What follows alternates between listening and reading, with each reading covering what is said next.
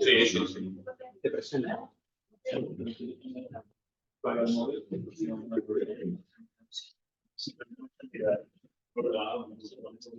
¿Les funciona la...? Sí, supongo que la grabación está bien. Okay. We are back. Okay, we are back. Let me introduce Malcolm Bain. He's a lawyer. He works very hard with us in many things related technology transfer, contract and understanding, in open source, in different kind of licensing.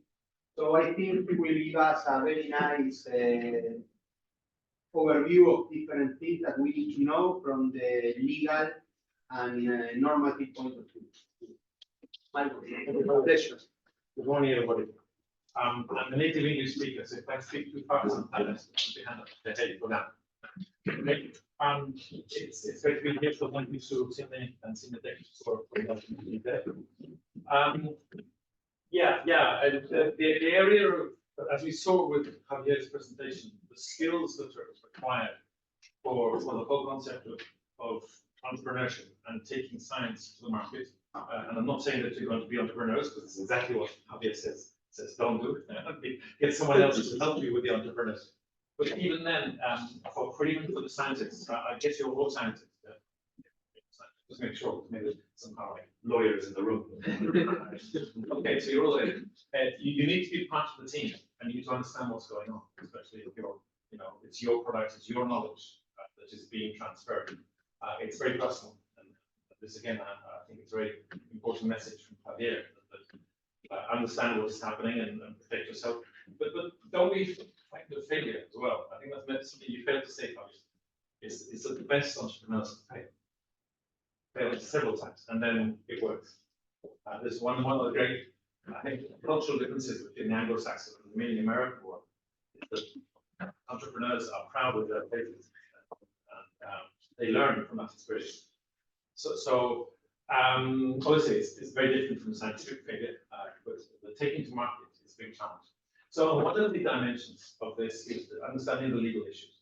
Okay, so obviously, in this morning, we can't go through all the aspects of the legal aspects of setting up companies, spin outs, licensing, going to market, etc., etc. Okay, so I've been invited this morning to focus on one area of licensing and IP, which is relevant for the scientific stage. Okay, so the transfer agreement, the licensing out, negotiating with the market. This is for another course, next course, part 2. Only the legal issues is for part 2. Setting up a company is there then. But there are some legal issues, I'm sorry to say, that you do need to be aware of during the actual R&D stage, which is what's happening now, and is important for this journey going out the door. Okay, so if you look at the skill map, and this is very generic. Okay, I usually kind of, when I'm with my grey hair or no hair and whatever, we see lots of startups and lots of innovation projects. And generally speaking, I'd say you need 3 areas of skills: the technical, scientific, business, and legal. Okay, this is kind of like when you're building a team, you probably need people from those different areas. Okay, and if you look, what we're going to be talking about today, right here, is kind of, is this working? It is down here, right at the bottom. You look at IP rights, which someone asked me, what is IP? I'll explain that now. And within IP rights, there's a question of licensing, and within licensing, there's a question of consortium. Okay, so you think, oh well, this is only relevant for entrepreneurs. No, IP management starts right at the front. Okay, so quick question to the people here. What stage of your R&D? First year PhD? 8th year PhD? No, first year. But all first year PhDs. Oh, young and fresh, and you have illusions, and think, wow, this is great. Okay. How many of you write software code? None of you. How many of you are mathematicians? Or do pure science, pure mathematics? Yeah. How many of you will be thinking, or what you're building will be probably written into software? Is that right? You think so? Everybody, yeah. All of you. So you're madly learning Python, I imagine, or R or something like that. It's all Python these days, no? It's all Python, no?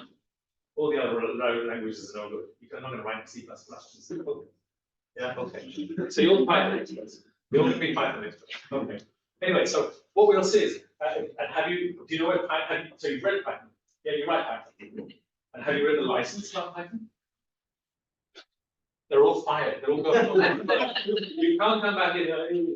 It's like. Do you remember the academy in ancient Greece? It says you can't enter here unless you're a mathematician, or I can't think in Greek. I don't know how to say it in Greek. Well, here you should say you can't enter here unless you've read the license. Okay. So the first thing is, of course, read the license, and you usually say read the Python license, which is what is the usual expression. Okay.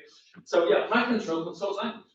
Yeah, and there are many libraries in Python, which are under open source libraries. Yeah, yes. So who's already coding? Who's actually already doing some coding? Who are using third-party libraries? You take it from cpal? No, what's it called? The Python repository. cpan? Yeah, there's two well-known ones. I can't remember one. We can look. I don't know if I'm connected to the internet, but anyway, if you go there. PIP? That's right, PYP. Yeah.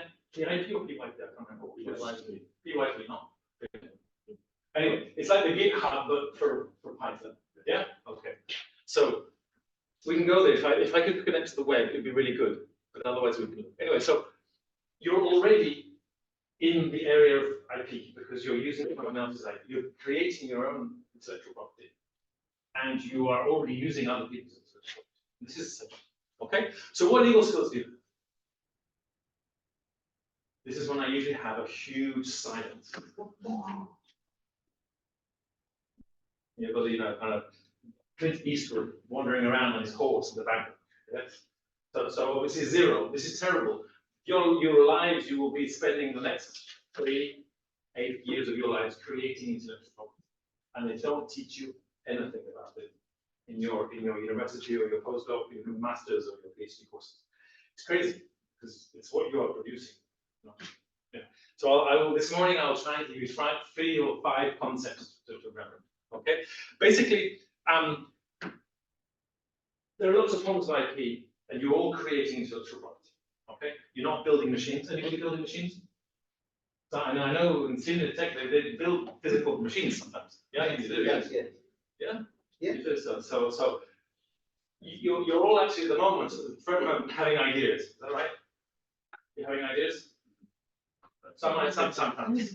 Yeah, when you're in the bath or in the shower, or more likely having a beer at the bar. Yeah. Okay. So you're all having ideas, yeah. And some of you are trying to develop these ideas. Yeah, you're writing some code, or you're writing some algorithms, or kind of like working out. Okay. So all of you have ideas. Yeah. That's where everything starts. When we look at Edison, wasn't great on ideas. He was great on using other people's ideas, which is a brilliant innovator. Okay. He did have his own. So ideas, actually, strangely enough, do not have any IP protection. It's one thing that the science, the legal system has on purpose. We want ideas to flow. And it's actually why today we have this whole open science movement. Have you read about open science? No. Read up on open science because it will be fundamental for a lot of the R&D research projects that you'll be working on. They may have open science obligations, which means you must publish openly, you must share, you must contribute under open license. Okay? So please read up on open science. But the general legal system actually is that ideas should be free. Okay, we should share ideas. Okay, you can keep something secret. That's true. If you keep it secret, you don't share it with the team, you don't publish it yet. There are rules about keeping things secret, and there are protection of secrets, also called trade secrets. Okay? And that'll be really, really important, and I'll come back to that topic. But the more concrete things that you are creating, the more practical. They do have specific forms of intellectual property right protection. Okay? So if you have methods, anybody working on a method? Like a way of doing something? Yeah? Who's working on a method? No one. Yeah, I got some hand. You can be brave, you can put your hand up and say, yes, I'm working on a method for calculating the blood flow, the speed, the density within the cell, or whatever it is, yeah?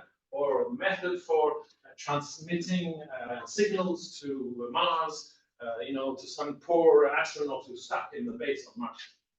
Yeah, that's what you're doing. Methods, you can have patent protection. It's a very specific type of protection. It's the most well-known one, the famous one. I have 1,000 patents. Is that what they said? Edison had 1,000 patents. A patent is an exclusive right. So I'm the only person who can use this method. So I'm not going into the details of this today. I'm just saying they exist. Okay, you can have patent protection for a method.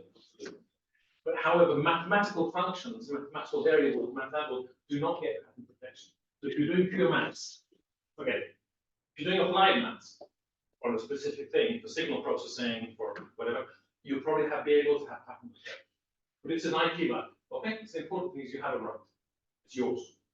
Okay, if you're writing code, anybody writing code? Yes, you put your hand up. You're authors, what we call authors. Okay, you're not Shakespeare. Okay, maybe you are.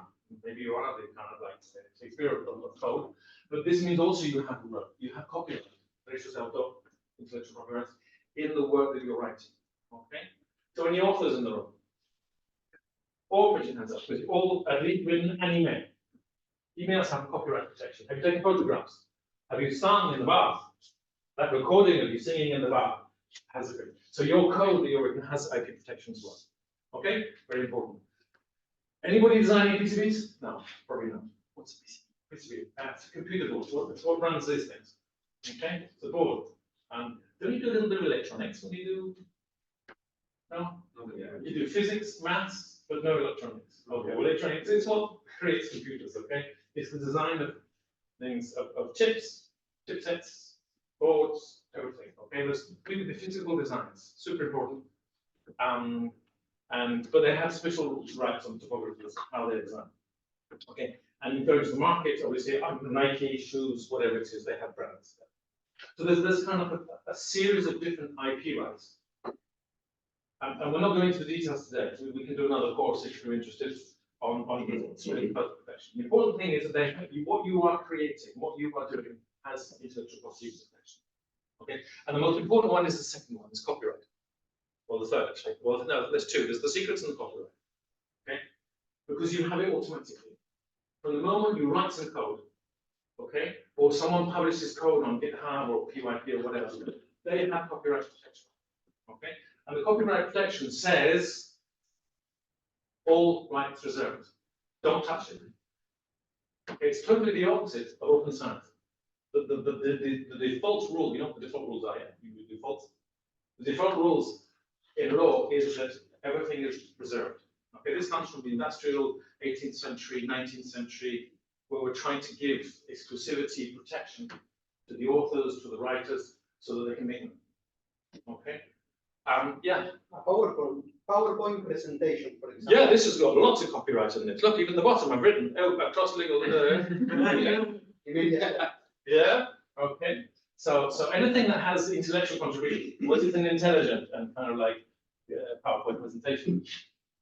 Did it have intellectual contribution? Of course. Oh, okay. What you have seen? It's from here. The one from today. Yeah, that has copyright protection. Okay.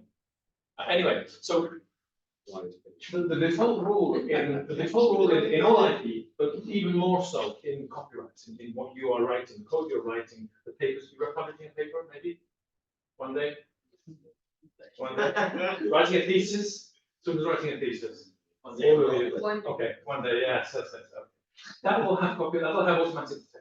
Okay, and if you have some mathematical formula, some process, some procedure, some way of processing signals, you may just have a patent on the knowledge that's inside the paper. So you have two types of protection. The paper itself, the writing has copyright, and the ideas or the concrete industrial, the ideas, the processes, methods may have patents if you ask for patent. When you write a thesis, yes, does it belong to you? Yes, or to the university? No, it belongs to you, most to you. There's no doubt about it. It looked black and white. In fact, even in the Spanish law, they had to put it in the law to say PhDs belong to the students who write them. Okay, and this was because there was some crazy university that said that the director, the thesis director, had co-ownership of the PhD. Well, who's writing it? Then the PhDs, the thesis directors say, yeah, well, we had most of the ideas for this thesis. Your thesis is yours. It doesn't mean to say that all the ideas and knowledge in it is yours exclusively, because you are part of a research group, you do have a thesis director. Yeah. So some of the ideas, and there is maybe intellectual contribution from your colleagues. Okay, but the actual document that you write is yours. Okay. So, yeah.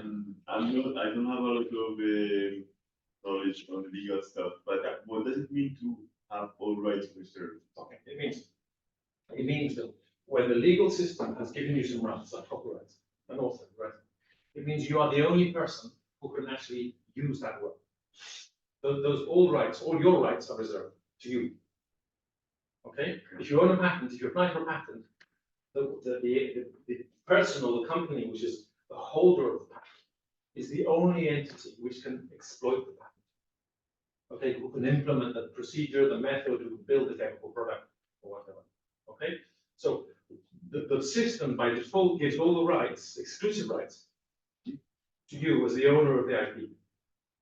And the mechanism is that because you have all these rights, no one else can use your idea. If they want to use the idea, they have to ask your permission. And you say, okay, I'll give you this permission, but if you pay me. And so it's an economic system so that there's an economic incentive to invent more because you're licensing out against money your ideas. Okay? So, for example, the BYP, yeah, like who is paying? This is what I'm coming to now. Okay, not everybody believes in this economic incentive for scientific development. Other people believe that you develop science because you want to develop science. But they could still like go against you or sue you because of using these all rights reserved. Correct. This is why you have licenses. Okay, so what I'm saying here is that because the default position is reserved to use someone else's work, to use a library, you must have a license.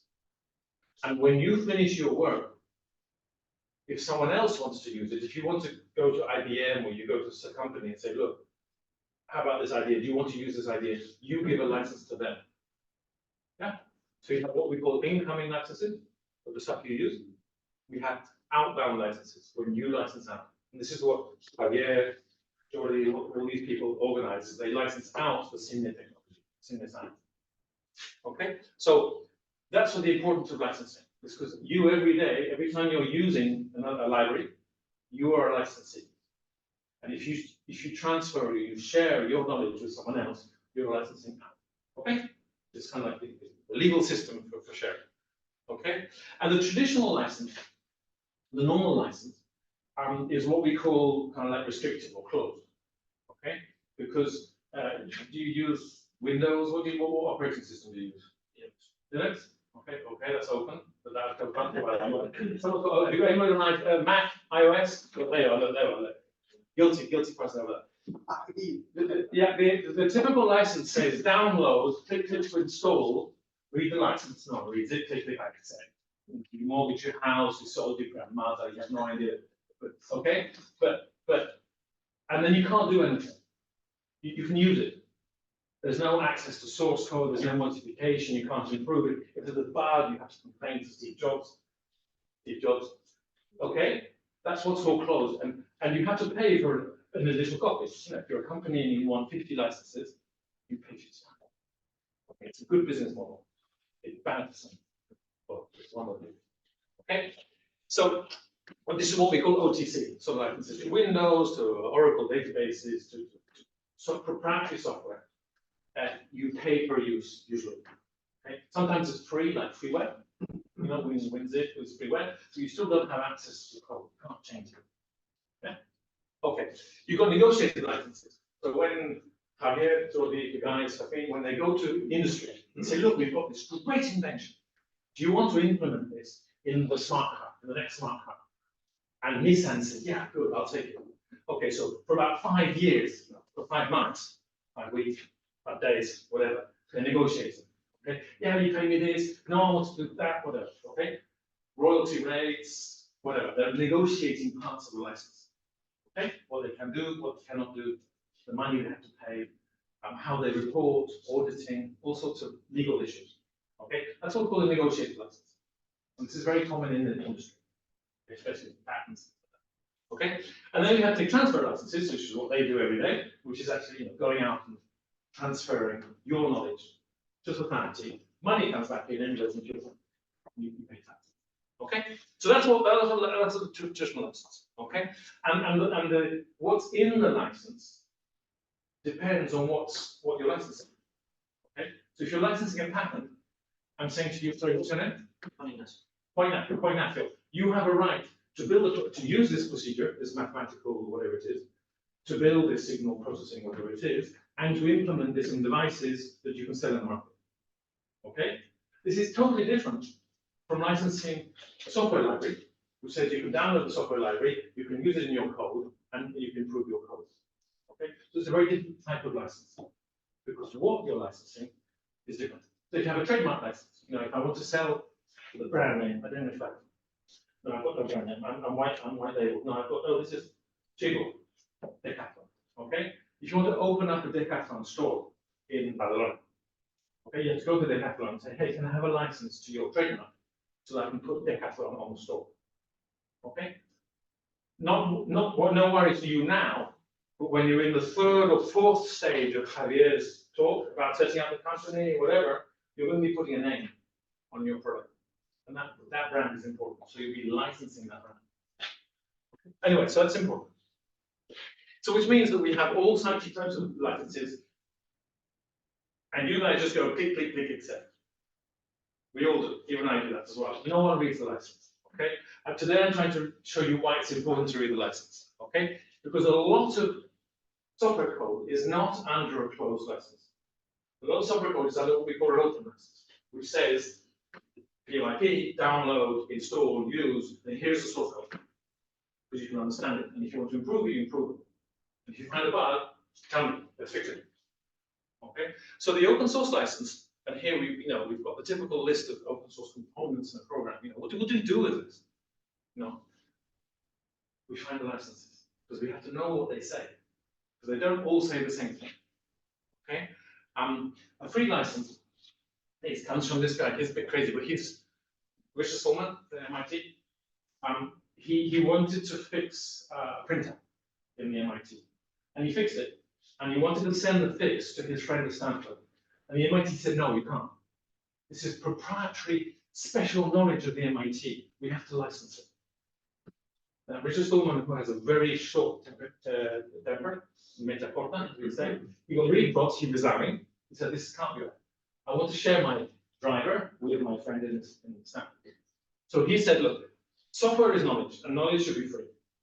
Okay? So there's lots of software which should be freely available and distributed and shared amongst at least the scientific community. Okay? So this is what we call software freedom, which is freedom to run the program, to download it, to improve it, and to share. Okay, so this is the principles, the main principles of free software or open source is being able to share and to download and use and to improve. Okay. Later on in late 1980s, early 1990s, the open source people, the same thing. They tried to make it a bit more practical, mainly because everybody was frightened of the word free. Businesses, they don't like the word free. It means we make no profit. Okay.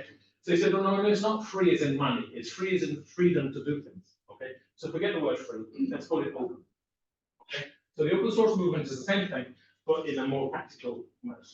Okay. And they had a license. They have a kind of like a definition of what a license is, freedom to use it, access to source code, must be able to changes. Ignore this is just the framework. Okay. What happens is that there's a whole, everybody has a different idea of freedom. Your idea of freedom is not the same thing. So when you write a license, you'll write a license one way. And if I write a license, I write it another way. But we both have free licenses, open licenses. But they're two different types. Okay? So a very well-known one is the MIT license. Okay, MIT, brilliant people, very clever.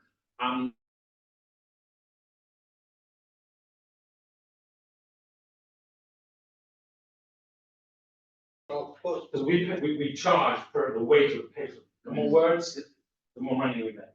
Okay, so if you have a short license, it's really bad for lawyers. It's really good for you because it's really easy to understand. It says permission is granted, you can do what you want, deal, which means use, copy, modify, merge, publish, distribute, sublicense. You can do what you want with this code. Yeah, do what you want. Provided the only thing you do is to keep the copyright notice with. Okay, so you keep the attribution, scientific attribution, who made it, who wrote it, and a copy of this license.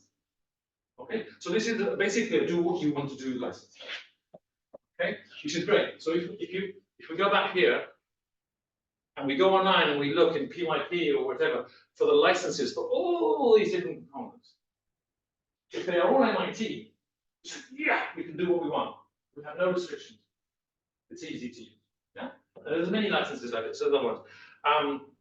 Okay, there's the BSD license. BSD is Berkeley Software Distribution, Berkeley, University of California. Okay. Again, the same thing. You can redistribute and use in both forms, source and binary, with or without modification, so you can change it if you want. Okay, provided that you keep a copy of the source code. I think this is the whole process, isn't it? I think because this is BSD. BSD2, BSD1. I think it's BSD. I don't know which one. Okay, this is BSD3. This is called BSD3 because it has 3 clauses. There's a BSD2 that doesn't have this. There's a BSD1 that has that, and there's a BSD0 that only has the first sentence. So make it simpler, and even more simple. Okay. So these are what we call permissive licenses, or open, very open, the most no restrictions license. Yeah. And if we go back, to look at all these different licenses, what they do is, because the system is all rights reserved, they say, no, I don't want that. It's all rights granted. I give you all the rights for this, I license it to you. Okay? And then the usual one is, because most of these people are university or post-university people, what they would want is attribution and authorship. For them, it's really important. Okay, so let's keep a copy of the notice. Let me say that. Okay? If this was the only open source license, I would have no work. Well, I wouldn't have much work. Okay. The problem is that people have another idea of freedom. Okay. And their freedom is not just freedom for you, but it's freedom for the next person who's using your code. So you can use this code however you want. Yeah? No problem. Download, you use, you implement. But when you input this in your program and you license or you distribute your program, it must stay free. So the right goes with the code. So the next person must have it. So you must use the same license when you license out. Okay? So this is called copyleft. Okay, it's called copyleft, which means that when you redistribute the code, so when tech transfer people, if they tech transfer similar technology out to society and it has copyleft, they must license it under the same open license. Which means they have to do mental gymnastics because they have to find a business model where the code is free, with the rights to use it and improve it. So where's the money? Okay? Don't worry, Red Hat is a multi-billion-dollar business and it sells open source code. So there is money in open source, it's just a different type of business model. Okay? Anyway, so it's really important. So if in your list of all of these, here, we suddenly find that this one here, or this one JBoss, or this one down here is under the GPL code license, we have to start thinking, what are the implications? So if we put all of this into a single program with my code, with my new code, the CNET code, just because this and this is GPL, does it mean everything has to be GPL and everything has to be open? What do you think? Not necessarily. I like it. You've got scientists in there. You've got lawyers in there. The answer is it depends. Of course, not necessary. Thank you. It depends on how the architecture. Depends on the architecture of what you're doing. Okay. So it does impact you because you're designing the architecture. You're building the code, and if you've got really important GPL components, maybe you want to isolate them in a package, in a tool, external thing, whatever, something separate from your code. So your code doesn't have to be free. You can go and give it to Javier or to these people, and they say they can make millions of euros out of your code. Maybe. Okay, hopefully. Okay. So anyway, and this is GPL3, which is much better for lawyers because it's much longer, and therefore obviously we can spend lots of time advising companies and engineers about what is the impact of using this license. It's still free, yes, it's free, but there are restrictions. Okay? So in terms of copyleft, and this is important, there's what we call strong copyleft on the right, which is copyleft that says this code, the library that you're downloading, yeah? the library you downloaded from PYP is copyleft, GPL. But if you use it in a program, everything, it infects everything, it covers everything, because it's extensive, okay? All derived works, all works based on this library have to be open as well, okay? But that was very frightening. Industry said, whoa, don't want to touch that. It's going to kind of like make all of my code open. I don't want to touch that. Okay, so they had what they call the library GPL, the library copyleft, which says that no, only this code stays open. And if you embed it in a larger program, your program you can license what you want, but this code has to stay free.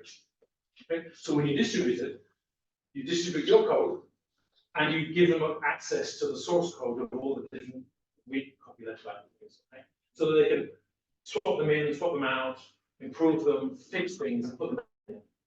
Okay, so it's a weaker form of copyleft. So we have three types of licenses. We have permissive, do what you want. We have weak copyleft, which means only this stays free, the rest is okay. And we have strong copyleft, which says, depending on the architecture, maybe everything has to be free. Okay, so do you know the licenses on what the code that you're using? Have you looked? Homework for this afternoon. No, homework for tomorrow next week. Okay, look for get an inventory of all the ones you're using and make a list. Do one of these. Do one of those. Make a list. An Excel table, Excel spreadsheet, XML, whatever. JSON file. I don't know. Whatever you want. Okay. The important thing is that you need to know what you're using, because it may impact how you can license afterwards. Okay? And not just in the moment of tech transfer. It could be if you're doing a research collaboration with the Sorbonne, with the University of Berlin, and someone in Bologna, and you are sharing code. It means that if you share that code, or if you do a publication, and you attach the code to the publication and the data, and you're distributing, you're sharing it, so you must comply with the license in the consortium or in the publication. It's not just in the moment of tech transfer, it's also before. Okay? And to make their life quite simple, keep a list.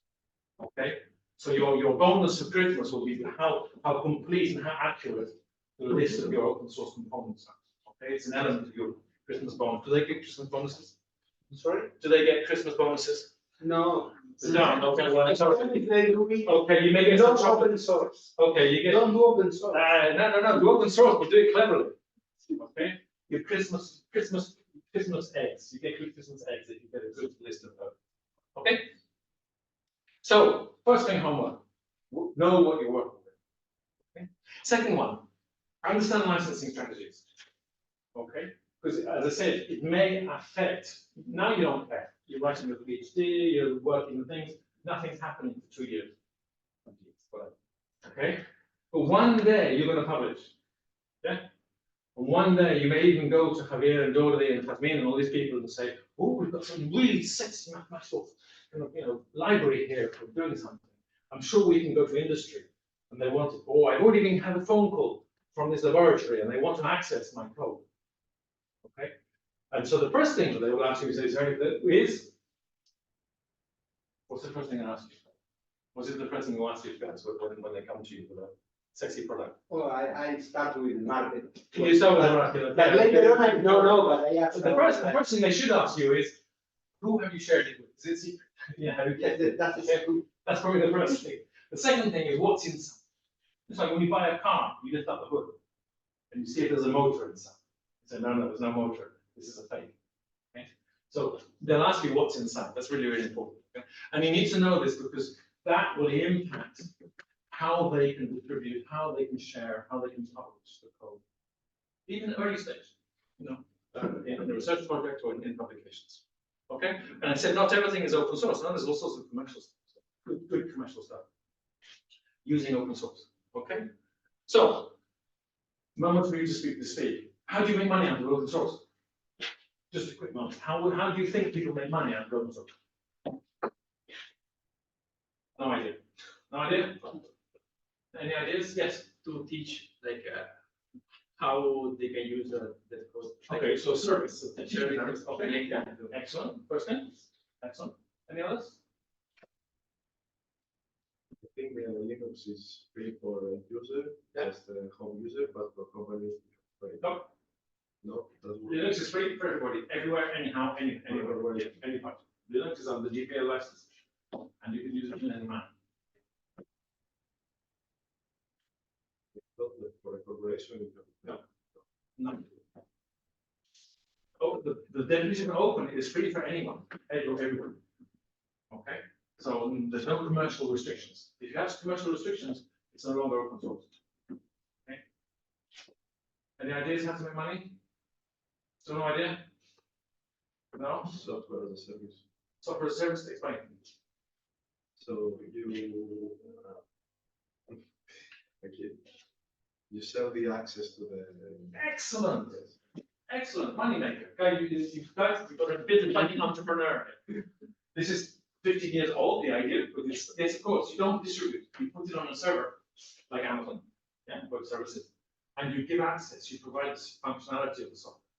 Yeah, go to numerical calculations. I think even you guys, don't you offer numerical calculations as a service? It's a web service, no? Or is it downloadable? We don't have that. You don't have it anymore? Okay. No, You could do so if you had a function doing super special numerical calculations. And no one wants to download and install and have all the problems. No, no, you put a web server, you say, give me your data, I will calculate and I will give you an answer. Okay, or visualization, I will give you some charts, some reports. Okay, well done, no distribution, no problem with copying. Any other solutions? Donations. Donations. Donations at the moment, Mozilla Foundation, they work on donations. Okay. Any other business models? Maybe like alliances with other companies.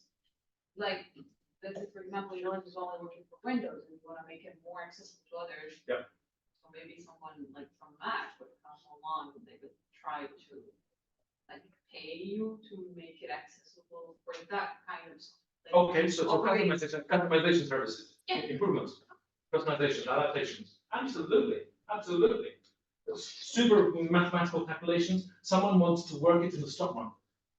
And they want to embed it in some artificial intelligence, because everything today is artificial intelligence. Yeah. To be able to buy and sell in nanoseconds on the stock market. Okay. Excellent. So the BBVA or the Santander or whoever it is comes to you and say, look, take this software, can you improve it and can you apply it in this specific business sector? This is where Javier comes in and he says he goes to market because he finds the BBVA and Santander. No? exactly. Exactly. You have to find a client to know what they want. Okay. I'll tell you a story. You know Bosch? The company, Bosch. Okay, they have these drills. Yeah. What do they sell? Huh? They sell the drill. They do, yeah. Okay. What does the client want?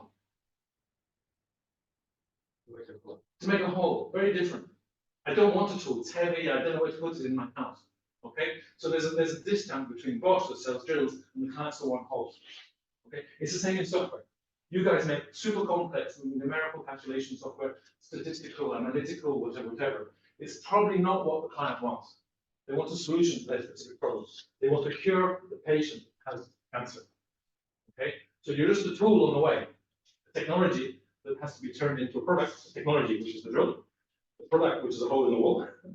Okay, so if I can have, for example, Bosch as a service, holes in the wall as a service, that'd be perfect. And that's why they have companies that rent machines. Yeah, because I rent them for one day, I make all my holes and I give it back. Okay, this is the real world version of software as a service, or for providing a solution on top of a technology. Okay, so it's really important to listen. Yeah, In Syria, we have a very nice example. I think all of you know about Kratos. yeah, Kratos. Okay, Kratos is an open source, but we have many companies that are getting a lot of money, including Altair, for example, with Kratos, because they create special solutions in user interfaces based on GID or other user interfaces. The calculation system is open source, but the specialized user interfaces, and it's like a closed box for one application. We have Standard, we have many examples using Kratos and developing a product. Exactly. So Open source tries to help out both the science part, which is sharing, knowledge sharing, Isaac Newton and building together and collaboration, which is what you guys probably like, okay? And the business world, which is let's build a solution with this.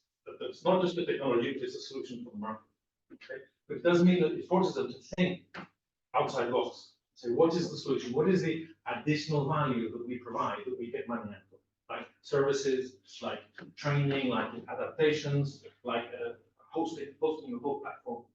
Okay? BSC, supercomputing, they make lots of money out of Nostrum because they host the code on Nostrum. It's all open source. They provide lots of calculation services and heavy duty on open source. That's why I didn't say Red Hat is a multi-billion company.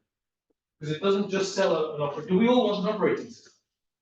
No one wants an operating system. Well, maybe you guys do maths then. But I don't really want an operating system. I want what's at the top of the cake. I want Word and emails and whatever it is. Okay? So, but banks and heavy duty companies that need strong and stable and reliable and secure operating systems that don't crash. They don't just get the code, they get a whole area of services, applications, tools, management software, everything. So Red Hat makes a lot of money out of all these tools that are around the enterprise. Okay? The same for Ubuntu, the same for what they do is they sell services on top of the open source. So the open source becomes an enabling technology. And this is probably what you'll be doing at some stage, is that your technology, your ideas, your code, or whatever, will be an enabling technology for something that's a solution in the market. Okay? So one of the decisions could be, do we go Kratos? Do we go open source, the benefit of open source, sharing with the community, contributions from the community, improvements, whatever, bug fixes, and then we try and find a look for business or not. Maybe we just stay open and that's it. Okay, we look for government subsidy, 5-year subsidy for keeping the project open. No problem. Okay? Note that it's not just limited to software. Okay? There are open hardware licenses. So the design of hardware, chips, RISC-V, which is a specification for an operating system, next generation operating system, is totally open. Okay? There's all sorts of all this 3D printing. You can go online and download all sorts of designs for printing things in 3D printing. Okay. So the designs itself there are specific licenses, the CERN, solar panel licenses. Data. Do you work with data? Yeah. Who doesn't work with data these days? Who does machine learning? Anybody thinking of working with machine learning? No, we're doing basic next. You're not so passionate with it. Okay. But everybody uses data, some form of data or other, even if it's a small data set. Okay. Data has property rights, has IP. So to be able to share data or use data, you need a license. Okay? Not the data itself, the numbers, the data set. Okay, so if you download the data set from the internet, check the license. Okay? If you publish data with your paper, put the license. Okay? And it may be an open license. Now for open science, it obviously will be an open license. Okay, so use this data, download it, you can even improve it, you can do what you want with this data. Okay, because it comes from scientific applications. Okay, so open data licenses, and then content. We all know content: free music, free videos, free whatever. Not YouTube. Some YouTube. Okay, but there's lots of content on the web. There's something like 4.5 billion works on the internet, which are under Creative Commons licenses. Okay, so one day before Easter, look at Creative Commons. Okay, there are different types of licenses. So not everything is free. They have a license which is called NC, non-commercial. Okay, so they say use it as you want, use it in the internet, use a scientific research and things, but companies cannot use it. They have to have a special license. Okay, they have to ask for another license. Okay, are we up to speed? Perfect. Can we do the test then? You don't have lunch and you should pass. No, I'm joking. It's okay. Right. Yeah? You can do it. We'll do it after. We'll do it after. We'll do it after. Okay? So, have you got the concept? You invent something, or think of something, you write it down, or you think like that. It has IP protection. So if you want to use other people's or license out, you need a license. Okay? Right now.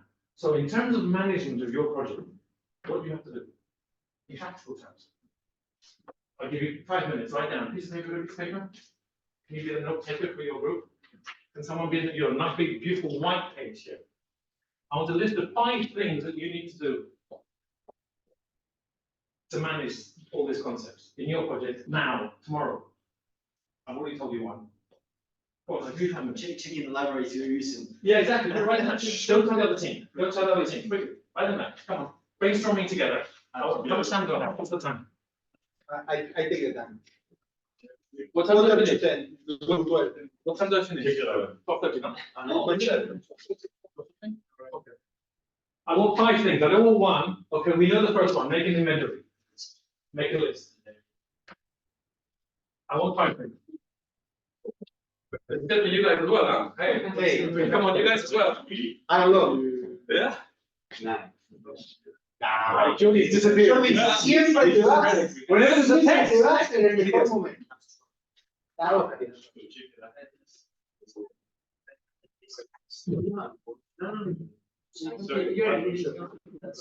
Muy buena. Non c'è un test, sui mani e se sale. No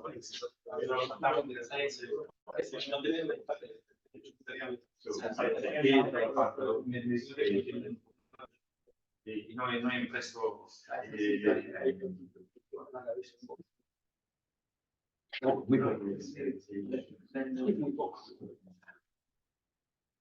No les he traído el listado de 18 componentes que buscan en internet la licencia.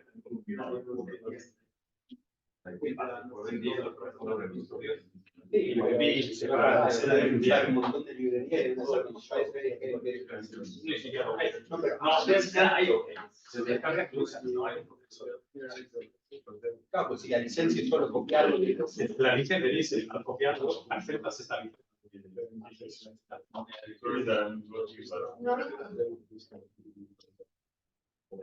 How many people?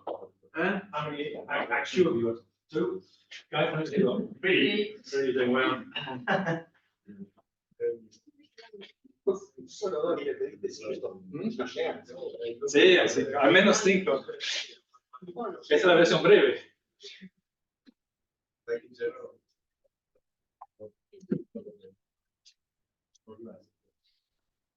Yeah.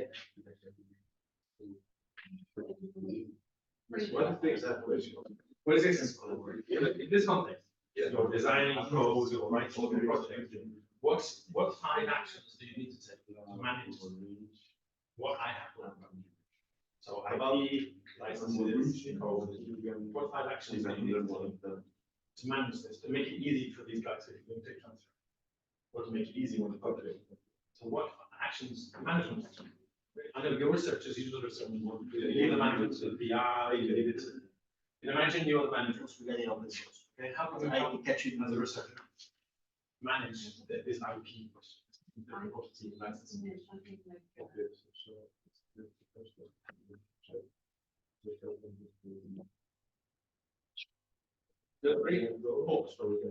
Well, guys, you got 4, huh? It's not the right. Hey, you gotta gamify this, huh? Can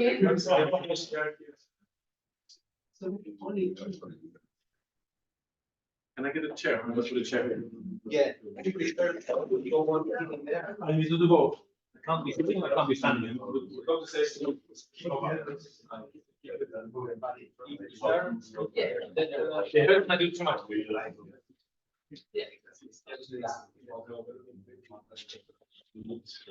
Very far away.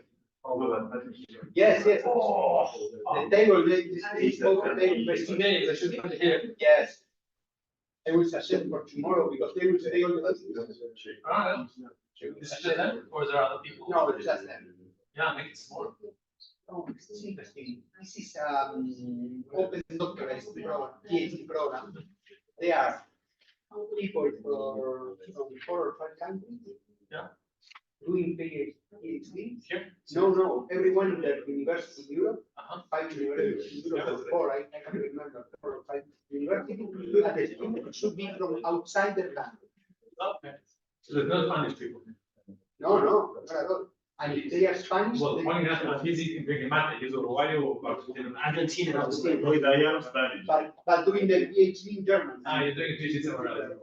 So this is the nice part, that there are universities from Europe that they are doing PhD with people from outside, for the nation. It was compulsory for the PhD students to live abroad. Yeah, that's cool, that's great. Talking about mixing in. It's nice. Exactly. No, Exactly what I was a student. no, No, when I was a student, I wish they had I promoted would me. love to know that. Yeah. Germany or Spain or whatever. I went to Japan, but I paid less. That's important. Ah, you speak Japan. Ah, it's 2 years. My third year. But this I did business, MBA, did business. Empresariales. which, Paris, en la École supérieure de commerce de Paris. but when you come from Artificial The intelligence. UK, no, I'm English.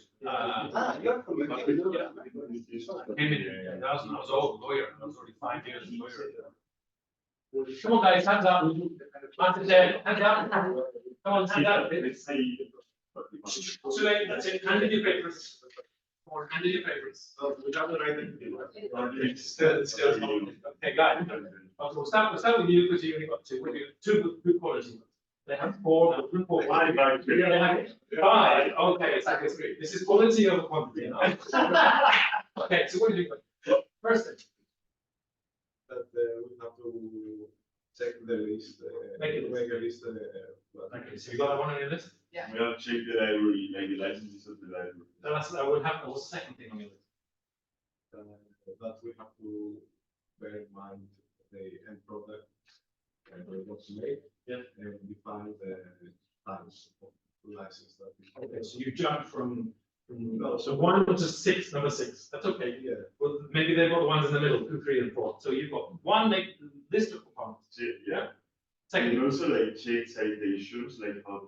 that's the third. The second one is find the license. You said it. Yeah, like it's within the person. No, it's not. One is to make a list of the components because you can do that with a scan code, with a code scanner. Okay? It doesn't mean to say you know the license. You have to go online to find the license. Okay?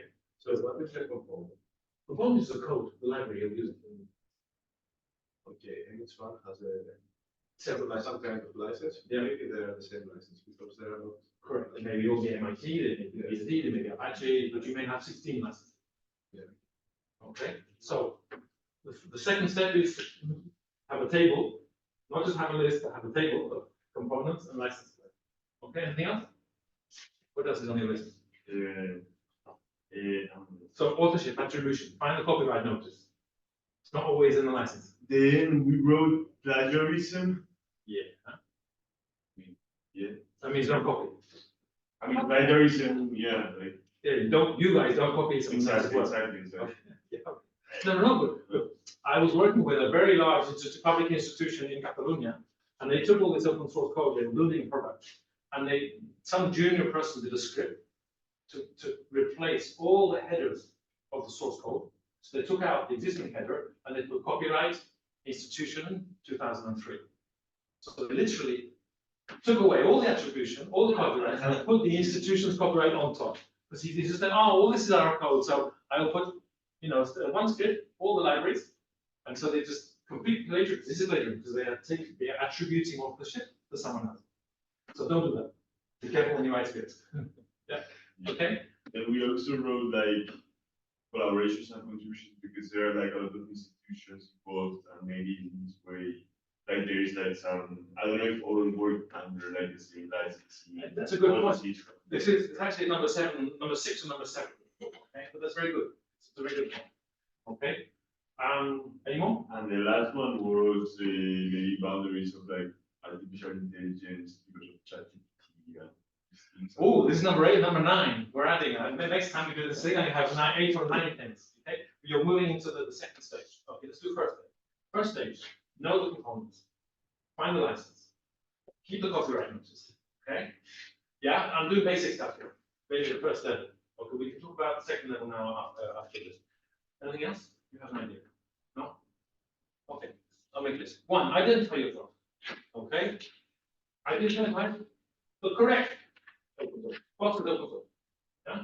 Often you have a list of stuff, then you have all this code in your computer, which you're not using, which is in the end is deprecated, in the end we didn't use it, it's an old version, and I put a new version in, yeah? So you still have this list of components, but half of it is not used anymore, okay?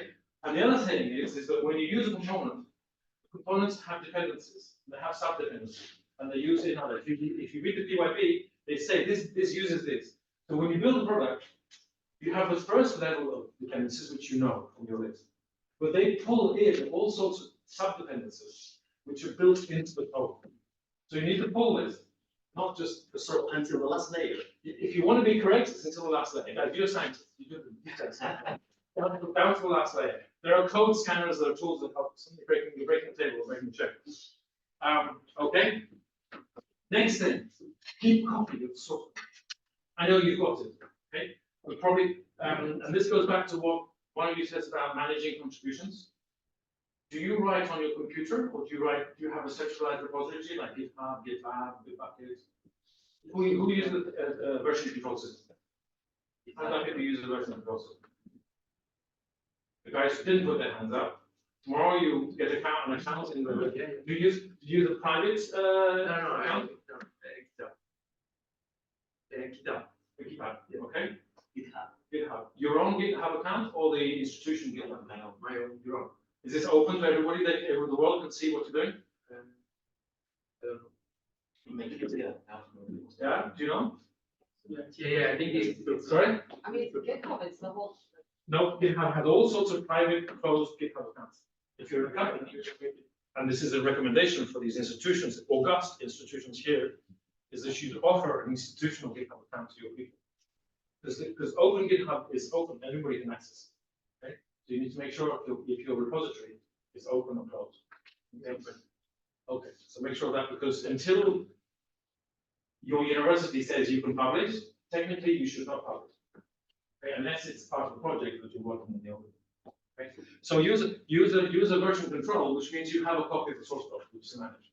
Okay, it also means that when you disappear, when you go off to the Bahamas because you have a patent and you're a millionaire, you leave your code behind. It means that the guys in the tech, they know where it is. It's not on your laptop. Okay, so you have what's called sustainability, okay, and reproducibility, because someone else can take the work and they can check it. Okay? So many issues we've had of PhDs, postdocs, whatever, they disappear back to their country and they take the code with them. Take the code or whatever, and it's a nightmare trying to build again, or configure the solution. Okay, so retain a copy, get the licenses, analyze the licenses, look what's copy left, what's not copy left. Okay, maybe you don't have to do this. I said no, it's the tech transfer people's problem. Yeah. I don't know if it's really work of the sciences to go so deep into it. No, but at least have an idea of what the impact may be. Okay, because you said, okay, but it's open GitHub and I'm publishing it. Well, you're distributing. And you're distributing, you need to comply with the license. Okay, even your personal, because it's in your personal account. Yeah. So I agree with you. I'm just saying there's a certain minimum amount that you need to be aware of. Okay, but if you say, look, I do know how to do all this stuff, and I'm working in collaboration with the tech transfer people or the IP management people, you need to help them with it because they have no idea. Okay, okay, compatibility issues, this copy left thing, okay, whatever, okay, and then understanding the stuff. So what else you said? You said collaborations. Yeah, that's really important. I've seen so many European projects. So we have 5 universities, company, and a startup, and they don't use version control. I mean, how stupid can you be? You have to have version control when you have contributors coming from different places. The version control system, they track their traceability of contributors. They know who contributed what, so you have a complete traceability of the contributions to the code. Right? I've seen them sharing code with emails. I mean, come on. Or an FTP, say it's up here, and someone has to build a repository. And then the project finishes and it dies because no one's curating the code, no one's managing, looking after the code. Okay, so look after your code. So code management is number 6. AI, what's the problem with AI? You mentioned AI, why is this an issue?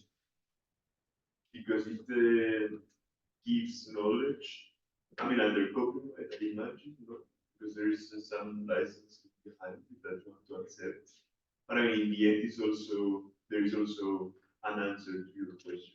It's also knowledge, no? Yes. And ChatGPT can also write code as well. So Yes, exactly. And Copilot writes code for you as well. So there's also, we can do a special session on AI if you want, machine learning and AI if you want. The main problem for you is we have a marker. Oh, I looked at the marker. Give me a marker. I don't know if they work. Can you see over here? So AI, the problem with AI is that there's a training, yeah? So they use a whole lot of components for training. Yeah? Okay. So if we're talking about code training, like Copilot or ChatGPT, all these have a license. All this has a license, yeah? Yeah. So if they're open, you can train it. Because the license says you can use, you can reproduce, you can do what you want with the code. So it's okay for OpenAI, yeah? Guys behind ChatGPT and Copilot from Microsoft. They can do the training on the code. Okay. This creates a model, no? Plus data, plus, which is in the cloud. And they can do this, they can publish this, okay? And then you have your prompts, yeah, and your cues, and whatever it is, you put this into the system, and it pulls out the answer, yeah? I'm simplifying, okay? And this, so you're saying, so your name is? Mine, Yeah. Lucas. Lucas, so Lucas, as you say, this is knowledge, yeah? This is a form of knowledge. Well, it could be code. Yeah. Basically code, but it could be a whole text. It could be an exam. I've got students who use ChatGPT to do the exams. Okay, so they have answers. So where is the IP in this? So what's the license on this? Who is creating this? The machine?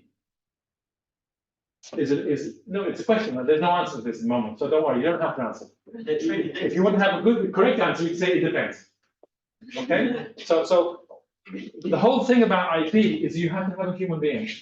For the invention, you have a patent, you have to have an inventor. For copyright, you have to have a writer. You have to have a human being. For these answers, there's no human being. It's created by this model. Applied to your cube, your phone. So is there IP here? That's the first question. Okay. The second question is that here we've got lines of code, no? Lines of code. The problem is that this comes through to here. Well, I need another color.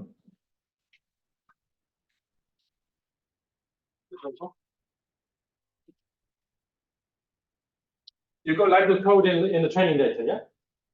And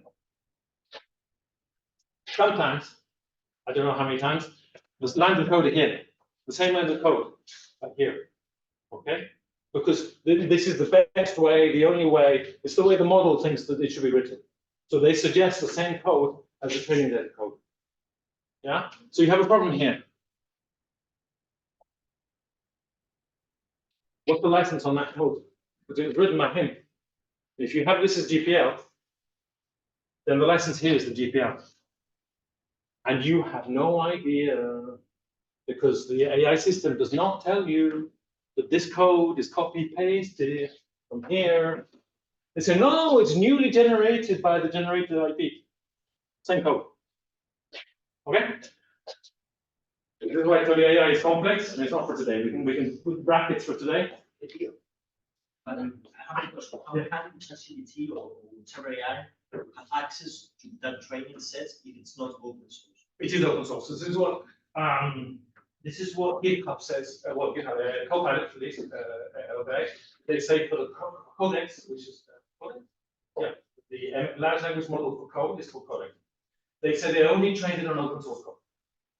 Okay. If you go to Hugging Face and other websites for distributing AI models, they will also say the training data, which training data they use, and they will guarantee, for example, it's only permissive AI, permissive. So no GPL information. Yeah. Do we believe them? Okay. Well, the whole idea of this, blue. complete set of colors. The whole idea of this is that this knowledge code goes back here and gets added to the training data here. Yeah?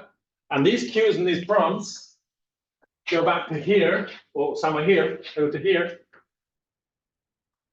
And they get used by the AI system to improve the model for retraining and fine-tuning. Okay? So, do we know if this happened? No one tells us. Okay? I have a completely different question, not regarding AI. What's the importance of sci-hub for a scientist? What is sci-hub? It rings a bell, but I'm trying to remember. It's a website where you can find publications and papers. Yeah. Completely free. Yeah. And Freely accessible or freely usable? accessible, not usable. Exactly. This is the question. What is the access and what's the use? What's the license? Because the license, you get a lot of like sci-hub, but also the Public Library of Science, PLC, and other open access publications. They will tell you what the license is of each publication. And if they're good, they will tell you the license on the accompanying code and data. You need to read the license. Okay. So if they are a CC license, Creative Commons license, by attribution only. Do what you want. Don't forget, you have to attribute. Like any citation, like any paper. Okay. But sometimes, for example, they have open access, which means you can access it, you can use it internally, you can read it, but you can't republish it, you can't reuse it. Okay? Because open access is limited to access. And most concepts of open science is open access. And many journals, they say we are an open access journal. Right? So you need to see what, like, when you go to these places, look for the license on the paper. Okay, but in the case of journals where you have to pay to get the paper. Yes. So if you have those papers uploaded to the web page where you can free access it, it's like the journal gets no profit for it. Correct, you pay. They get the profit because you're paying. The profit is no longer from the subscribers, but it's from the publishers, from the authors. It's a change of business model.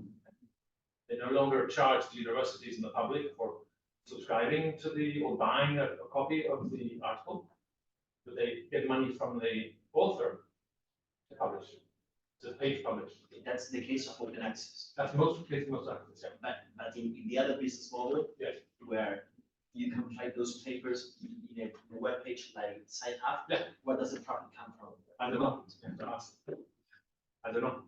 Maybe they have some government funding, or they have So both the journal and the scientists are losing money. I don't know. I don't know. Look, you have to look.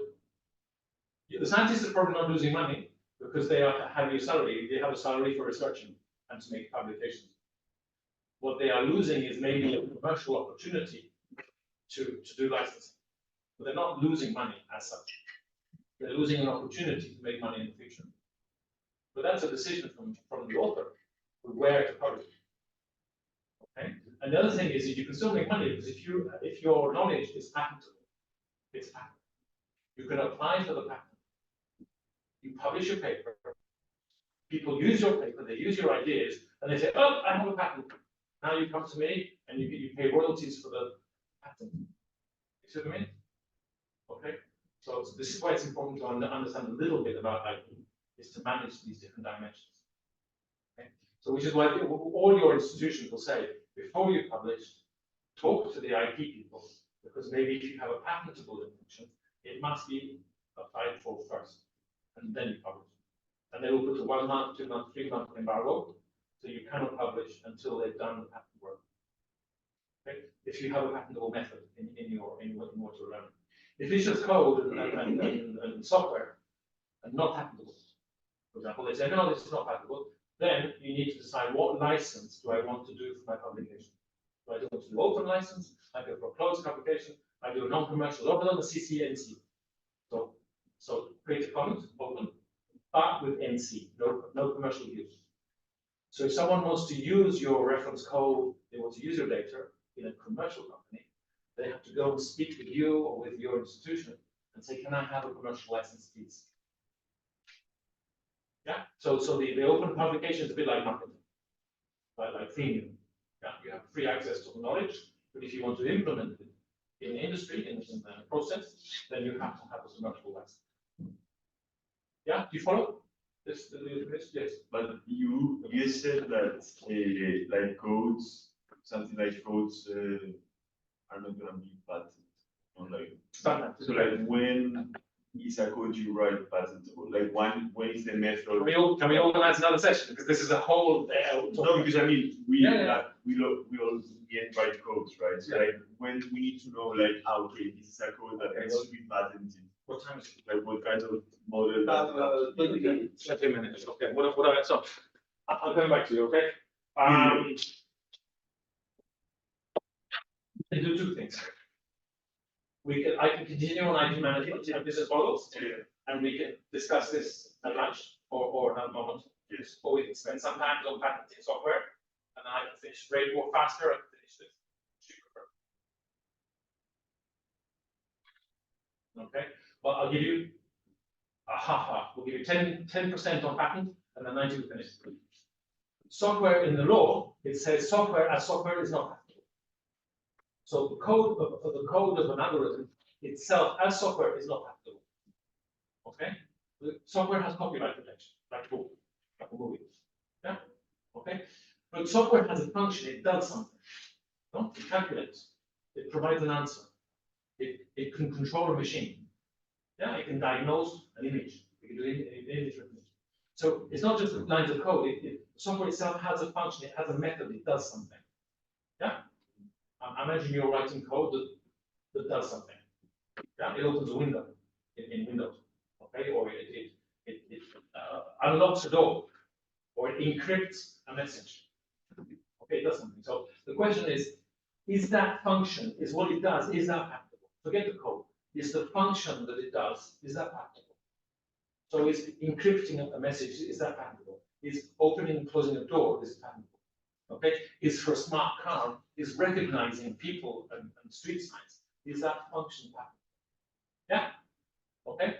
So the rules of that are, if that function is technical, has a technical effect, let's say in the real world, not just in the machine, it has a technical effect in the real world, like controlling the temperature or opening and closing a door.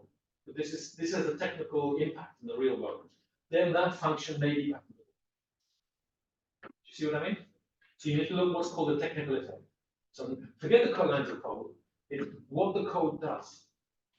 And does that function have what's called a technical effect outside the computer? Or inside the computer, but on the hardware of the computer.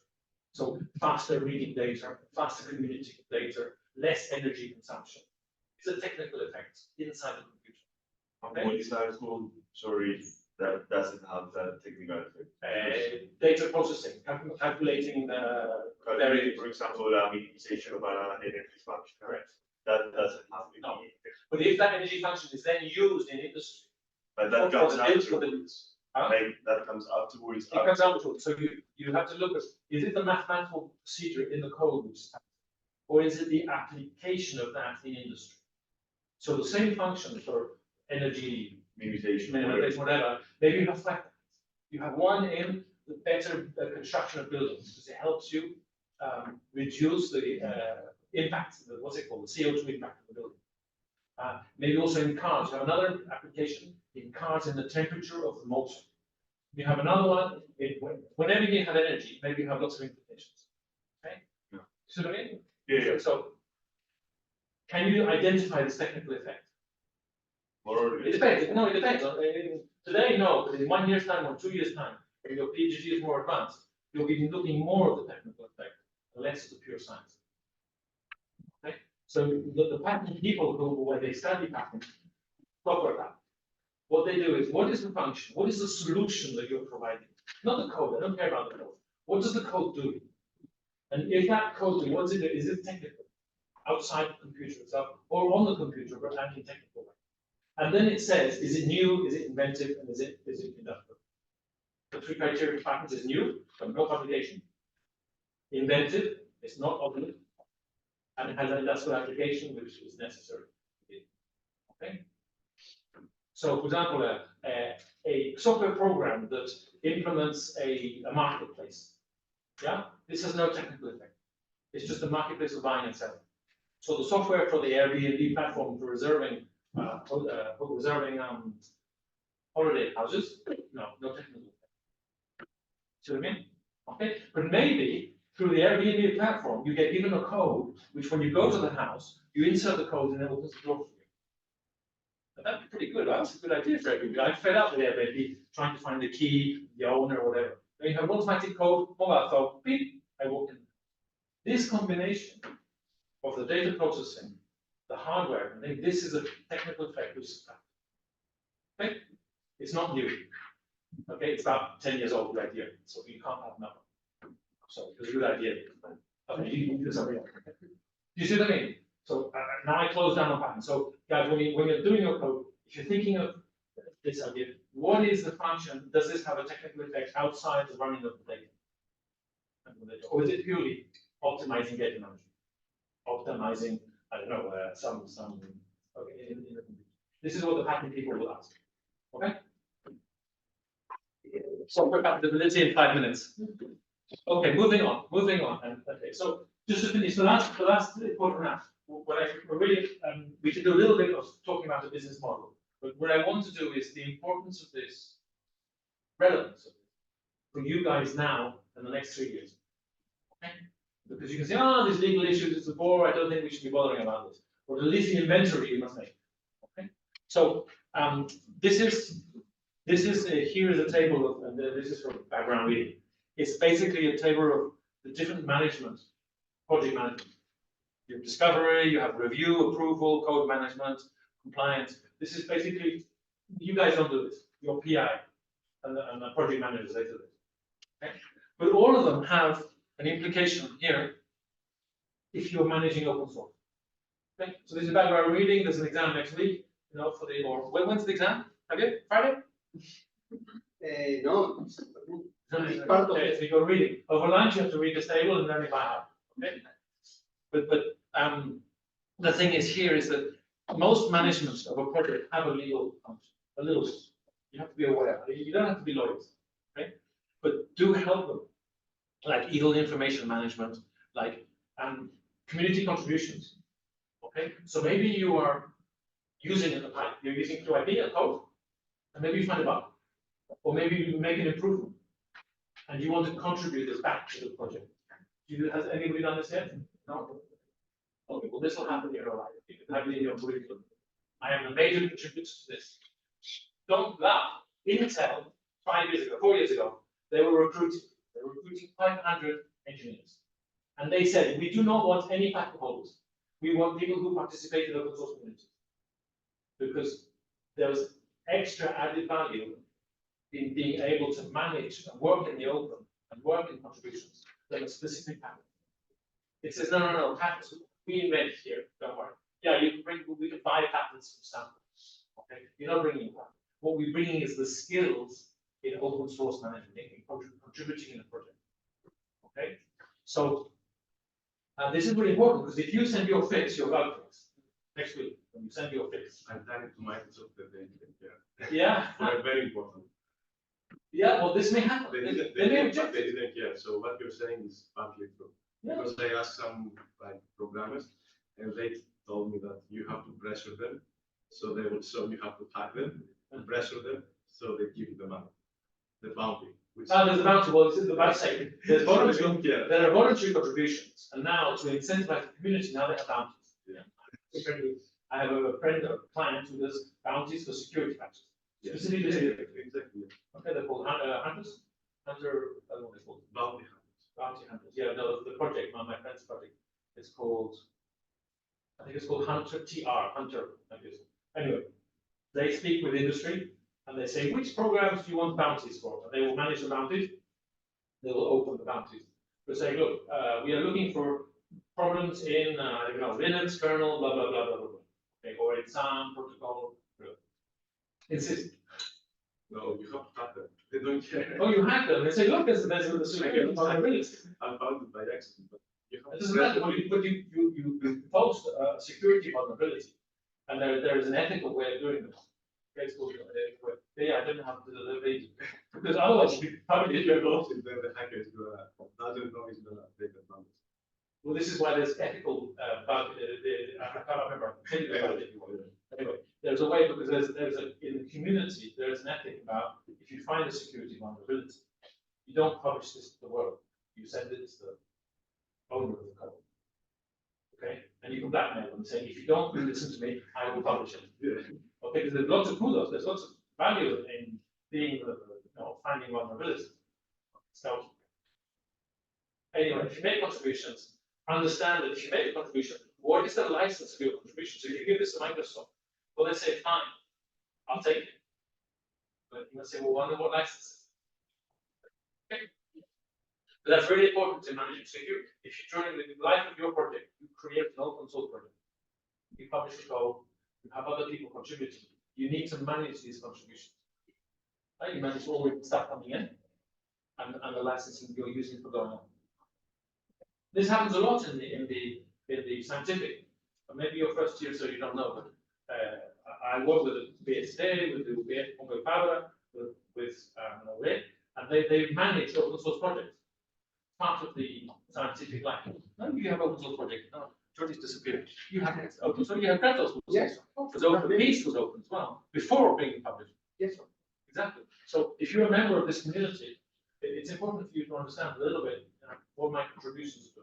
And then you put them on your curriculum. Really important. Okay. Anyway, so 4 main issues. 1, inbound. Check what's happening in that. 2, managing internal. 3, outbound. Next.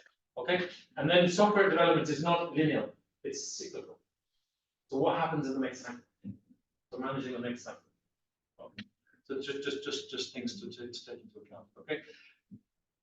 Another small detail: compatibility. So, as I said, if you have get back to your list, you have all the same license, all MIT. No problem. No, it's all compatible. In fact, the MIT says you can do what you want. Okay. We imagine you have GPL, CPL, EUPL, EDL. You have these licenses with strange names. And imagine you have 2 copyleft licenses. And this one says, when you distribute, you must be under this license.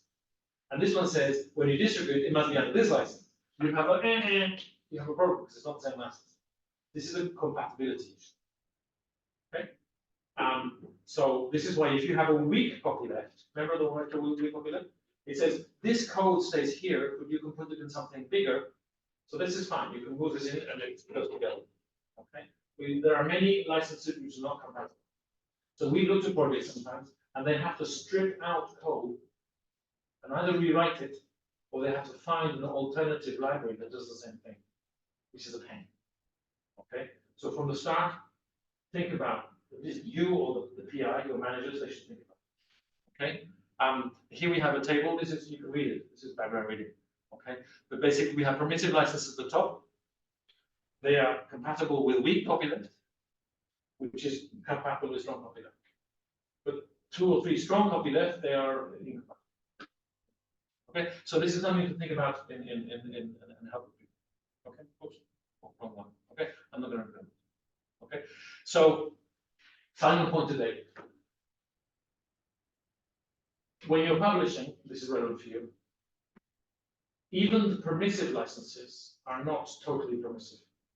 They still say, keep a copy of this license and keep a copy of the copyright notice with the code. So even if you publish and you have 5 libraries in the code that you're publishing, you need to have a little kind of like a notice text or some PDF, something, saying, my code above includes these components under these licenses. So you still have a documentation obligation. Okay? Not you, well, if you're publishing, so yes, you. But if you're doing a tech transfer, even more. Okay? So you'll find that the I think that, for example, every time you publish a paper where you use, for example, Kratos, I think you have to cite it. You have some papers you have to cite it. This is more scientific citation. It's parallel. It's a parallel thing. Okay, so it's true. And one is for scientific ethical science. You cite your references. You do the same thing. Okay, but they actually, if you are reusing some of Kratos code and you're publishing the code, you'll probably have to follow the license on Kratos. And the license on Kratos will say, keep a copy of this license. Okay? So it sounds like stupid, the lawyers, why do they do this? Red tape, bureaucracy, but in fact, it's to do with scientific attribution, recognition. Okay? It is also because open source is open, the license has to follow the code, because the next person needs to know what their rights are, and the next person, and the next person. So if in the middle the license is lost, you get this jumble of spaghetti code, and you have no idea where it comes from.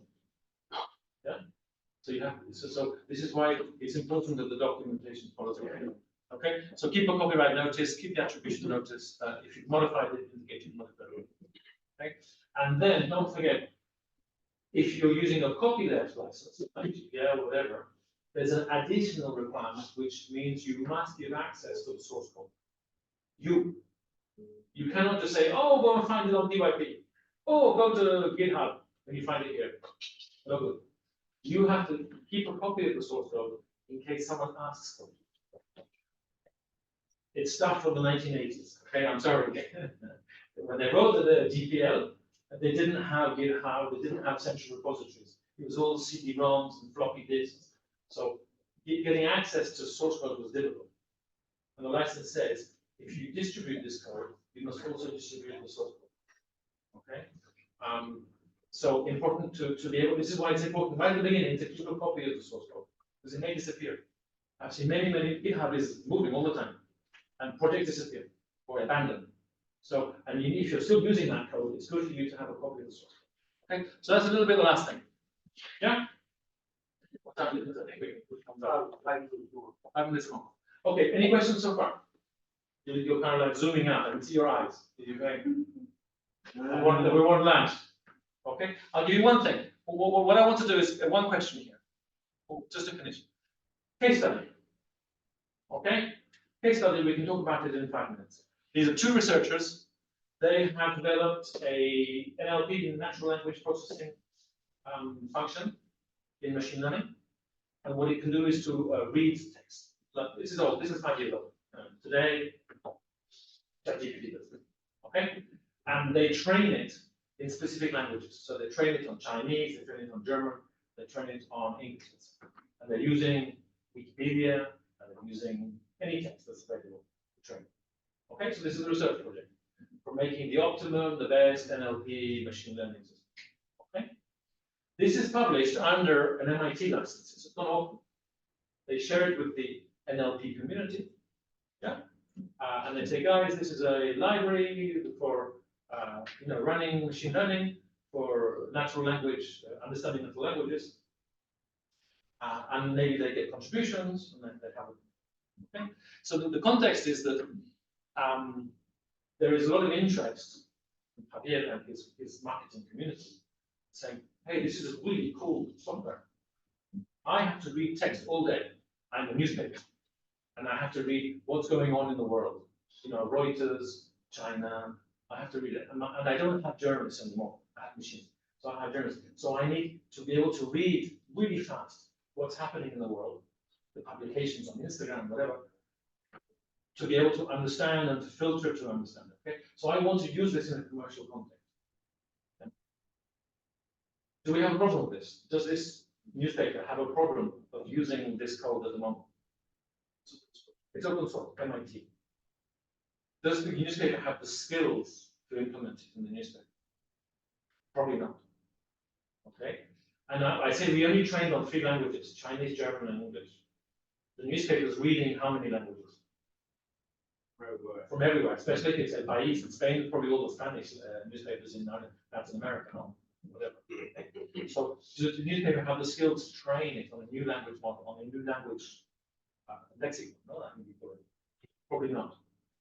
Okay, so where's the business model of it? Give some advice. Surely it's disappeared, and you guys, that's Maybe developing a new tool for reading new languages. okay. One, a meta tool for doing training, for helping training to text. How do you say? Ingesting text and moving it into the training system. Maybe building a user interface for the newspaper to use it. User interface for the newspaper. Yeah, guys, the Steve's doing very well, huh? But if I'm happy with it, another entrepreneur here. Huh? Yes, for sure. Any more ideas?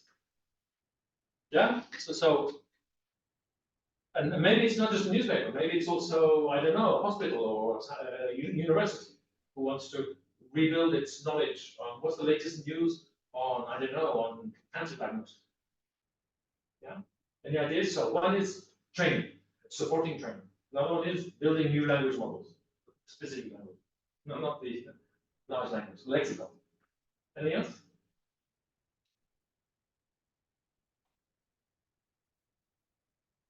No? I said they're difficult to implement. So what, they want a solution, they don't want code. So you're gonna host this up in SaaS, or you're gonna deliver on premise? You're gonna host it, and you're gonna charge for them accessing or hosting. No. See, it's very expensive to host. It's weird. Amazon is super expensive now because of the CPUs and the electricity and everything. So you have to charge for the hosting. So you just have a flat rate charging for hosting. Not necessarily, we can do whatever. Establish a business model. So Okay, give me another big business model. Depending on the volume, depending on. Volume, okay, volume. Number of words. On the topic, complexity of the topic. Complexity topic, excellent, so we can be fine-tuned on scientific lexicon. Okay. Charge them for my talents, the code. Maintain the code, keep it running, okay? Keep updates coming from the community. Yeah. No, you've got some money entrepreneurs here. That point of adding content from the community is very important. For example, if you already know Kratos, you know that Kratos is the basic algorithm in some solutions of Altair software. You know Altair, the company? Okay.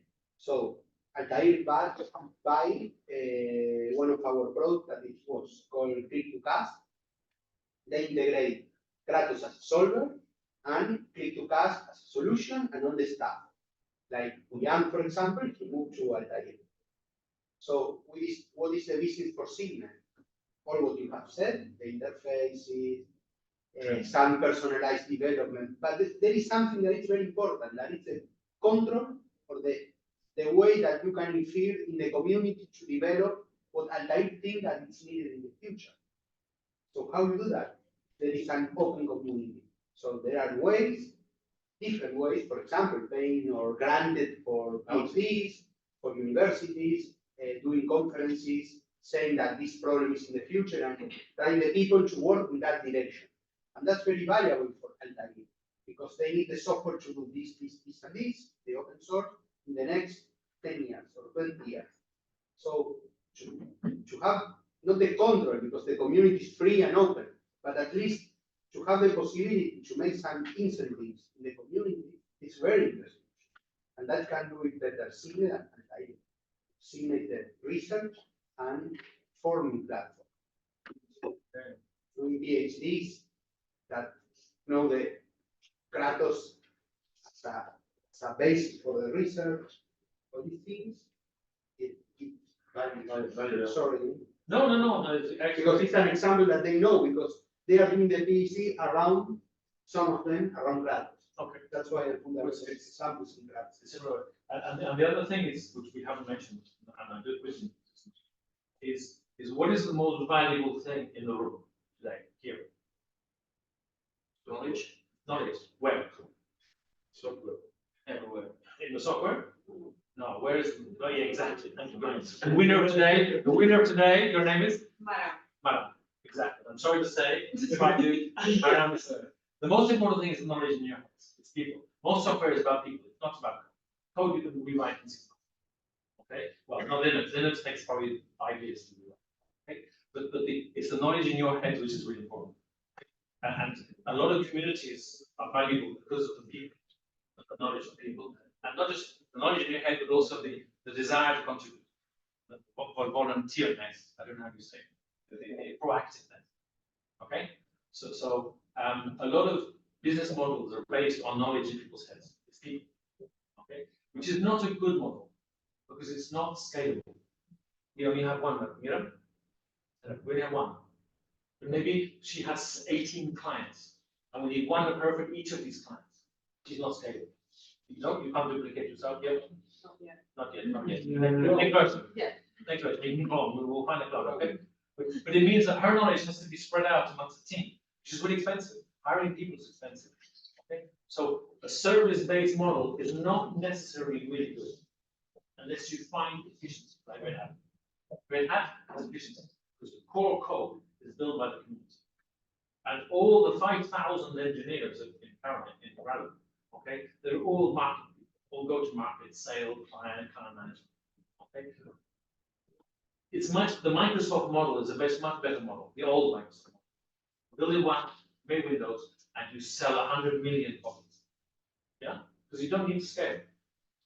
A little bit, you need support, bug fixing, whatever. Okay, so open source sounds very valuable. Yeah, we share, we build together, it's open.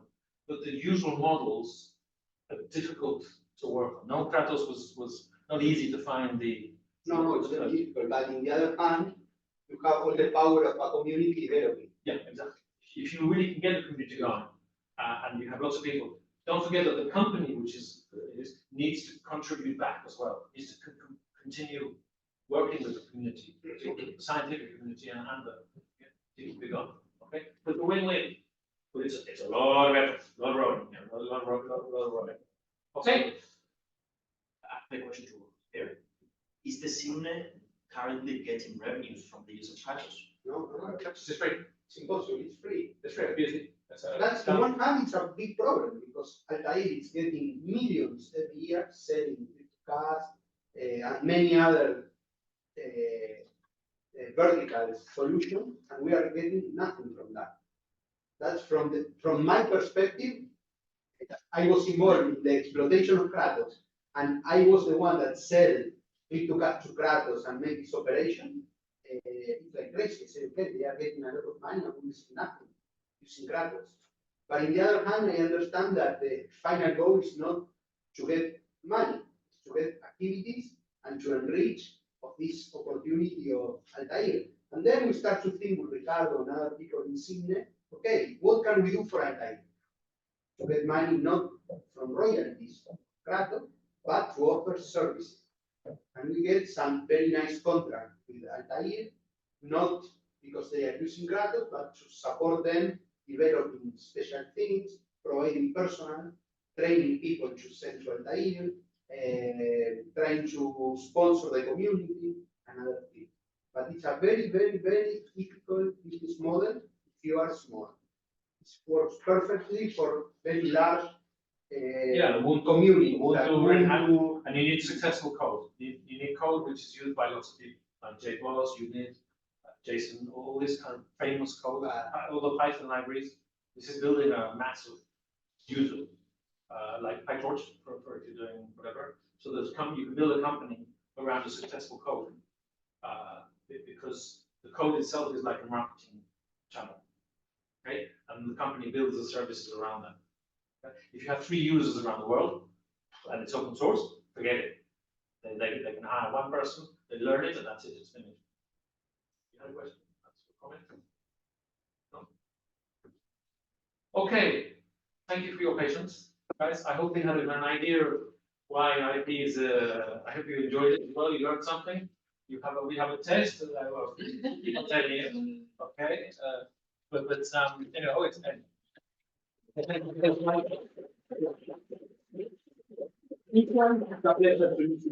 Good. Thank you for coming. No, it's a pleasure to be here. Give it lunch, so if you have questions. Okay. Are we having lunch now? Or is it, Yes, no, now we have to go lunch. I think all of you have this ticket. Yeah, I have tickets. No? Los Alex? You're missing the ticket? Yeah. Okay. Anyone else? Yeah, I was out. Okay, don't worry. Okay. I think this is up here. Yeah. Hey, podemos dejar aquí. Yeah, I will leave the. People Yes. voted. Yes, I think we can leave everything here. Perfect. I will leave mine. Perfect. Is anyone else missing the ticket? No? ¿Vamos juntos? Sí. Sí, ¿Tienes otro? Yo tengo, a las 3 tengo que estar en casa o en despacho. Bueno, pero a ver, 12:30. Sí, no, hay que. Espera, ¿cómo estás? Martín, Salman. Mañana tengo el médico. Las muletas. Es la de. Sí, sí, lo decía. olvidé preguntar a alguien sacar una foto. Ah, Sacamos fotos, no sé si yo estaba sacando fotos, pero siempre me creo que olvido. sacó alguna. Sí, ¿Querés hacerte una? Malcolm, ¿querés Sí, hacerte sí, una? sí, sí, es para la página web del LinkedIn del despacho.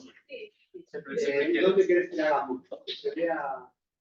¿Dónde querés que hagamos esto? No, pero Monserrat dice que tenemos. Ah, tenemos. Si no, Jordi sacó una. Pues tú estabas ahí y la sacó desde aquí con los. Ah, también. Pero Yeah. ah, bueno, And then to find like a reminder, score. perfecto, sí, no se van los chicos, pero claro, Era es complicado. complicado ver la salida muy grande. Jordi. No, la. No, pero sí, no, yo le sabía. sí. Yo creo que sí, pero le faltaba. Vale. Voy al. Malcolm, voy aquí al lado y. Sí, te esperamos aquí en la entrada.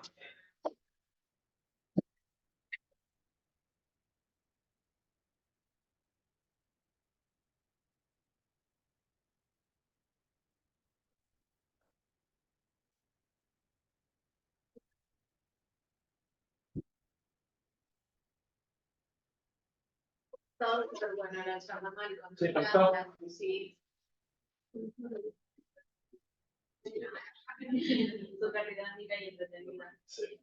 Tendremos que bajar. Hay una solución en nivel.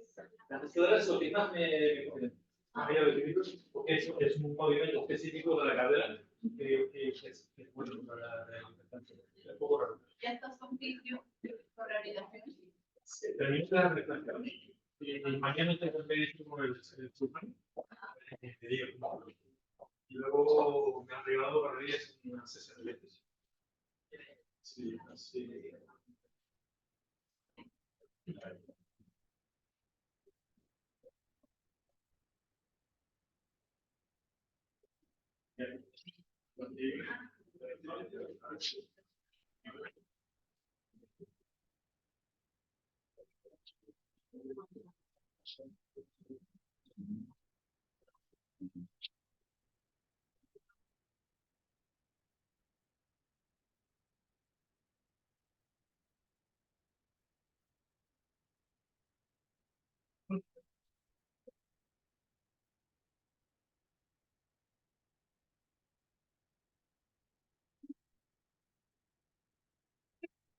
¿Quieres tu nombre? Sí, Vale.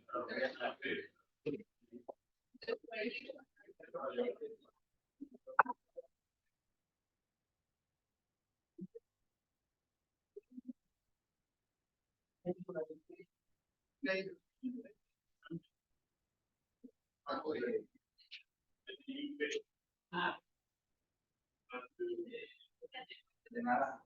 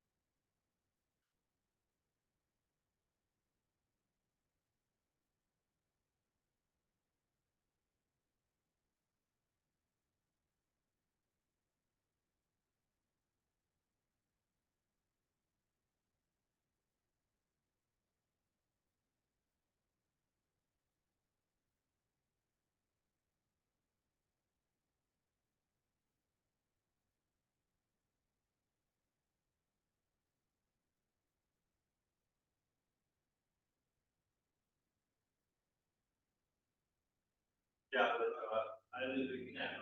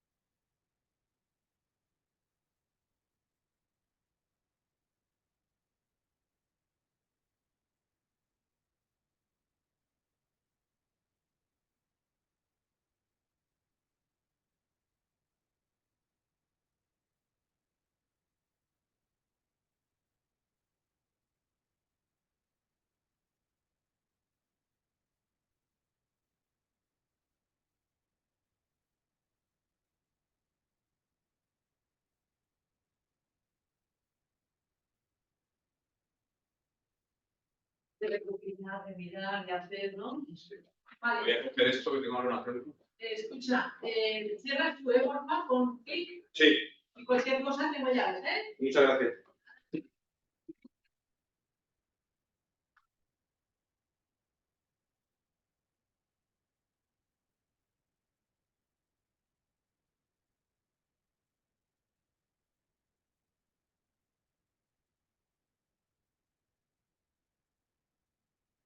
Qué rollo.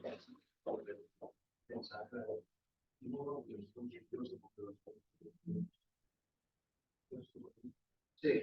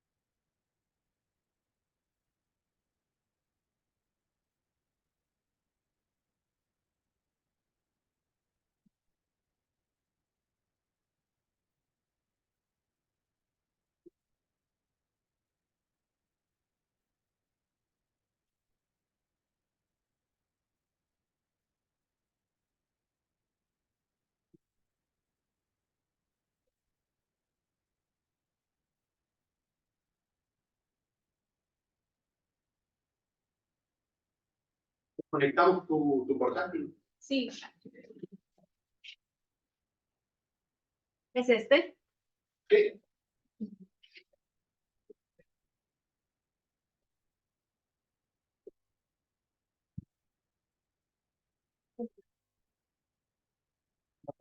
Sí, tengo, pero está malogrado.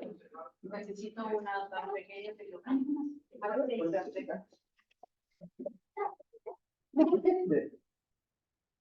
Este. No, pasa que la transversal en ella está malograda. Ah. No lo puedo conectar por sí. Se la dieron así. No, y ahora sí. ¿Verdad que sí? Yo también lo pensaba. Pensé que era de los mismos.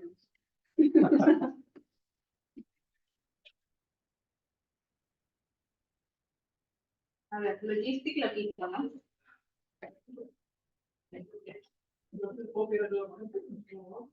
¿Qué? ¿Ponerlo más frío? Más caliente. No, porque estaba apagado. Solo comprenderlo ya va a funcionar, ¿eh? Lo que vale. pasa es que después lo vamos a... Sí, que como lo he tenido abierto para que se ventilase, pues todo. Sí, como estaba apagado, pero si ahora lo encendés, ya está. Pero sí, ¿verdad? No sé si está encendido o no. Sí, tenés que Sí, para que está. Ahora sí. Y con la rueda lo mueves. Sí. Sí, es una pena que no se pudiese cambiar. Porque es como la radio antigua, dame.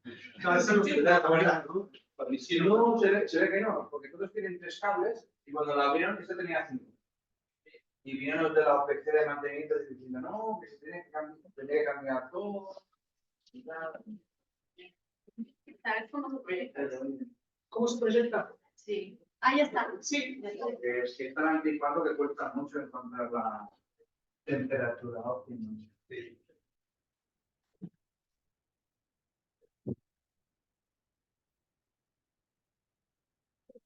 Pero no se proyecta.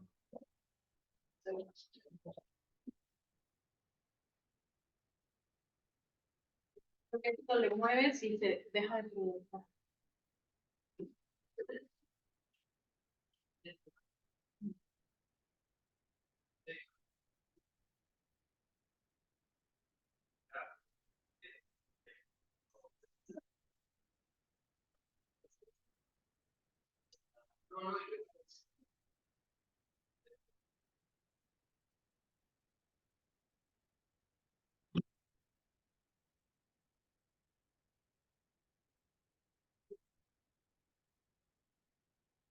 Javier, creo que tendremos que cambiar a la tuya, mira.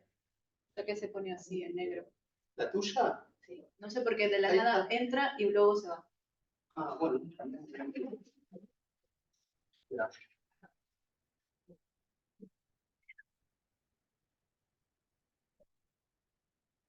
A ver, eso llega tarde, ¿no? ¿La muevo ahí? Vale.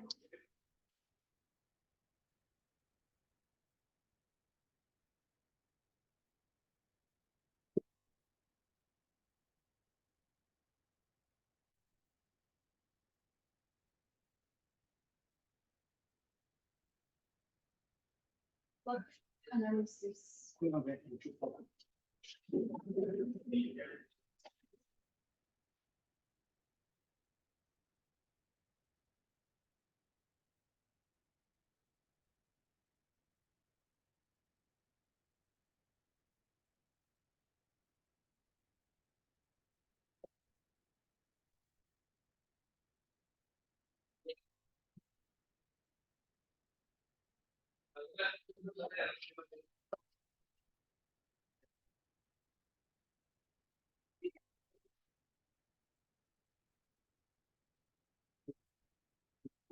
una.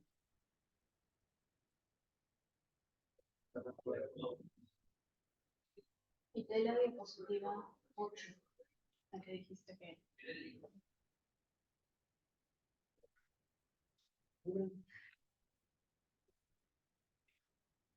Vale, el plan.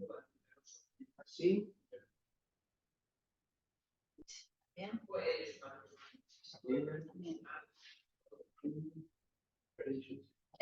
Sí, esa es la que estamos. Ah, pueden retroceder una. Y puedes poner swap. Sí. Swap, ¿no? Pronuncia. SWOT, analyzing. Análisis, análisis. Ya está, eso es el imply. Esa era afuera, sí. Y luego va fauna. Es así, pero la siguiente no. Eso. No, era la de pricing. No, No, la de pricing sí. pricing.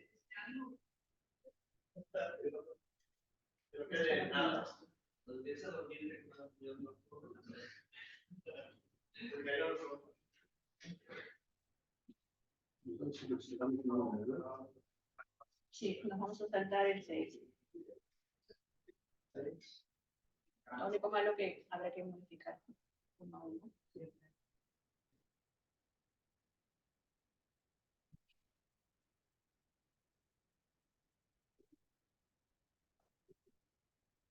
Bueno, sí.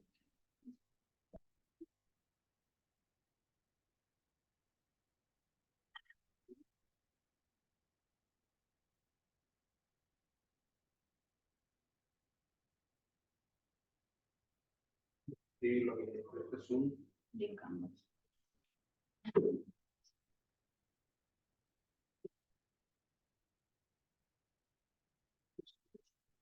Hola. Oye, es que he venido porque les estaban poniendo el café y están tardando un poco, por eso. Vale. No sé. No, decirles que. Bueno, Que les digo, es que vengan, ¿no? sí. Ya. ¿Ves? Como te digo, que lo que te entendí que les decía es que te pueden quedar a tomar. No. Si querían hacer un café, pero les dije, ¿no?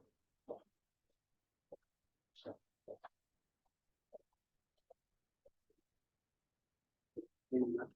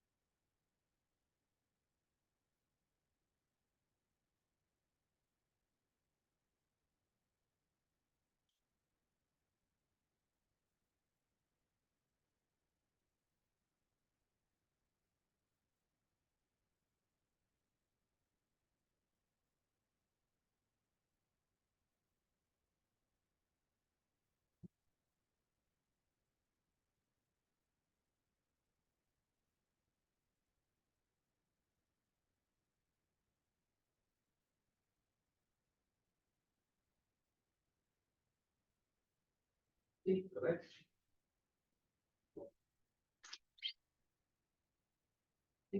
Vale. Sí, lo veo.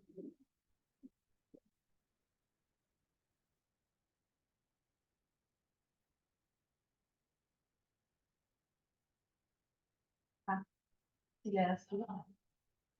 Sí pasa. Y acá te muestra la próxima.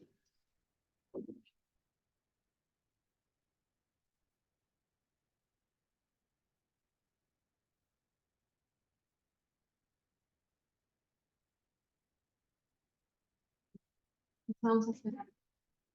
Sí, a ver si. You get the other. They can. But you didn't get a phone? No, we did copy that. We asked for. Yeah, because they both copy Yeah. last. Thanks, yeah, for me. So much better. That's it.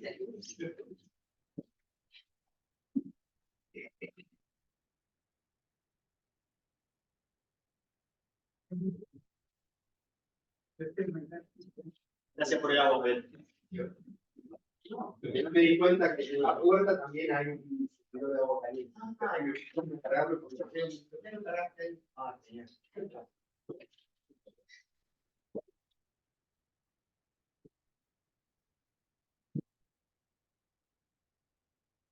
Dos, cuatro, seis, ocho. Sí. Ok,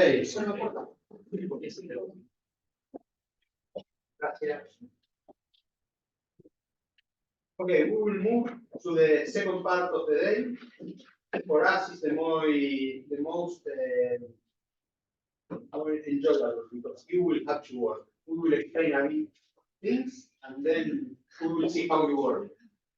The idea is it's separated in two blocks. The first one, we will give you some highlights of what is a business plan and for what, and then we will do an exercise. We give you a model, and you will separate in groups of 2 people and try to make a joint of doing a business plan, but of something that you will imagine. And then we will have a coffee break, and we will prepare a pitch of that business plan. We will explain what is a pitch, which are the technique or which is the idea of doing a pitch. You will need a key, and later on you will prepare the pitch, and every one of the 4 groups will make a pitch. Okay?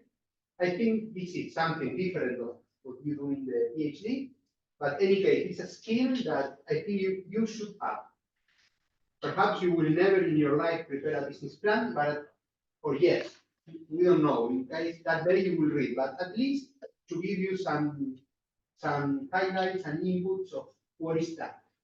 And the pitch you will use 100 times in your life. I'm sure of that. I teach my kids to pitch, and they teach me for everything. For going out to the cinema, to go with their friend, to buy a new headphone, for everything they teach. So it's a nice skill. Okay? So let's start with the business plan. Jasmine will help me in this second part of the day. We will give you some of the basic ideas of what is a business plan, but let's start with the, I think, most important part of the plan, that is to identify the market needs and the problem or the pain that you want to solve. This is, we already talked in the past, in the morning, but this is mainly to identify a big problem, something that you want to solve. Perhaps, Jasmine, you can give a few more. Yeah. Thank you, Javier.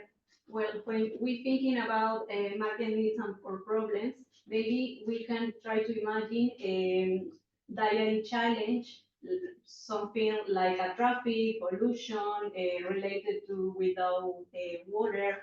Maybe try to think in a challenges our daily life. Maybe it's important to research some data and try to use this data in order to demonstrate an impact of these issues, in order to understand what's the problem or what's the impact of those problems.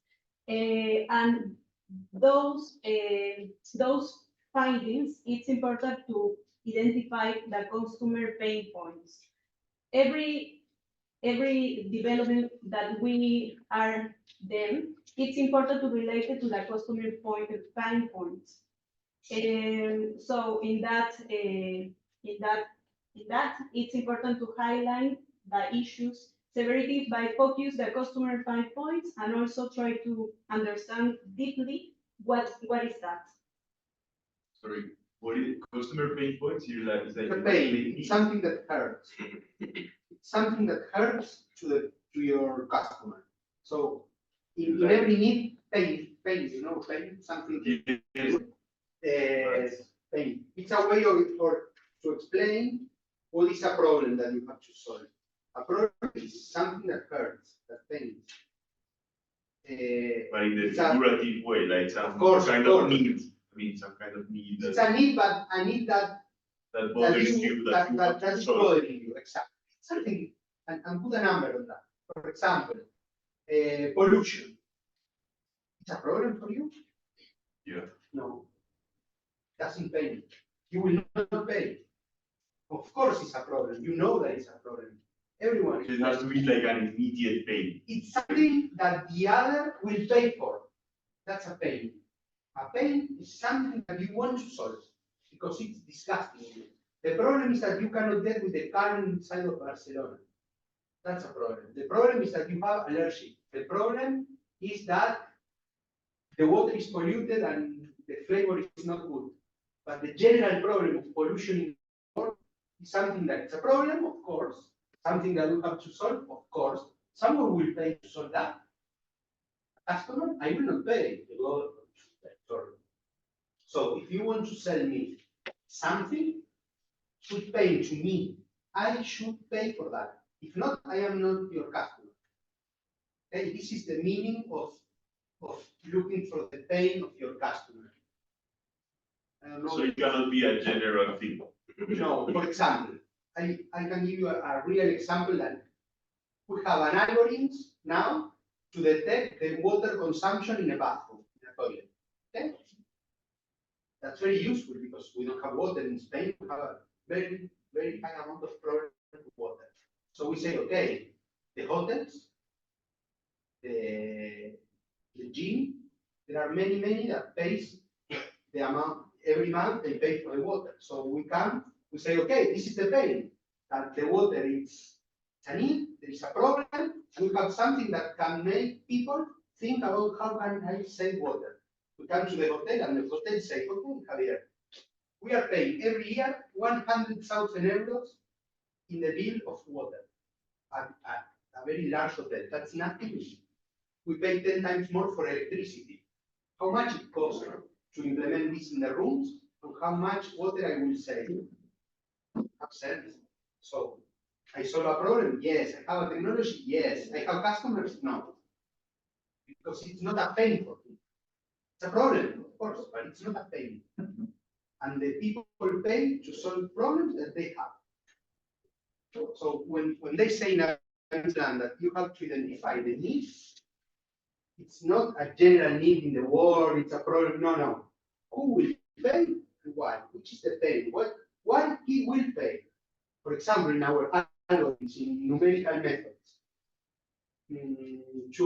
to make more easy the simulation for sheet metal forming or filling of molds.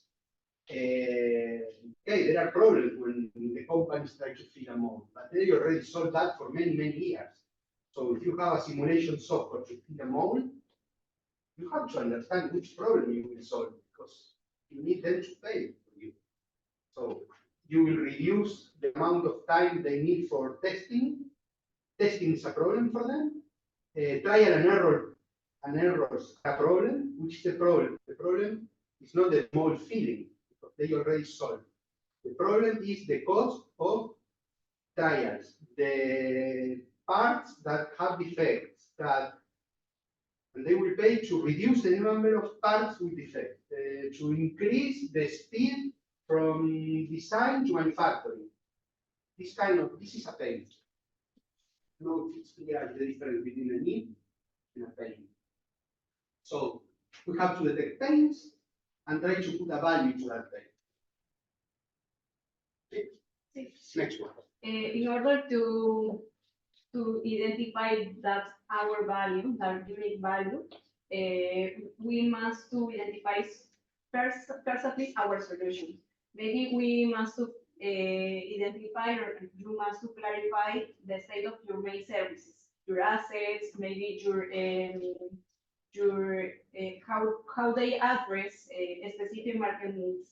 Then the second part of this value proposition is to link those all of our assets or all our products assets in order to link to the market pain, the market problem, and then at the last part of this our proposition is highlight the unique value. The unique value is a thing to our product or our services is unique and it's not like a passive to copy of our competitors. It's a thing maybe maybe superior quality, cost effective, and and user experience, a different user experience, like something like that. I resume. This is to identify the game. So you know that when you practice exercise, it's no pain, no gain. Okay, this is the same. You have the pain, and now you have to identify the gain.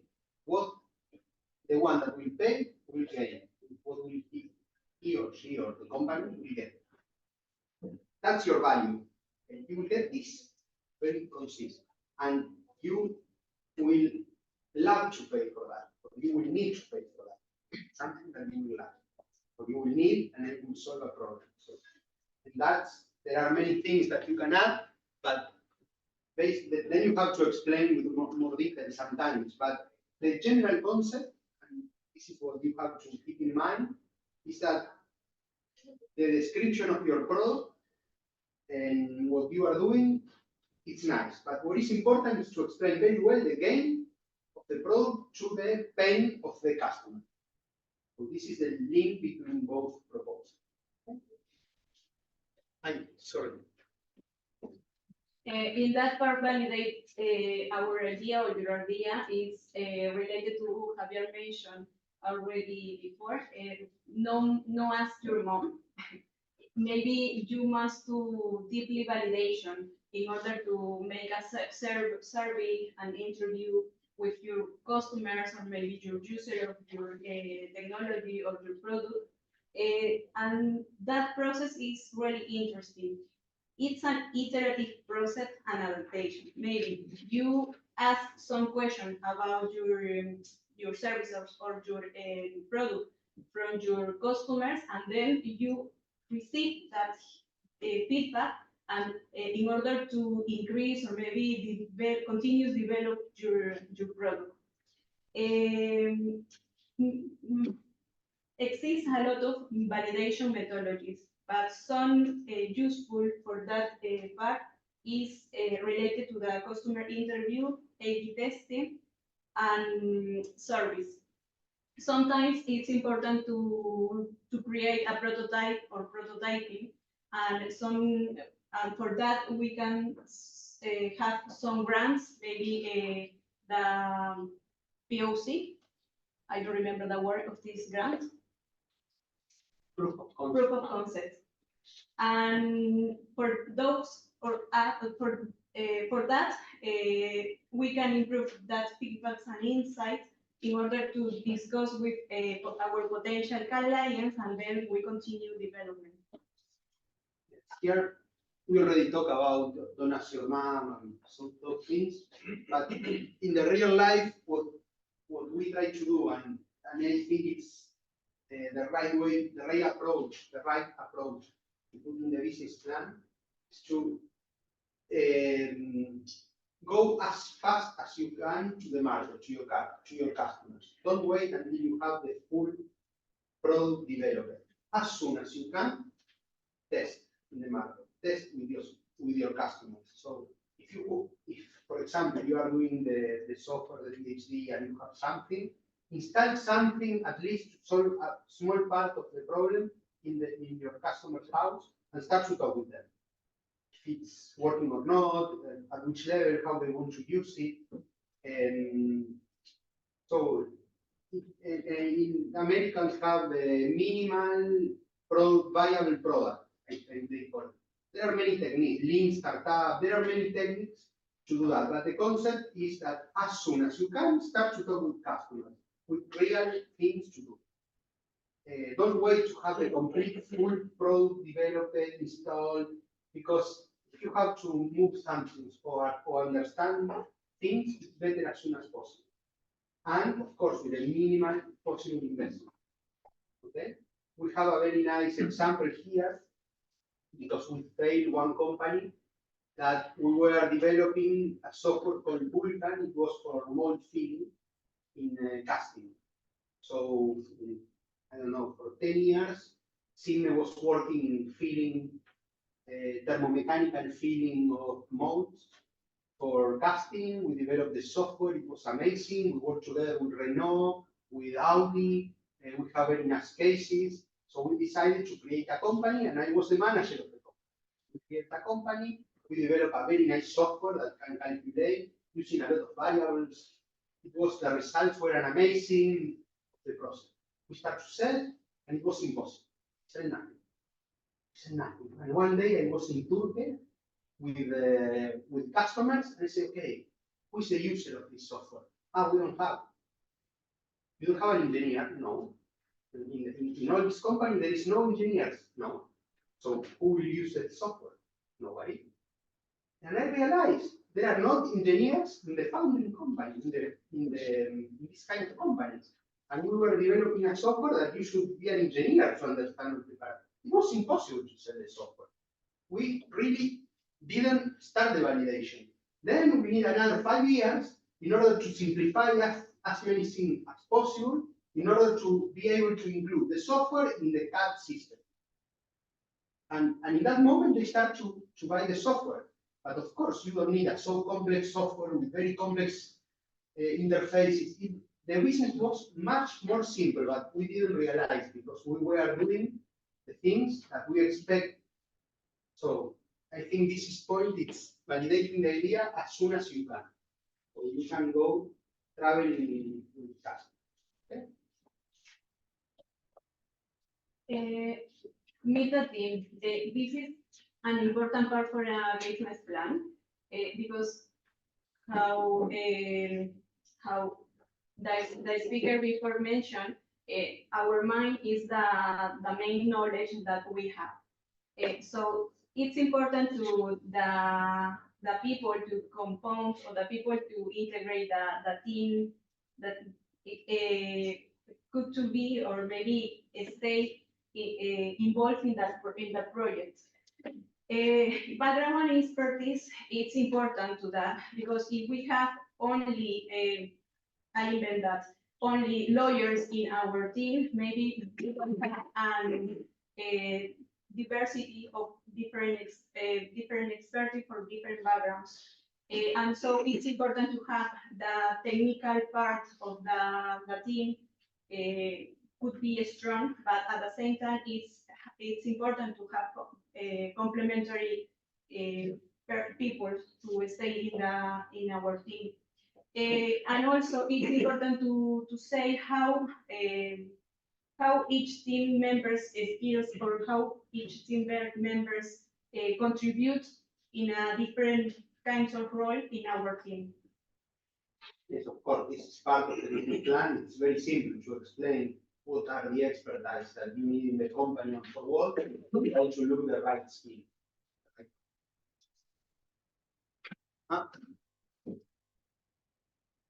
The team. Yes. Yeah, this is a typical tool for those types of business plan. But the general part or maybe the main idea of that is you have conscious about your strengths, your weakness, your opportunities, and your traits.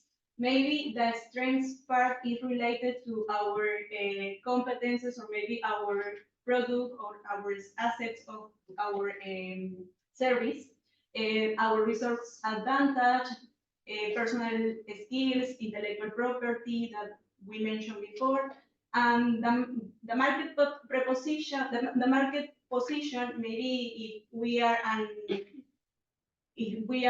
disrupted company or a disrupted team. Weakness is more related to our areas that we need to improve. Maybe operational gaps, or maybe we need to invest more money or an enormous amount of money for start our project. Opportunities is related to the trend or market trends. Maybe if we nowadays we have increase to people have more conscious about how to use IA technologies or maybe related to that, and that is represent an opportunity to have a business of that types of technology. And traits, it's more related to if we have a strong, how strong is our team related to the competences or the other teams in a market. And that's it. Yes, this is a way that always the investors or the people that we will present the business plan will ask for. And it's very simple. It's internal thing, external thing. The good and the bad, basically. So strengths are our things that internally makes us good, or our project or our value proposition. Here is internal bad, which things we should improve, which are the problems that we have. This is market and the good, the opportunities we see, which are the things that helps us in the market, internal in the market. And these are the bad things, the competitors, the time to market, the difficult to get customers because the market is very small. And this is just a way to simplify a business plan and explain in a very few ideas the position that we have. It's a tool that should be in all the business plans. Something I didn't say, and I think it's important. Why to write a business plan? Why you will have to write it? Because not all the business plans are the same. For example, for investors, if you look for an investment, that's obvious. And you should take a lot of attention to the financial trade and so on. We will talk later. Then you can create a business plan in order to win a project or public funding. But sometimes just to align all the intention of the team. When you manage a company or a startup, and you want the people to, okay, let's put all to the same direction. And you need to write a document. So it's a document. This explanation we are giving to you is very general. You will not write all these things in your business plan in the future, except if you present for a competition that is very standardized. Normally, the business plan is a PowerPoint explaining some of these aspects. It's very simple and a very good financial, a very good Excel with the financials, with the prevision of sales and so on. But it depends, it's a communication tool, the business plan. So don't take this as should be like this, or any other can give you how you say, a template. There are many templates, there are many business plans, but every plan is for something different. So just take it as a communication tool that will have some of these things inside. And what I am trying to explain to you is not the content of a business plan, it's what are the important things to understand what you should put inside. I'm sorry. The market size. Yes, it's important to try to dimension the market size. Sometimes it's really hard to have a specific number for that. How many people or how many customers I estimate to buying my solution? That is the main question for that part. Maybe it's really important because for it's that number you can use for planning them the financial your selling your financials, and for that you must do segmentation of the market. Maybe identify your customer per like groups. You have a universe, and then you can select a small group in order to buy your solution or your technology assets. Maybe you can segment that per demographic, psychographic, maybe lifestyles, age. You can a lot of criteria in order to select or to segment your customer, your customers. Okay, this is the part where it's rock and roll, so it's impossible to know that. All the people will ask, okay, how many customers you may have, and then you need to understand how much you will sell in this year. So this is something that in theory you should know, but it's impossible. You will never know how much customers you have. And a very rough estimate. Absolutely rough estimation. And in fact, it's not true. In fact, the business plan will not, nobody follow, no company follows the business plan unless you are a big company. And you can planify with a lot of. It's just a way to sell your idea, in a way. It's a way, no, it's not only marketing, it's to put sense on something. At least to say, okay, for example, this water saving thing that I think I already mentioned about this water saving thing to put in the toilet, in the bathroom. At least to say, okay, we will sell these to hotels.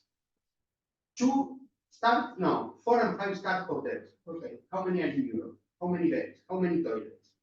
Okay, we expect to, I don't know, at least 2 in Barcelona the first year, 5 in Spain the second year, plus 2 in Germany and 2 in France. So try to put in some kind of logical numbers of what you can do and to structure all the operations, the marketing, everything to that. If we say, okay, these are hotels or casting companies in Europe. Okay, how many casting companies are in Europe? Okay, and I will go only for the ones that have engineers. So at least the ones that are invoicing or revenues of more than 2 million a year. Okay, it's a way to say I have 200, 100 or 20 companies in Europe. But you need to be realistic because then your financial evaluation will be based on that. Of course, yes. Of course, yes, but it's very, very, very, very difficult to get this information.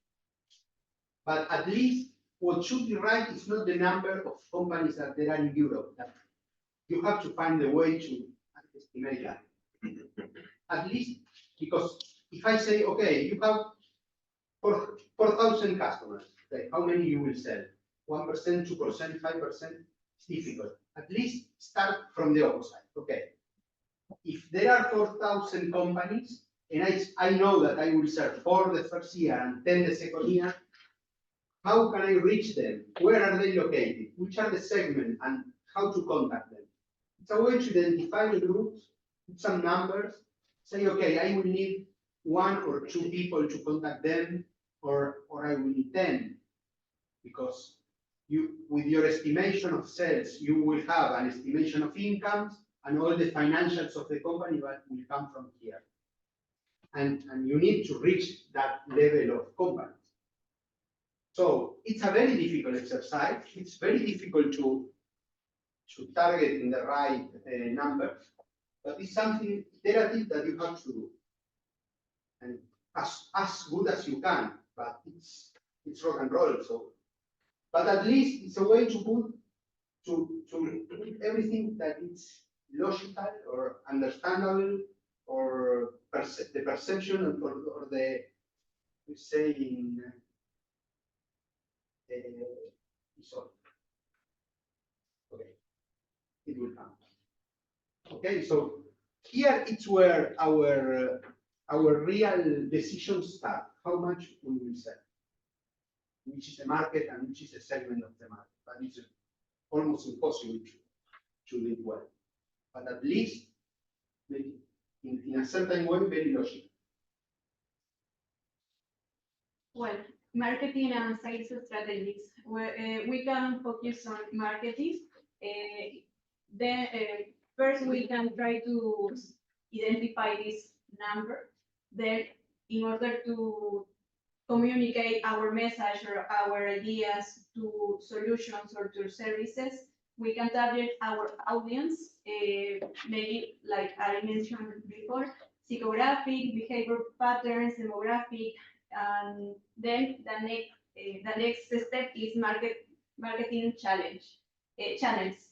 In this part, we can select maybe direct sales, maybe in a point of sale, or maybe like social media, or maybe we can use advertising like commercial in TV programs. And the last point of that part is content and message. We can describe what type of or content or message we can use about our product. Okay, this is time. This part is time. Let's to put as an example. let's go to the mold filling software. It's called Click to Cast. That we sell with Kratos, all this history of Kratos, with the interfaces that we sell to Altair. Okay, the name of the product was Click to Cast. It was the evolution of Vulkan, that was the filling mold software. It was very difficult to use. We create Click to Cast, which is the same but much more simplified. So in order to understand what is marketing and sales strategy, let's identify who is the user and who is the customer. Do you think it's the same one? The user and the The customer. customer is the company and the user is the engineer. Yes. Is the same message for the engineer that we use the software than to the company? Well, we are going. What is interesting for the company or for the responsible of purchasing the software in the company? That they will reduce their cost with the software. Exactly. And to the user, engineer, They need how to use the software. how to use the software, and he will save time. So when you design who is the user, who is the customer, which is the message to the user and to the customer, who goes to the exhibition, to the trade fair? The engineers? No, the companies. Because the companies go to the exhibition to sell. They are not going to buy. They go to sell. So if you go to an exhibition with your software, you have to talk about saving costs, reducing the amount of parts with defects. And you should expect to meet with managers, with the people that buy parts, but not with the engineers. If you go to visit the company, then the manager will not receive you. He will say, the engineer. So you have to talk about saving time, doing your life more easy. So this is what you have to accept in the marketing and sales strategy. Okay? The message, for whom and how you will get that message. Don't have sense to go to an exhibition, talk about how easy it is to use this software. And don't have sense to go to visit a company, say that you will save a lot of money to the engineer. Okay? Pricing strategy is related to how much our service or our technology costs. We can have four ways to determine what is the cost of our technology. The first is related to cost analyzing. We can check our costs in order to make or to fabric that technology, and also our expenses, personal expenses, maybe manufacturing expenses, all related to the variable cost.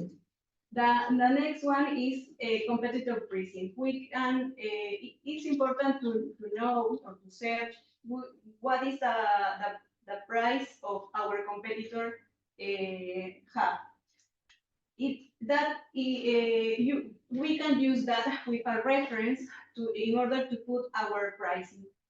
And the next is a value proposition. If our technological asset is really important or is really disruptive, maybe could be sometimes is more expensive than the other type of solutions. And the last is break-even analysis. Why or what is the number that we have put to price in order to have profits and also cover our costs? Not too much to say here, just that you have to define the price, the product you will sell. You have to understand how much you can charge for the customers. So for that, there are some limits. First, your cost, then your competitors, and then the value that you sell to the customer.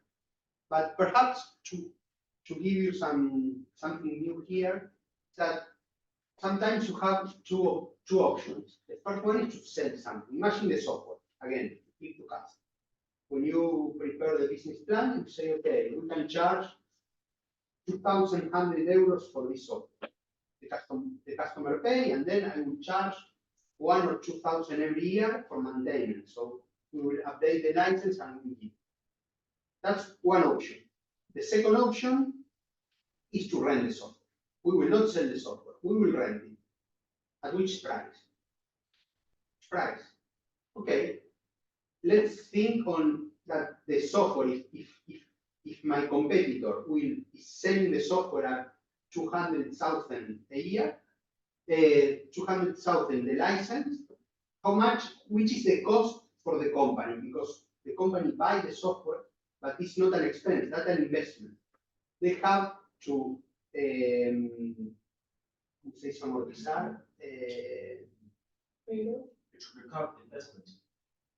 they have to deduct to send to losses of the company 1/5 every year, because it's the European law. Paid off. And Amortizar is paid off. paid off. Okay. So one thing is what you pay, and the other, but that's an investment in the software. You buy the software, this is an investment. The paid off, the amount of money that every company sends to losses is 1/5, the 20% per year. So if you rent at the 20% a year, it's the same for the company. It doesn't affect. And you have to think if that's better or not for you, and for the way that you will sell. For example, if you have a distribution network and you have distributors, the distributors will get a percentage of the sale. They get the 20%, it's not the same, the 20% of 200,000 one time, or the 20% of 500,000 during 5 years. So this is something to analyze and to decide what is better for your company, your business plan, and go on, and so on. If you know that the one that buys the software will use for 1 or 2 years and then he will stop using, of course, it's better to charge as much as you can at the beginning. But if you have a product that you know that once they start to use it, they will use for all the life, it's better to rent it. Because at the end, after 5 years, you will start to get much more money. And then the recurrent business makes you possible to have people in that country or in that place to give support because you have a fixed income. If not, if you sell the license every time, your market is smaller because if you have 20 companies and you sell 1 license, now you have 19 customers, not 20 anymore. So this kind of analysis with the pricing and the strategy and how you support your operations and how you differentiate your product to the competitors, this is something that should be analyzed here, price. Okay? Okay, and here perhaps it's too much, but this is the financial plan of the business plan. The obvious is that you have to consider the incomes, the things that you will get in terms of money, your expenses, the result every year. This is very, how to say, very standard, no? But what is the challenge here? To put the right numbers. This is the challenge here. And for that, what I suggest always in this stage, because it's very difficult to put the right numbers, is to make a sensibility analysis. Okay, what's happening? And what are the measures that I can take in order to fit the situations to the expected financials? Because at the end with this, you will get the amount of investment you need to start with your business, and you will ask for that money. You cannot ask too much more, and you cannot ask less. More, you cannot ask, because nobody will give you. So here, you have to do the exercise of saying, okay, if happen this, how I will solve. If this other thing happen, how I will solve. Examples.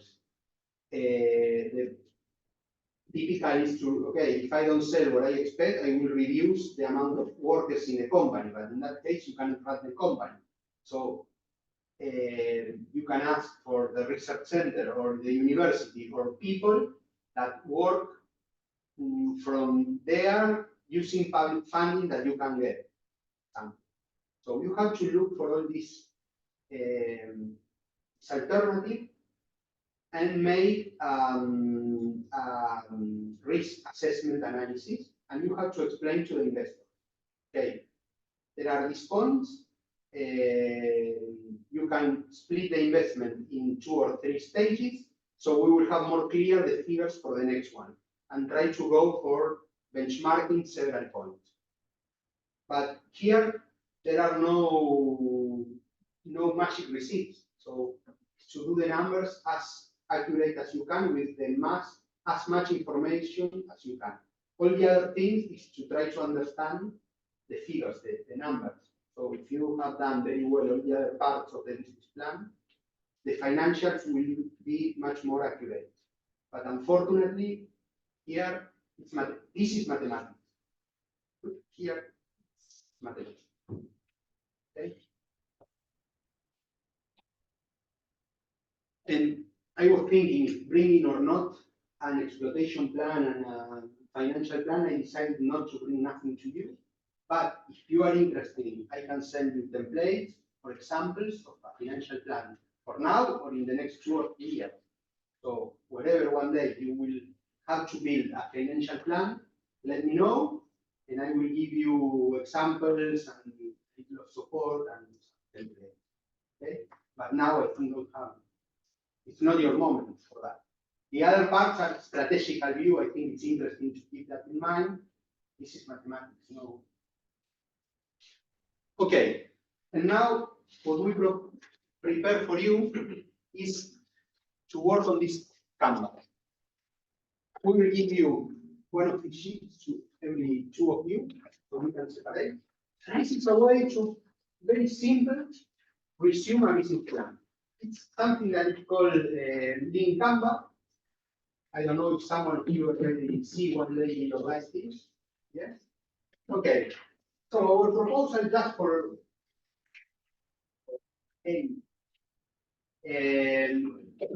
imagine a product, perhaps it's something that exists. There are 2 sides. In one, it's explain what you should write in every part of this. In the other, the page to write. So imagine something, nothing to do with your research as PhDs, or yes, up to you, but you can invent, I don't know, a microphone, whatever you want. And let's do a plan, a canvas plan. The idea is to put here the problem or the pain. Here, remember what I explained on the pain. Here, which is the solution, technical solution. And here, your value proposition. Why it's unique? Just one. The nice thing here is that you have to be very concise in the concepts. So you cannot write pages and pages explain things. And this is very important when you write a European project. Believe me. If you have to write a proposal to get funding from the European community, do this first. Do this. The project and sorry, that's the project letter for the set on how to solve the problem. Sorry? So in order to solve a problem, you Yes. need money, right? Yes, of course. For this example here, do you care about how much money we spend on the airline? That's it. How much money you have? We have infinite. You have everything you need, but you have to explain for what.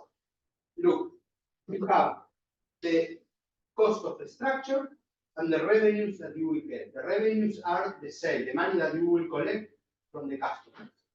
It doesn't matter if you have a lot of cost, if you can get that revenues from the customers. Okay? But here, you have to put some numbers, but very big numbers. I don't expect you to put exactly, but at least if the cost of the structure of the company or the project it's high, the revenue should be high. It's small, it should be small. There should be like a compensation or something logic or harmonic, something harmonic. Okay? And if you will ask for or write a proposal, I think this is interesting in all the stages because you should explain a problem, but a problem that pains, not a general problem. No, a problem that the one that reads the document understands that it's a problem that someone has to solve and pay this. The solution, exactly what is the solution and why the solution is unique, which is the real value of that solution. Then the customers, and from the customers, something that is interesting, the early adopter. Who will be the first or the second customers you will have? Friends, people in the consortium, the company that you will give it for free, who will be? This is the way, the channel is the way that you will reach these people.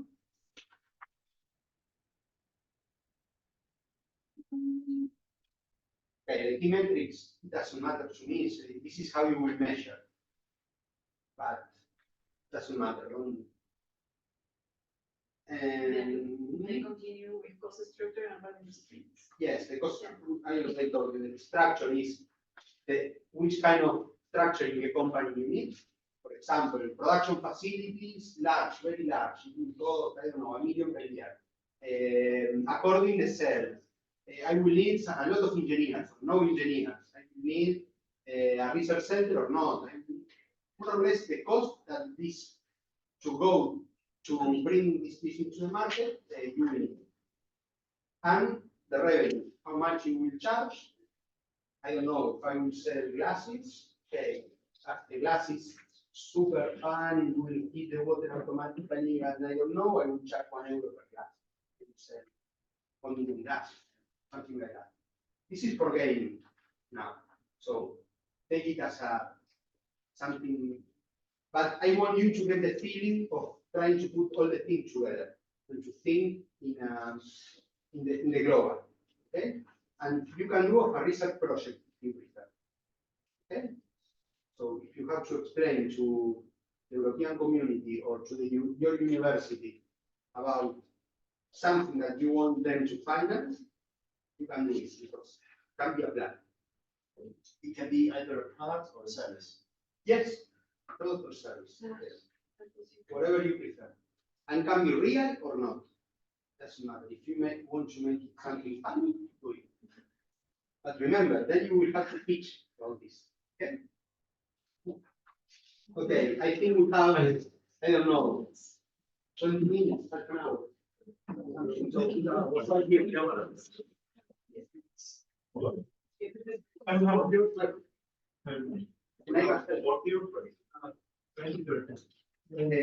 know the time. We have 40 minutes. 30 minutes. Okay, half an hour. But I think the problem is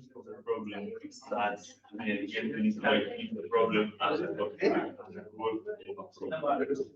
like I mean, it doesn't want to solve, not just like a proposition, but the part del pitch.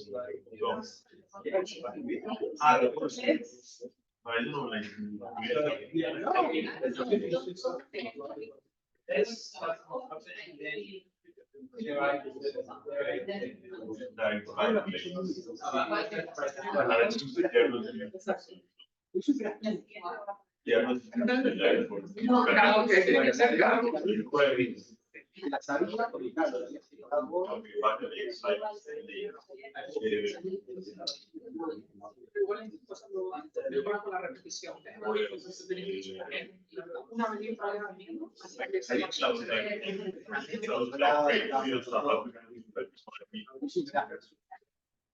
No, but you know what I mean?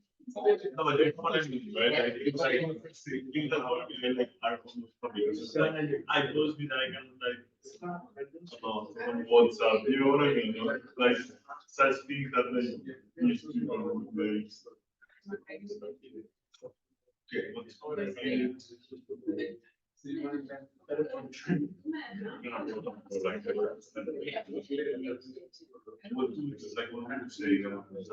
think that's right. I can meet you.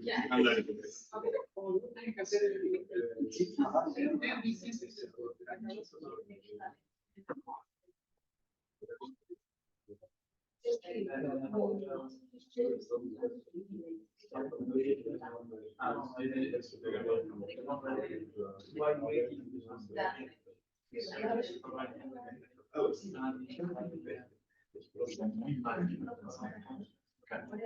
it be like, no? Can it be something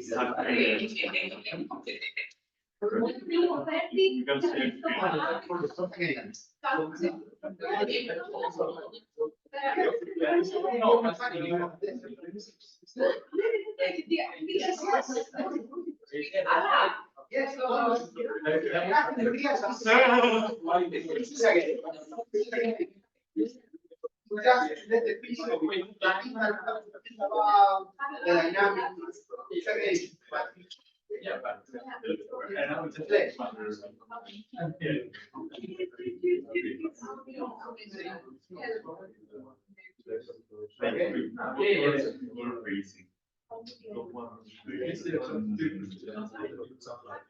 And then you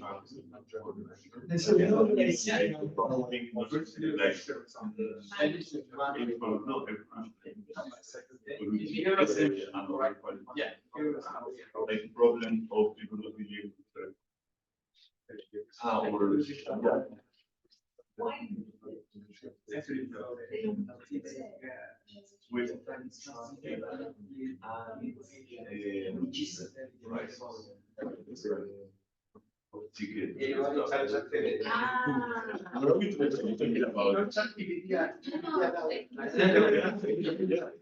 but that means that if I want to go to my like price, I have to pay like $1,000. yeah. Yeah, masters inflation.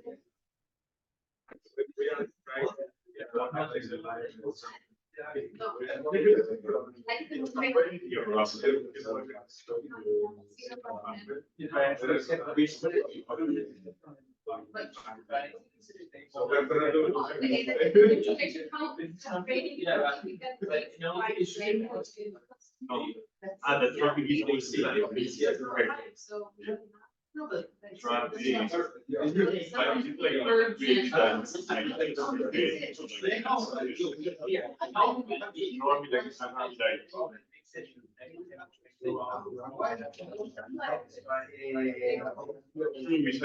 it? How we say it? How we say it? Okay, let's sit down. Okay,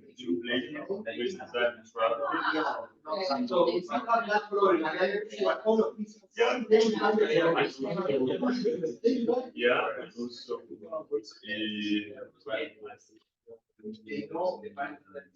when you're not guarantees in advance, you cannot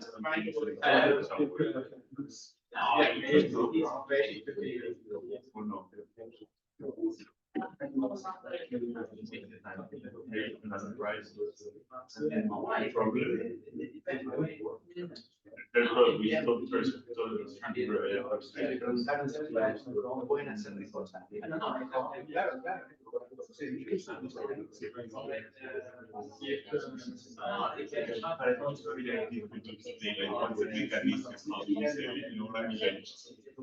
I think it's not that good.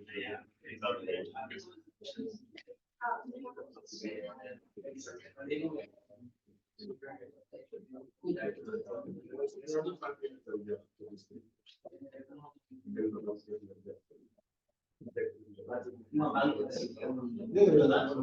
I would say what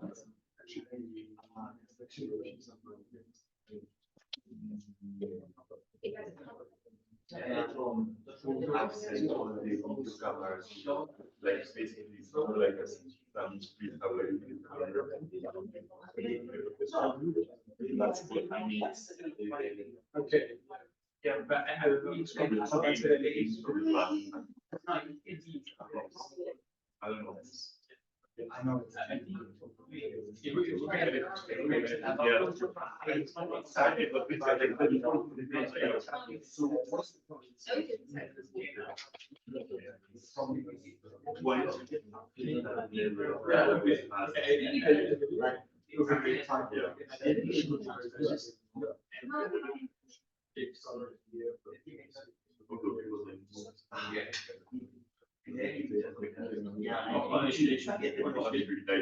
You don't have to charge.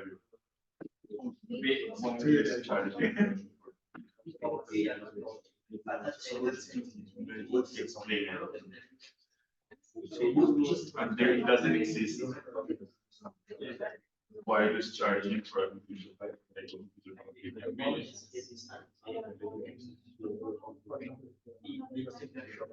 It's easy and like it's something that it's within our field.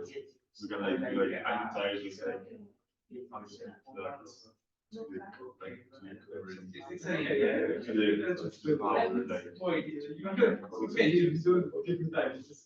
let's go like people like to go on with sample.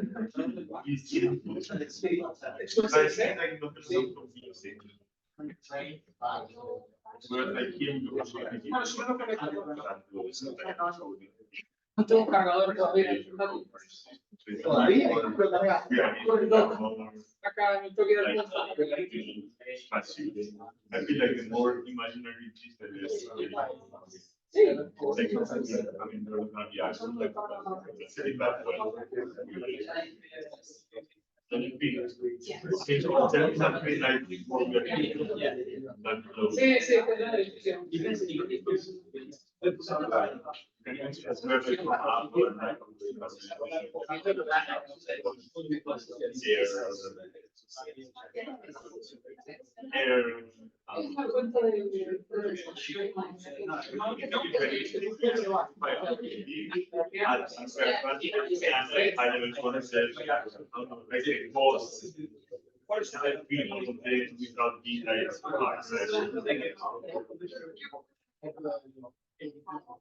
Exactly, like when we get here, like how, why, like when, price. What do you think? I mean, or if you should we go for that and then we elaborate on that one? Yeah. Okay, so those people are facing. Okay. But we have like 3 minutes.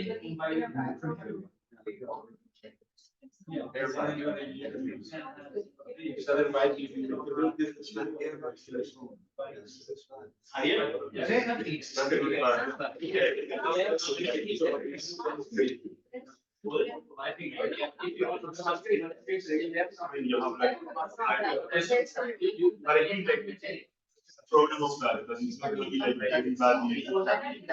Not everybody will have their back.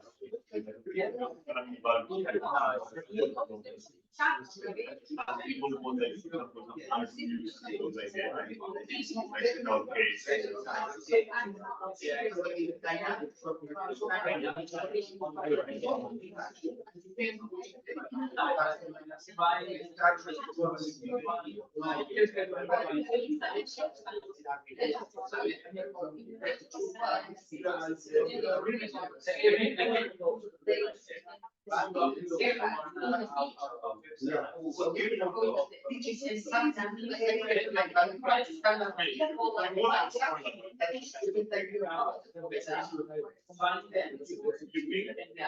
I mean, you prefer the other one, fine.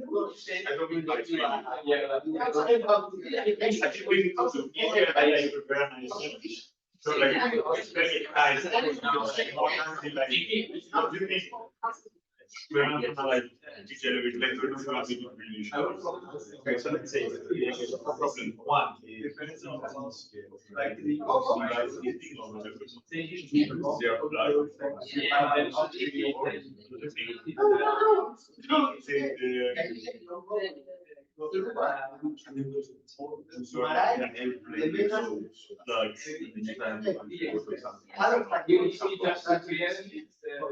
also batteries, they're like flat.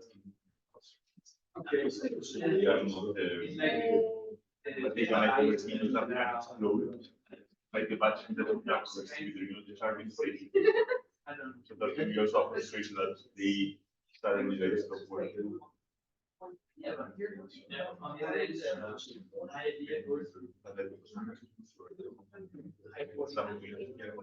no, like that's like what is like a second. Like he's gonna charge without you like.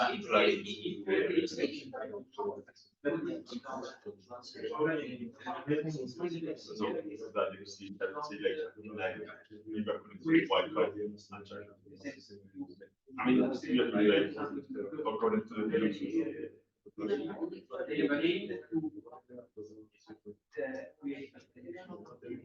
You can't. No. No, you cannot. Not me either, but I'm like. Yeah, maybe not like right in front. One big. So they like one thing, yeah, I know.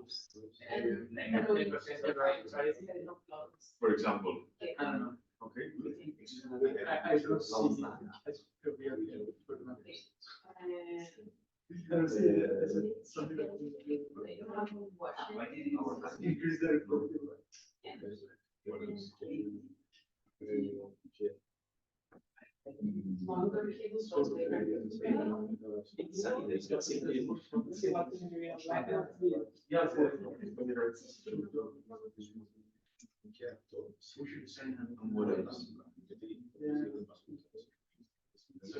Also problems.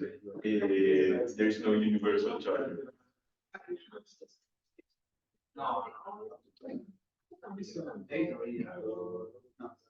Charger, even though they're 20. There's a lot of like chargers like these need like also have a light for environmental another environmental reason because the charge you're trying to pay more. You know, once because it's not like like when you do the cable on the side, you do some well, not in your case, like.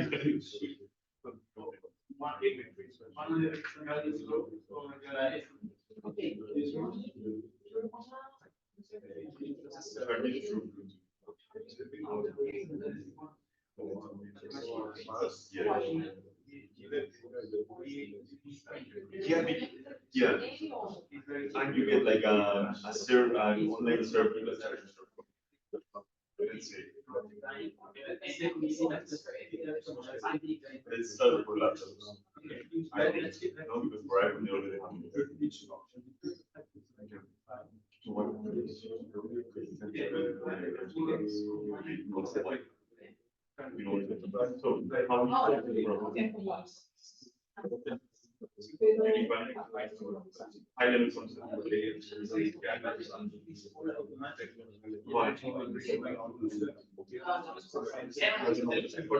So we have a problem.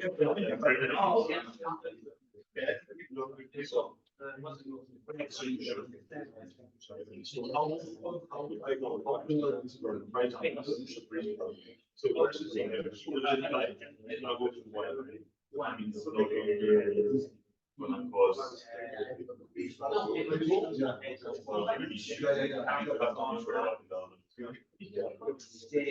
so different. So it's like.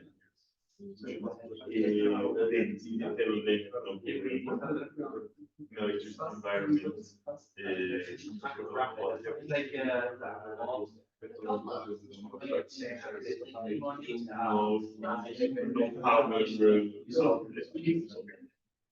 Yeah. Just one.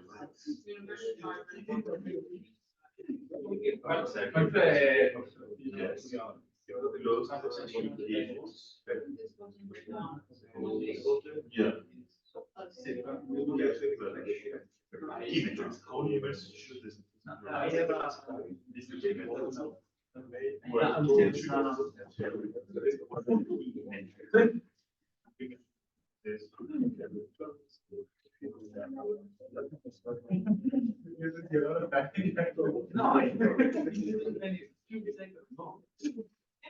he said that. Okay, that's later. And now where is there interesting story? Hi, 100 messages.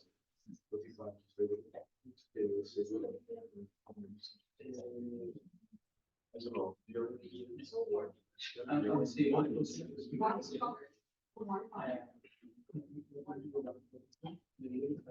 Ah, yeah, yeah, that's fine. But the name. If you want to start something, like the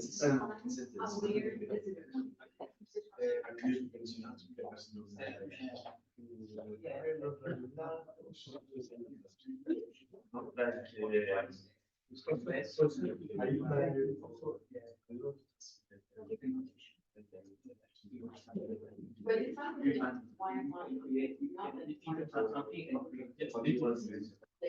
But maybe it sounds like why, why.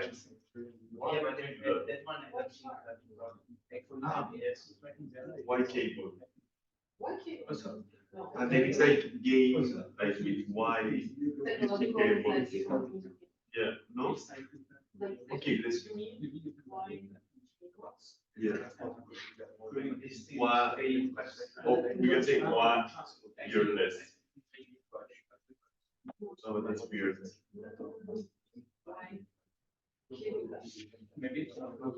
Why you're less, why you're less.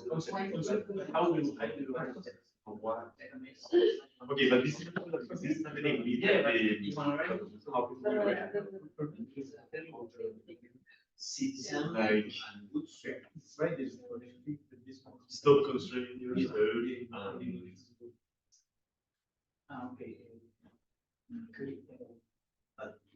make your skills your best mate. Innovative technology or why cable? Why air? Why air? Or why? No, the name is not that important. Like it's like it to do like it has to be like a like if you can no, why do you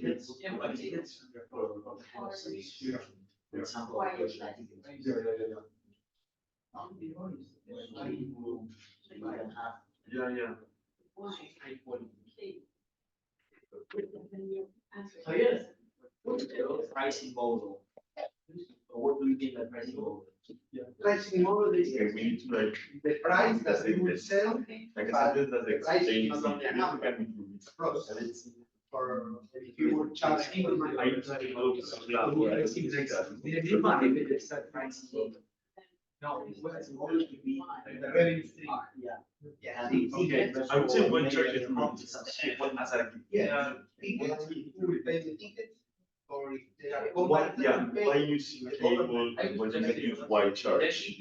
Why using cable? Okay, then should you why using cable or white cable you can use white charge? The money and more If you place, can the level of price have to exchange. will be more No, no. the airplane, expensive, Yeah, cheaper. super, yeah, Compare with the car, for not to understand where you can locate. one line of business.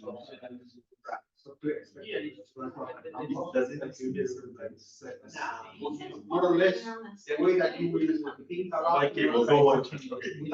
Unless you're like, everybody has.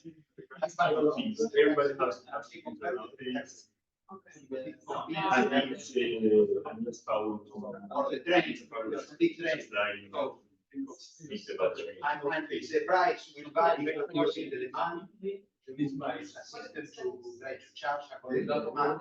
High demand, very low price. Yeah, people can start for work and even for Netflix. I mean, Much more expensive. it's not be alarmed for like an explanation of why should this be like a sentence? Does it have to explain what it is, or is it like a slogan? That's no. Yeah. Yes. Slogan, but it's understandable. But can't we explain it while we go or not? In the Or in the slogan, so inside, okay, why do you want to say? Go, why? No, I think you have to explain a little more, so someone that reads this should understand more or less the main idea. Perfect. Not two paragraphs, one sentence. No, at least that I would say, go, why are probably the carry. Last 10 minutes. To avoid, 10 minutes. everybody. Okay, everybody needs because it always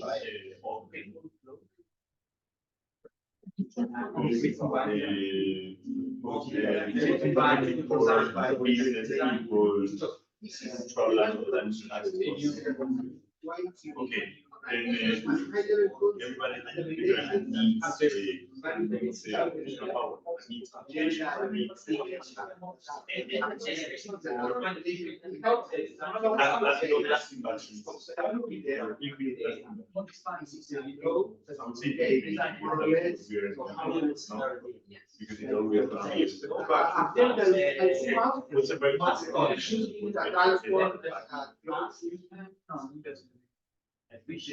so it's a curriculum. Or you have to include So I don't know that this is will be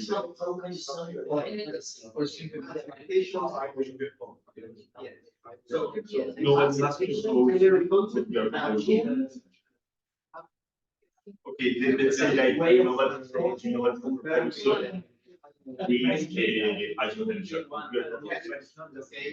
It's like a very proposal high demand. And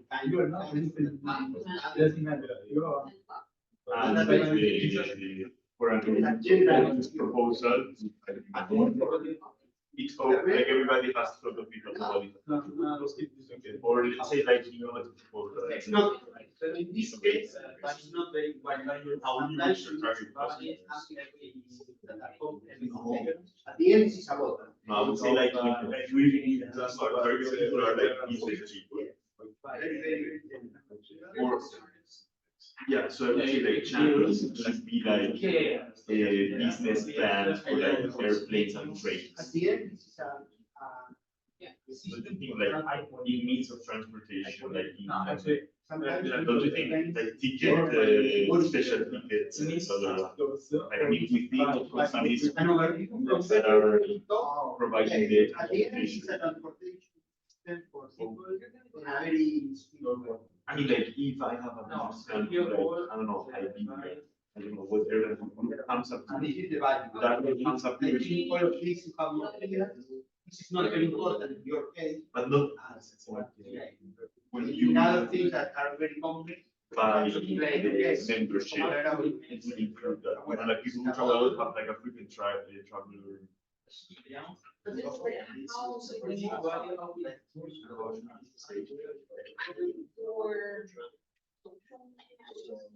But I didn't pay any ways.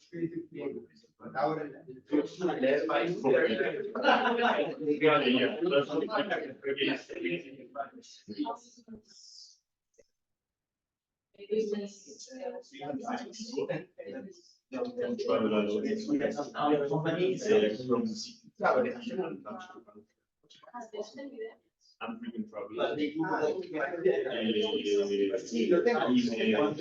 Young professional.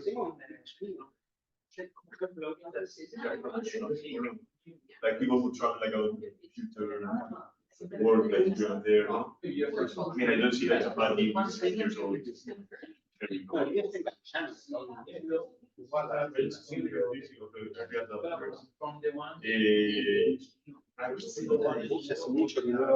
Silicon Valley. I need to say they no, but like they would be like like the center of that. Don't you think? Yeah, but they would, and they also character-wise is that they are attracted to this kind of innovation related to computers. But it's a very for service.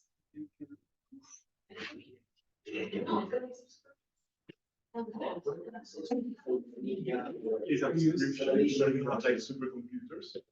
Having access to the finite numbers of transportation. So there is a big like state, private.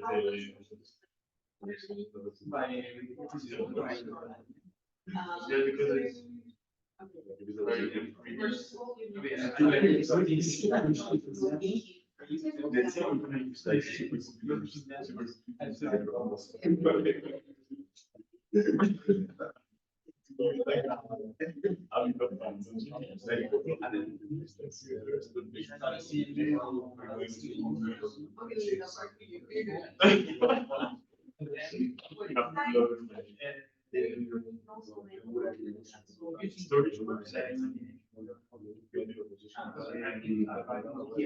servers, I would say like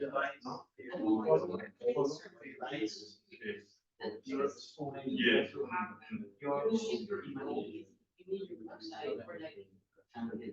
You need a plugin from plugin that can be installed within the frequent travel and that package.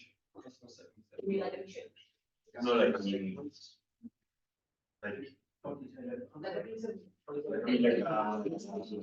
badge that you need to travel. I don't know. If you're not cheese, then yeah, like shit, like whatever comes out.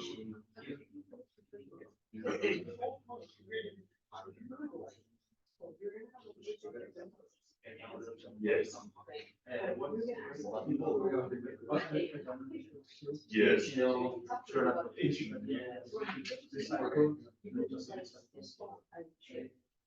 You can associate your device outside the ID of your computer. No, I mean like the ID of the computer is associated to us, like these people with their IDs when they try to connect to the Wi-Fi.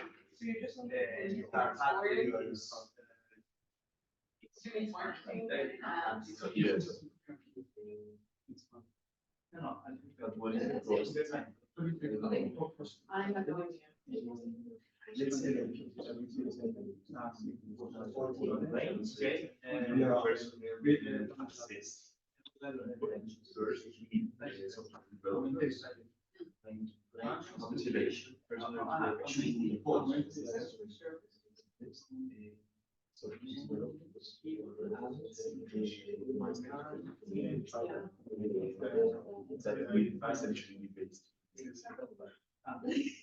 I mean, we're going for this or okay, these are like our first hosts, but like a lot of infrastructure, legal department.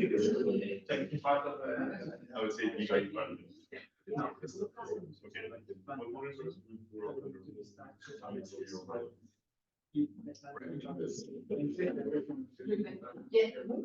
Everything first, not like private investors, like I mean, like Bill Gates. He's Bill Gates. It's private. And also, but like you know,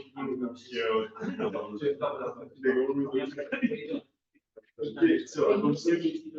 So the government in consortium with the state, the European Union.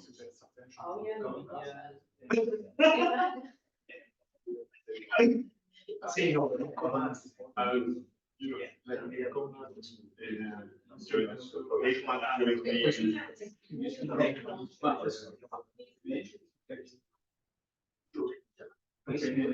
I was like. You're saying like, who will throw the money, who will fund our project?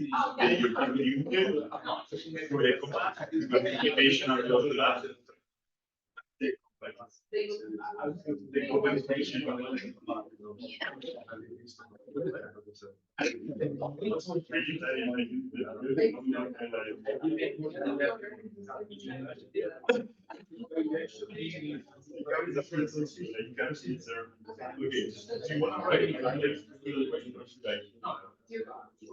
Problem.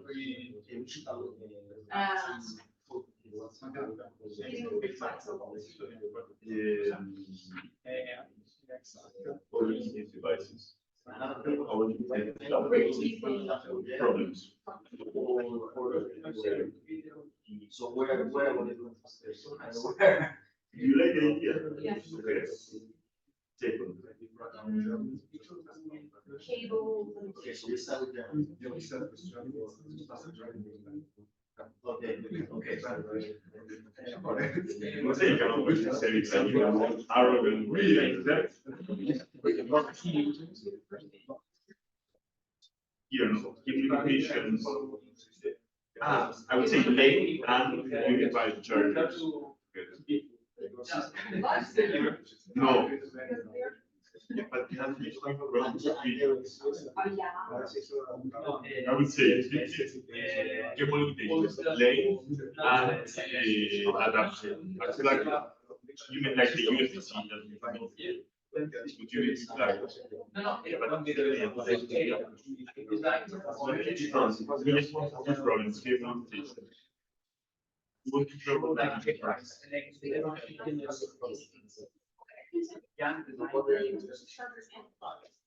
Yeah. So it's and then it goes. The third one is closed. Immediately. Time, man. So we go No, but for then, coffee, and yeah, then but come then, back here. We don't care about the coffee. Yeah. About our plan. Coffee. okay, Like, you can have done like more than Yes. I mean, you are going to focus.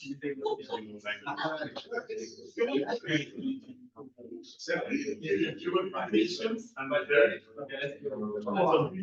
legs and blood.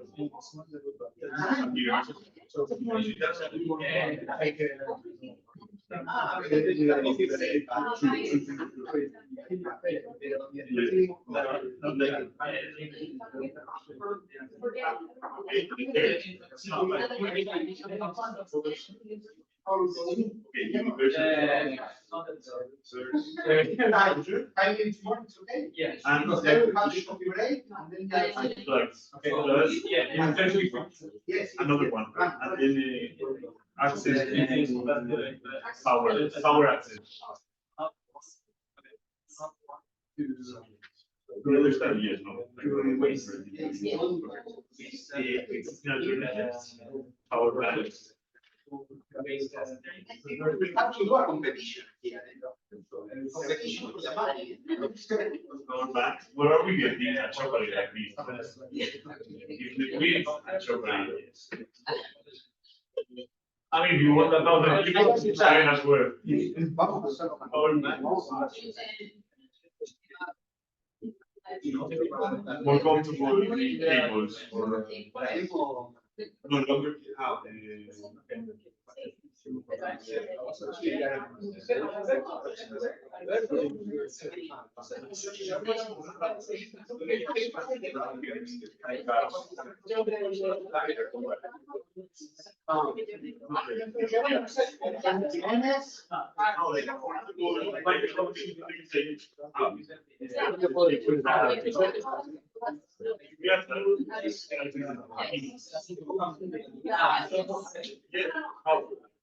Should I write the regulations for the or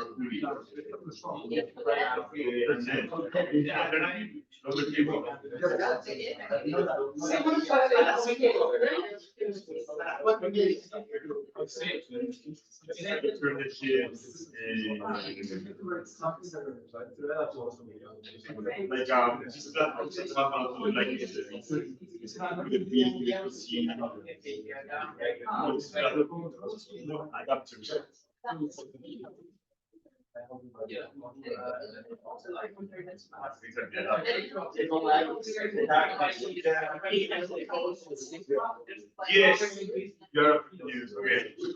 Solution. Solution by that problem, okay.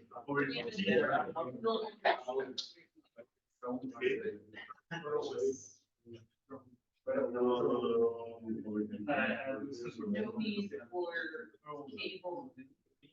Are.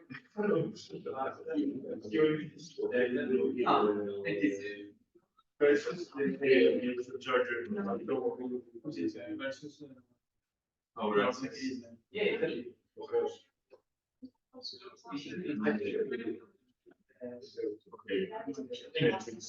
Oh, yeah. I'll make sure that we're not gonna provide that detail. You need to. Guys, I know you're super entertaining, but Hi, guys. there's the coffee break. Okay. I don't really know. I don't go into the shit. But then like, we still need to like the unified rules and stuff. But I mean, we have written, like, it's just like, eh? It's kind of, let's not disconnect, because that's how cheap you see, like, exactly. Like, you need to do that.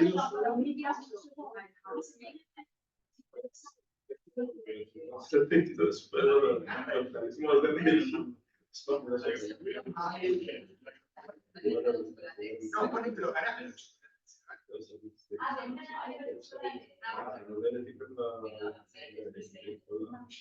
¿De 4:30 a 5? ¿A qué hora? ¿De 4:30? ¿De 4:30 a 5? ¿De 4:30? Ahora, entonces no. Y no son las 3:30. Ellos volverán a las 4. No. 4:30. No, vamos a ver, no puedo. Yo me voy a las 4:30. Déjame mirarla. 5:45 como mucho. ¿Dónde pueden identificar en cada hoja, vale? Le digo a Alberto a ver si él puede. Mira, a ver. A las 4 vuelve. O que te traigan el café aquí y empiezan. Wow. Pero Alberto seguro que quiere caer. Yo no sé si no se va. A Alberto no, sí, normalmente se va más tarde, pero. Ahora le pregunto. Yo. Mira, si puedo vengo, pero no te lo prometo. Va a ser de 5 a 6 De 5 a 5:30, yo ya sí que te digo que no. No, te parece. Igual que entra. No, no, tiene que venir a hacer. No queda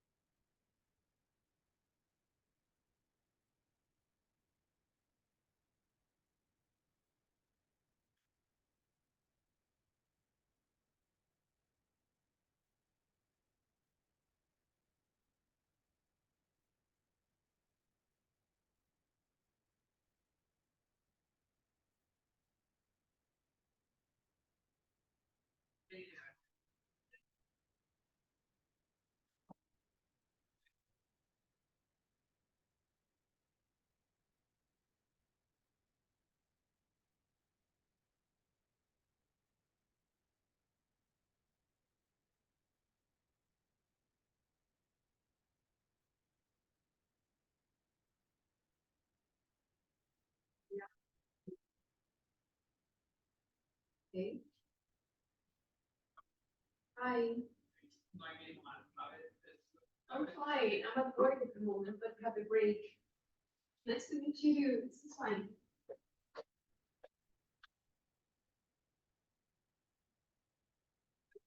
How are you doing?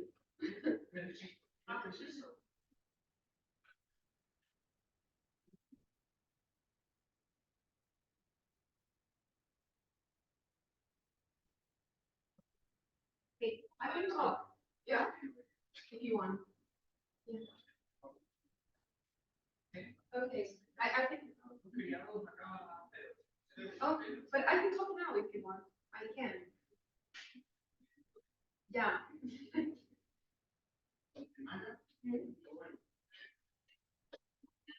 I'm okay.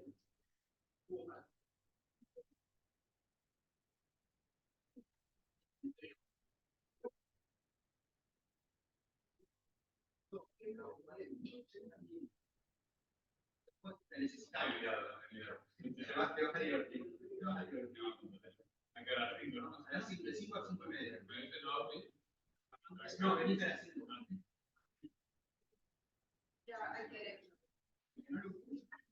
Yeah. How old is this one?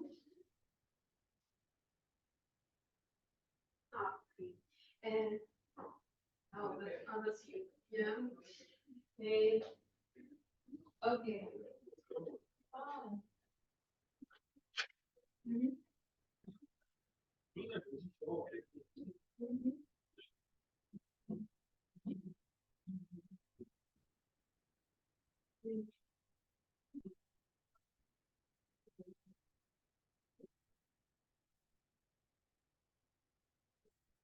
The thing is that, the thing is that my boyfriend will stay with me from April to July, and he's here right now, but he will go away like, I don't know.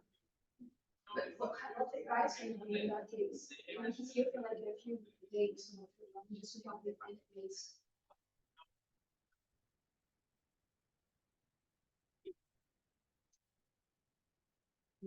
I mean, I can stay first of February.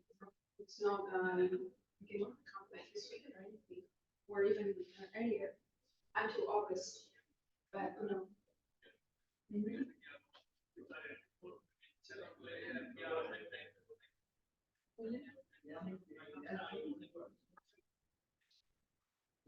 Yeah, so, yeah.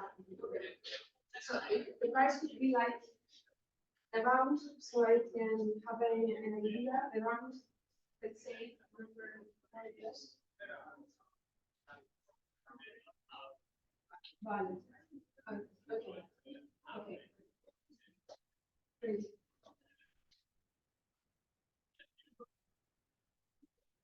Okay. Sure, sure. Perfect. Thank you. Yeah, yeah. Have a good night. Great.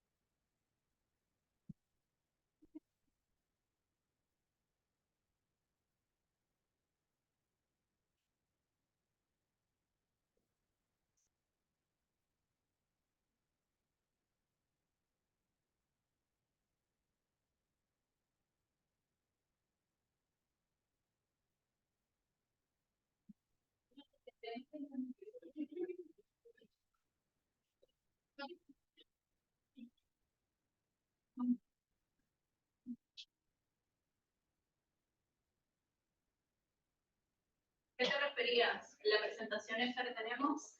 No, yo creo que esta presentación será en 15 minutos. ¿Esto?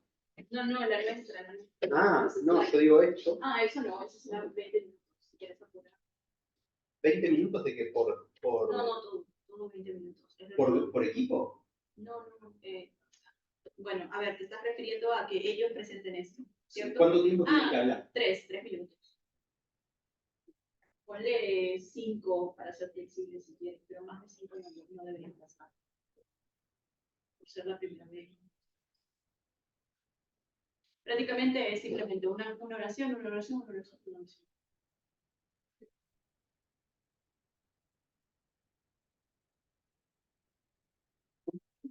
¿Vieron?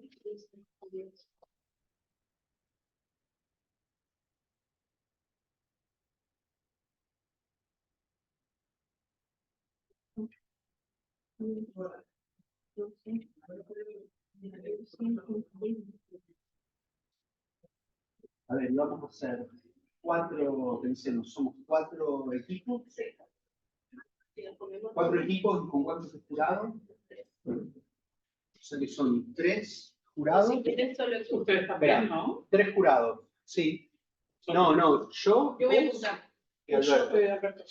3. Y eso Tres. no. Vale. Yo voy a apuntar. 3. 3 jurados por 5 puntos son 15 puntos por equipo. Y hay Hay 4 equipos. 4 equipos. ¿Criterios hay en base a que se juzga? No, Sí. Está legal. 4 equipos. Vamos a poner que son 5 millones de euros en inversión. ¿Cuánto invertiría cada uno? No, 5 puntos. Son 15 puntos en total por equipo. Como máximo van a ser. Por 4 equipos son 60 puntos. ¿Y hay cuántos chocolates? 15 chocolates. Lo que se divide. Son 4 chocolates, 4 puntos por chocolate.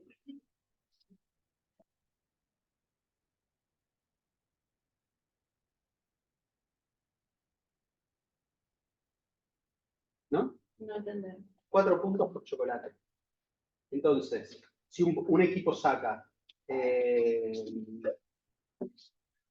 10. 12 puntos, son 3 chocolates. Ah, vale. Se redondea para arriba. Lo decimos. Que se redondea Se para redondea arriba. para Si se arriba. queda alguno a la mitad, lo vamos Se a redondea para arriba. Entonces,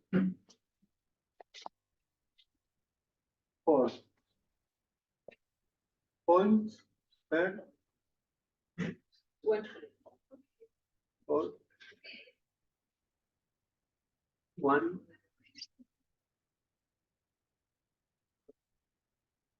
¿Y qué va a pasar si es que todos lo hacen súper bien? Y el máximo son 60 puntos. Son 15 puntos todos los equipos. Son 60 puntos en total. 5. 5 por 4 son 20. No. Tendríamos que repartir 60 puntos. 60 puntos dividido 4 son 15 chocolates. Que es lo que tenemos.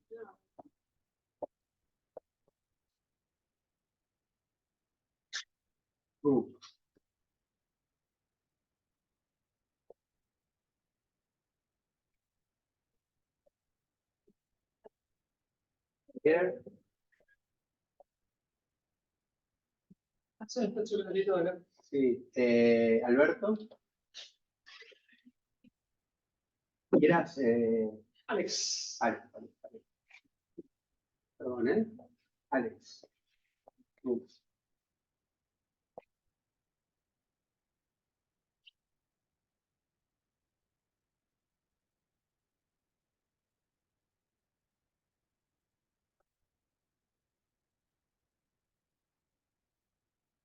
Uno, 2, 3,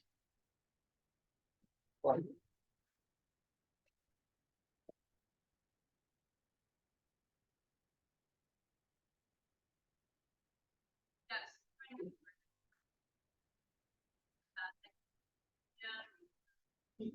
Competition.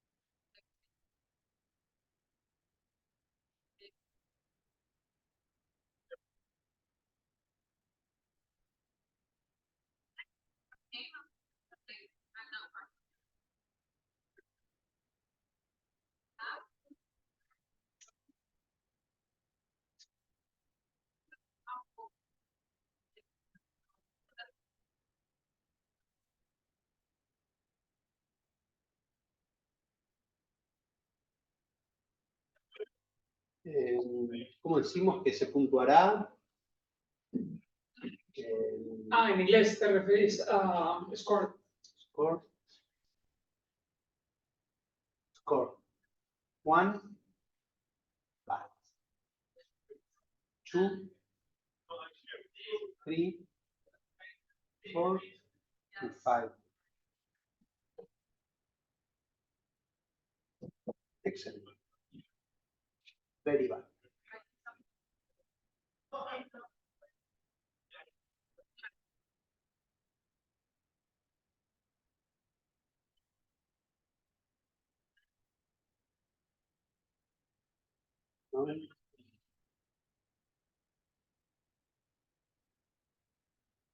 Sound good. Okay.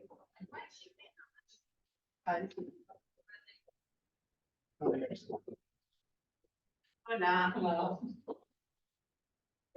¿Eres el jurado? ¿Yo de qué? ¿A qué tenés que hacer de 5 a 5 y media? Pues mira, psicóloga. Me voy ahora. Yo tengo los lunes cada 3 semanas voy a la psicóloga. Ah, No, eso me salva la vida. iba a ser divertido. ¿Pero quieres a alguien? ¿Eh? ¿Quieres a alguien? O bien. Y yo quiero mucha gente. No sé, ¿de qué hora? 5 o 5 y media. No, que no les tengo que pagar horas de Escucha, qué felicidades por el promoción. Ah, ¿qué tal? Bien, ¿no? Bueno, estoy viendo ahí en LinkedIn súper bien. Todo el Ah, sí, no miré nada. Sí, sí. O sea, que ¿Pacto bien? ha quedado la comunidad súper bien. Ah, la Yasmin que se... Ya, está. Sí. Está guau. He trabajado Guau. Me dijeron a la tira. Literalmente, sí. Por eso dije, pues, si te puedo ayudar a arreglarlo, te voy a dar lo que sea paz y bolígrafo, nada más. No, y después sobre sopetón, pam, el curso. Sí, A ver, very bad. Okay, I understand. Sounds good. Great. Great, Sí. great. Excellent, I invest my money. Excellent. I invest more than expected. Ahora, lo dejo. Gracias, Mar. Gracias, Mar. Cuídate. Chao. Great. Let's invest. O sea, el 4 es, ok, invierto. El 3 es some goods. Bad. So, el 3 es, Yo eso lo pondría en el 2 para ser más bueno, para que no les quede un sentimiento malo. Y el primero lo bajaría a algo más neutro. No, Ya, sé. pero- no, cuando le pongamos un 1 es porque... Ok, ahí Yo creo que nadie va a poner un 1, ¿eh? Pero Vale, pues al final entonces, después que han terminado de decir el pitch, ustedes levantan la votación, o sea, ponen Vale, algún vale. número y yo ponderé y pues pondré aquí los. Sí, tenés que hacer un poco de animadora. Sí, sí. mira, papel que no- Alberto, what is your Ok, nos metemos.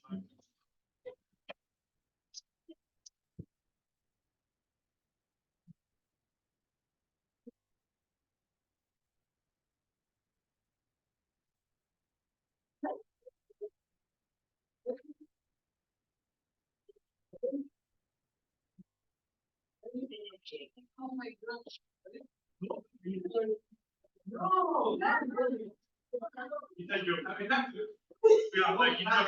I'm not gonna present something like magician. I'm not gonna present like some shit. Okay. I mean, we're gonna kind of win, but I mean, let's go.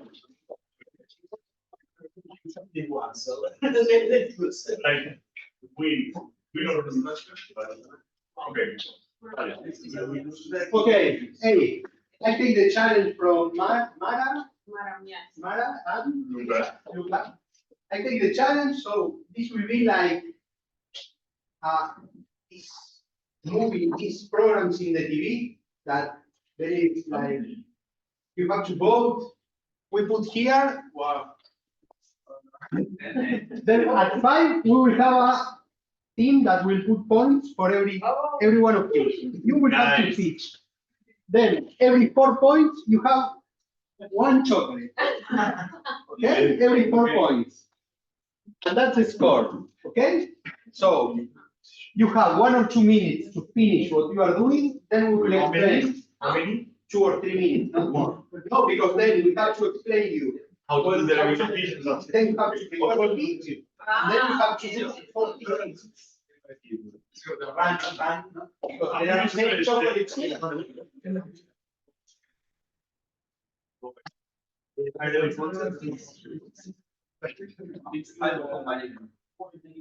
Unlimited. Your family. Yes,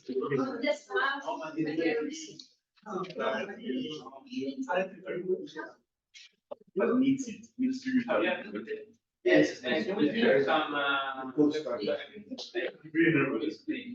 like, the points that will be also based on. You will have to explain something. Yeah, something, yeah, but I mean, we speak like some. No. It's better to like. 2 or 3 minutes. Yeah. So quickly. Yeah. Hey, you need here. This will be a competition. You will have to pitch every 4 points. You will get 1 chocolate. So, and I want to see who is the one that gets 2 chocolates.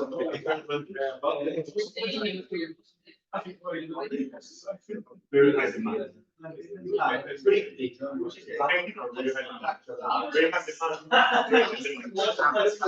Very nervous. Okay.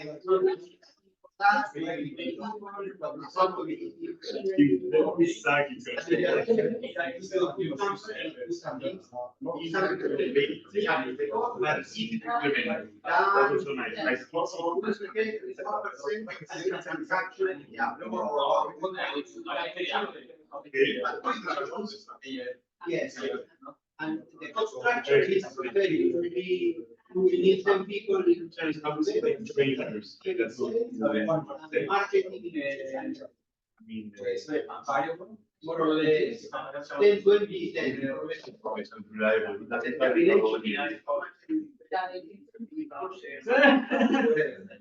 And the revenue,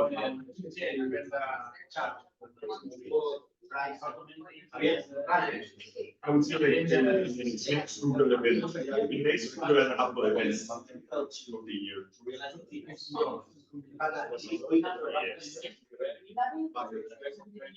I would say like in conference, like go to a conference. Okay, what is the yes, in conference, for this year, like presentation, conference presentations. which is the biggest and what is the biggest. So they say, okay, this is bigger, this is 2 times this, and this will be half of this. Like what is computer science, computing science, computer science, like humanities. Where that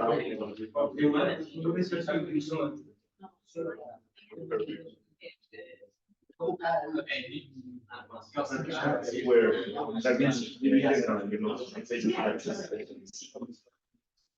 okay, so as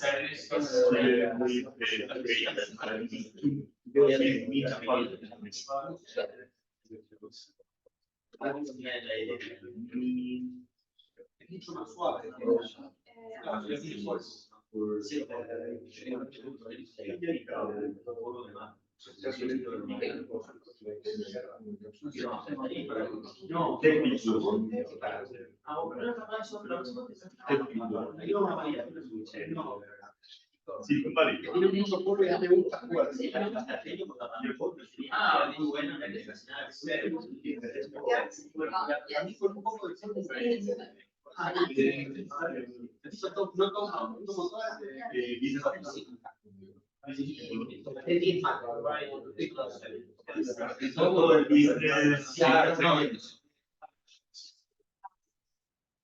we carry a lot of stats.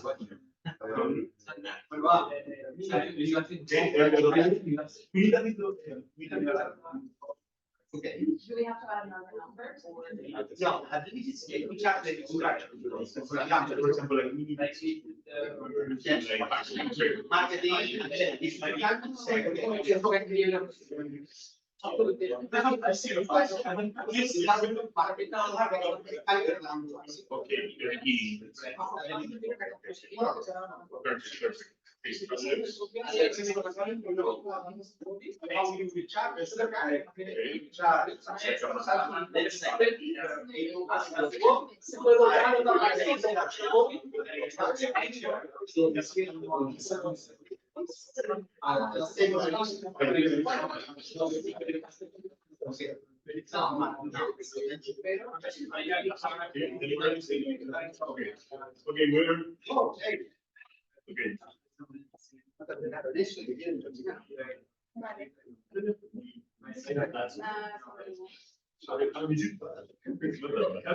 I mean, in general, I mean, so I mean, teleporting for the structure.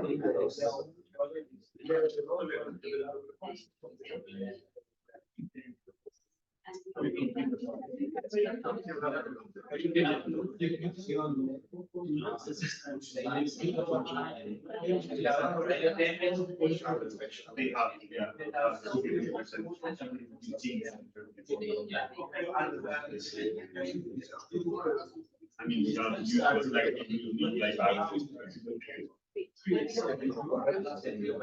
no, they are already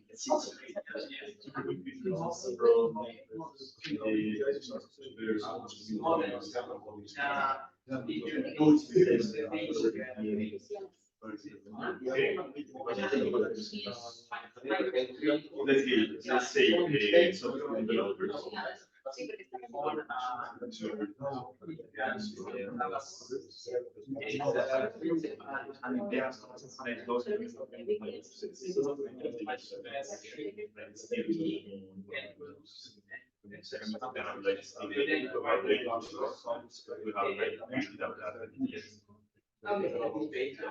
Okay, to connect this all. Yeah. So it's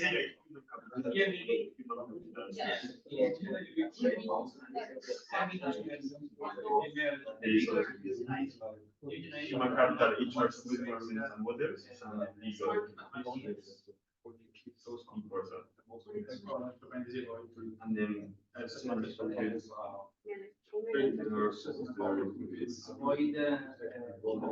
code. Okay, we don't revenue.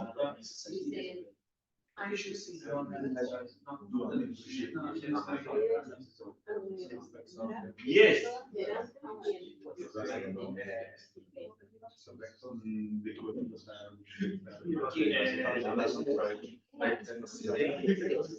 Okay, then actually that would for an additional like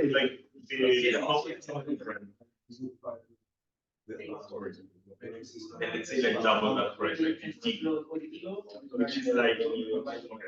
So let's say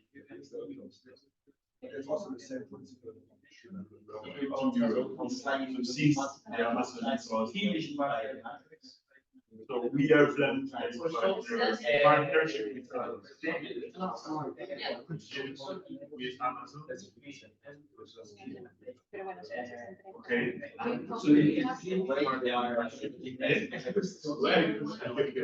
partnership with Amazon. Okay.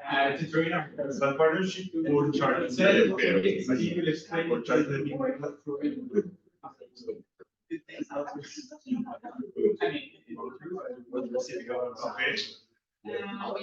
Okay. And then like let's say for saying and say like we are going to do it from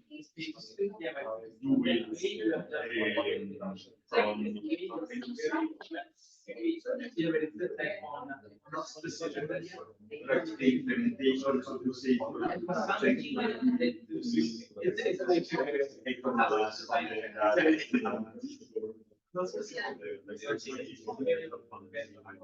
they are also interested in having this so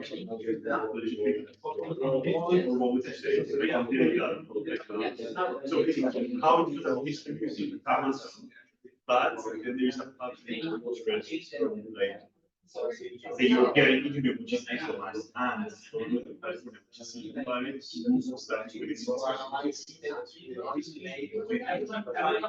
is I would say like semi-private.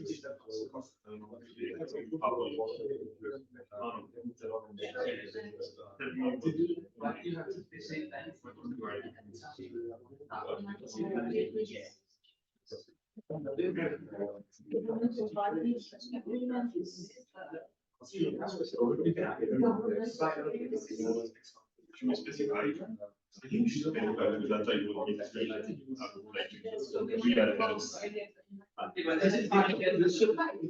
yeah, I would say that. So basically, like euro and euro.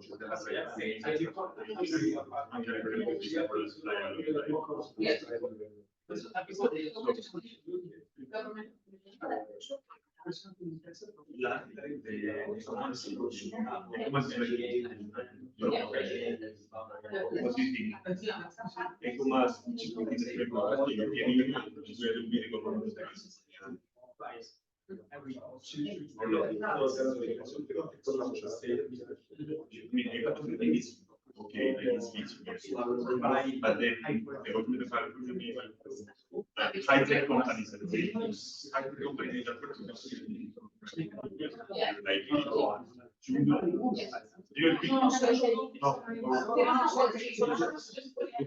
you agree? No. Okay, so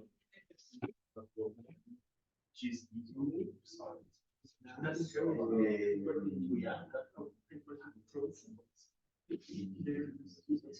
Vas a empezar con el Yo no quería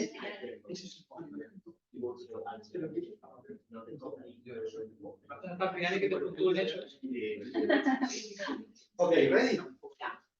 Okay, let's go to next session, next block. It's the last one. Okay, this is how to explain idea. Okay, so I prepared an example that we have done here in Siemens some years ago, just to have a general overview. So I will explain this project to you. It's a research project that we were trying to look for investors. Then we will explain very briefly what is the structure of a pitch, and then we will give you a template to prepare one. And so we will have 5 minutes for this, 10 minutes for explanation. We will give you 20 minutes for preparing a pitch, and then we will make the competition. So we will have a jury here that will vote for each of you, and we'll put some points. And there are some chocolates there for everyone of you. Okay? So let's have a little fun at the end. Okay, I will explain this idea I'm not the best one to make pitch, and as an example, but at least this is one that we have and we work on.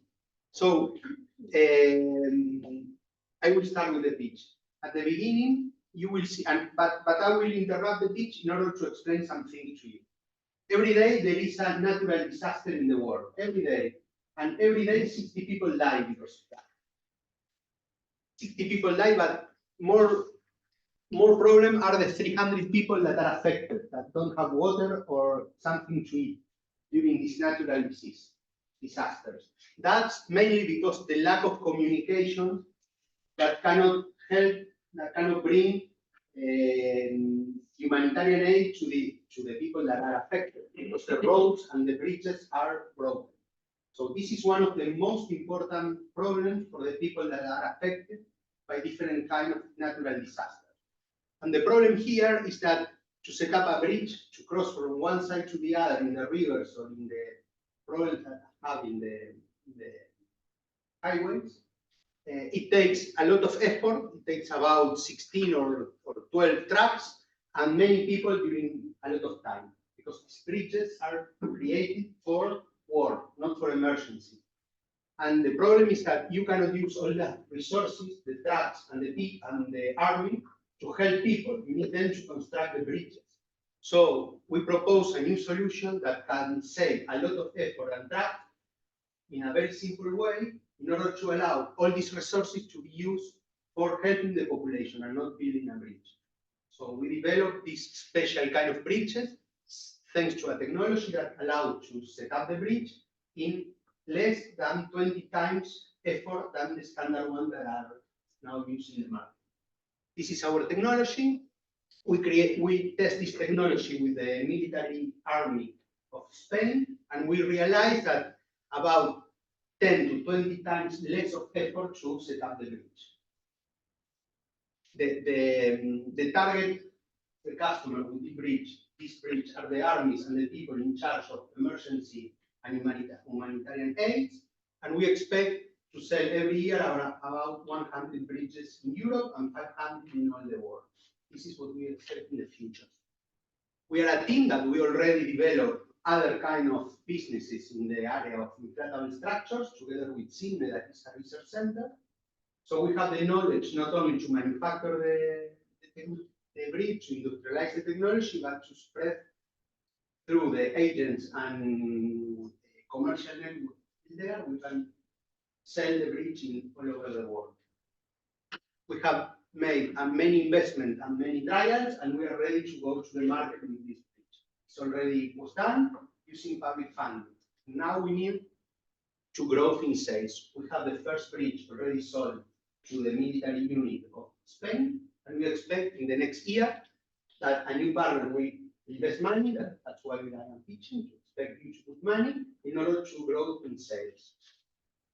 So there is an opportunity for all of you to invest how much money in the next year. Thank you. I hope you enjoy and put your money in our investment. Okay, this is more or less an example, but what is important is that at the beginning, we try to make you understand or feel something in order to touch your heart, in order to empathize with the. I start selling a bridge, saying that there are problems with humanitarian aid and so on. So that's very important part of the pitch, because it's something very short, and you can keep in your mind, oh, there is a big problem that affects people. I feel like it can happen to me, and there is an opportunity because these guys have a nice technology, and let's talk. This is just to, okay, let's talk in the next one. Okay? So we prepare a very brief presentation of what is a pitch.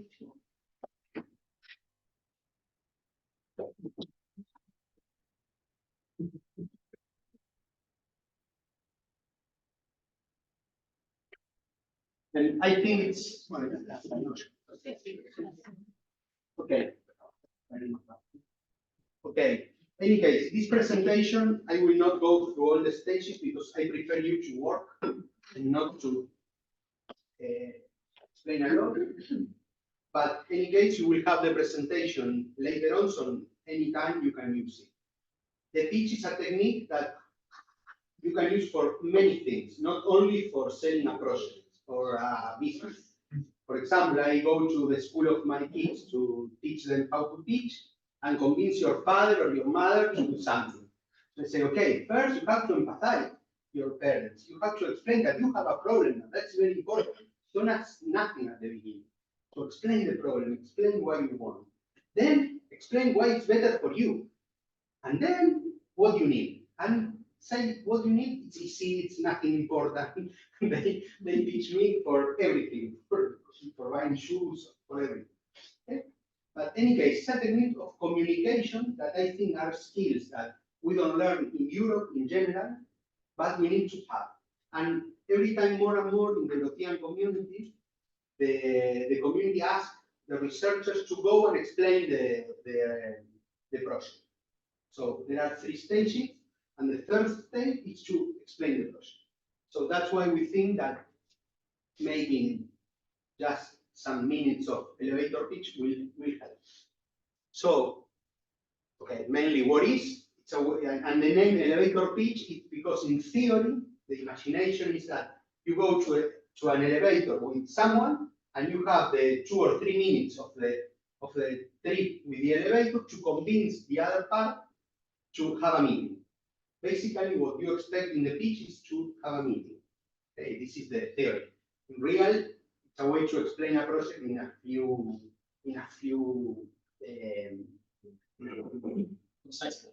yeah. Thanks.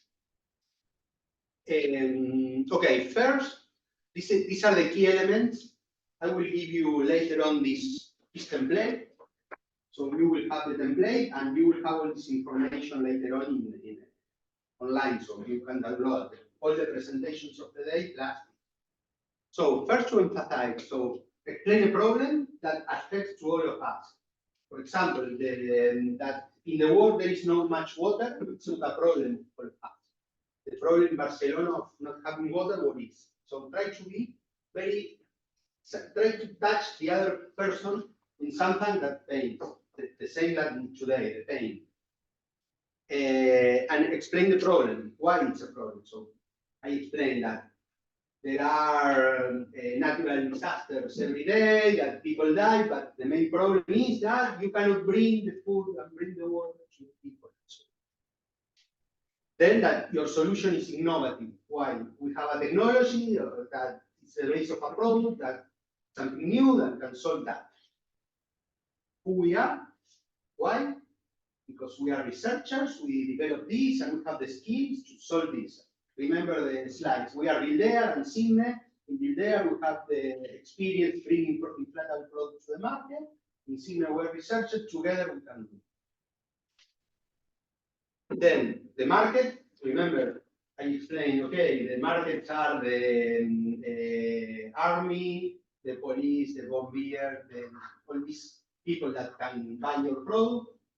And that's the target market, and how many of them they can buy. Okay, there are 10 armies in Europe, they buy 5-10 bridges every year, so it's a nice opportunity, blah, blah, blah. And the business model, sometimes you don't have time to explain this. It's okay, if I charge €1 per bridge, I will get 1 million at the end. And we will rent, we will sell, we will, how you plan to get money. So it's in the campus. What have we done? We test, we get funding, we develop the product, we already sell to the army, to this one, and we expect to go there. So who we are and what we get, and call for action. Okay, I expect you to invest how much money in our company, and with this we will grow, or we will be able to do this, and that. Let's talk. And that's all. Okay. Basically, it's very simple. It's only 4 or 5 things that you have to explain in one phrase. But you should be very engaged. The nice thing here that I am not doing very well, that people that are very good doing that, is to involve the other, to convince the other. It's a skill. Okay? So let's do the exercise. We have done a business plan. Okay? You have the planner. Now you have the pitch model. Yes, based on your business plan. Okay, this is a guide. You can change. This is a guide. You can slightly change. What is important is to convince us to give you points, because 4 points is 1 chocolate. No, yes, it's important. It is really important. 4 points, No, the chocolate. And we will be 3 people that we will ask other of our friends to come here. Go. If you need help,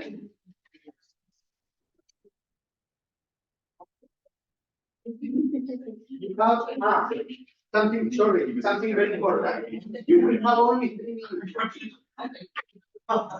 No, now you have now 20 minutes to prepare the presentation, but then you have 3 minutes to go. but we are gonna say without Nothing. You have nothing. Okay, you can have this, but you can read. Up to you. Up to you. The other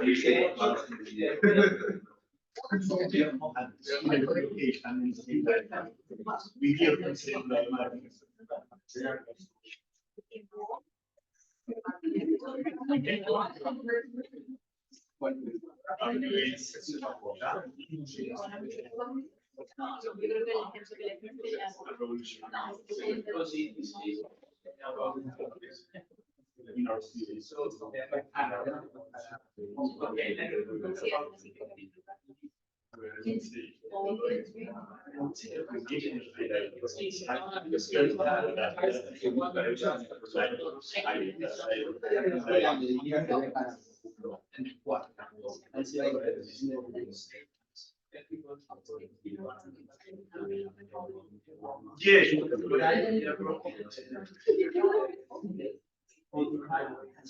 Yes.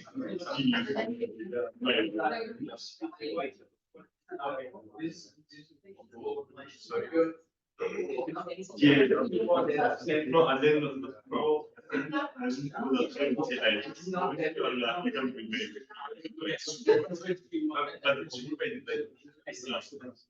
Like bonus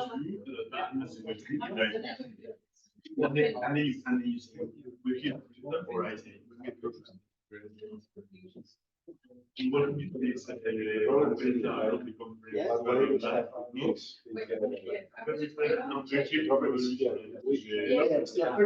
your life This part is related to the. to turn you around. A phrase like capture. the way it's the problem, for example, remember my sister. I start talking about the natural disaster. The problem is that the people when there's a natural disaster cannot receive enough water. Oh, so you talk about the natural disasters in general, like scaling the process. I scale the problem. Every one per day. Yes. Yeah. And for example, it's millions or in your case. Barcelona, they have 2 million. Yeah, because people a year that cannot sleep and they are sleeping. Because it's important. Nice assessment for that. So, the problem is that they don't have way to access to the rental. These poor people that are sleeping. Let's say like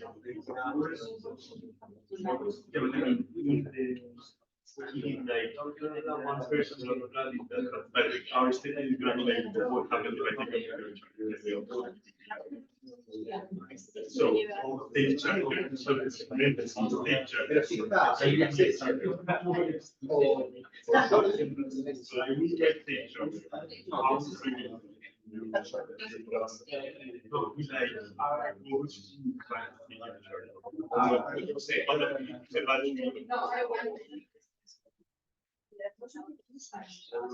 Yes, okay, so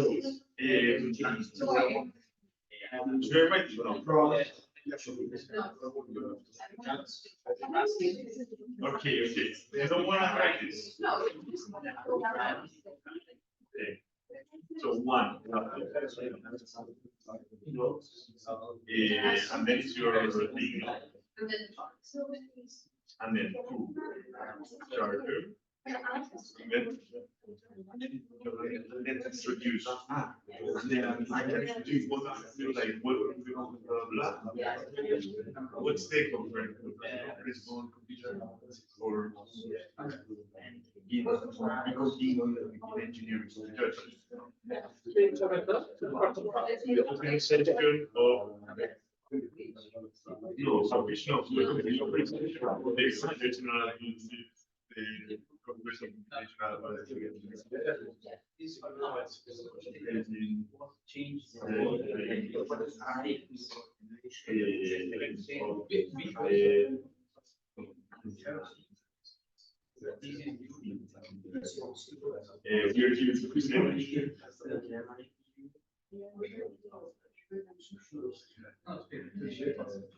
revolutionized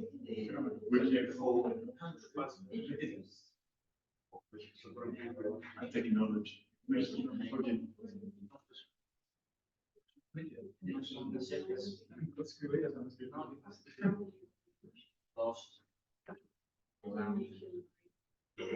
change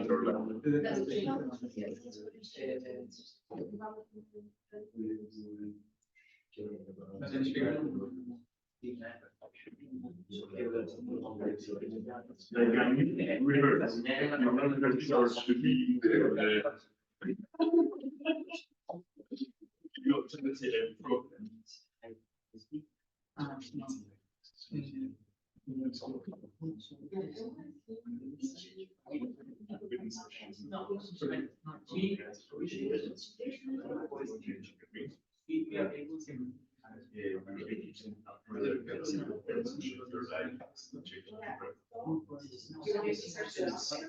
no, I moved to your engagement. You know what I mean? No. No, we have. Yes. We can change.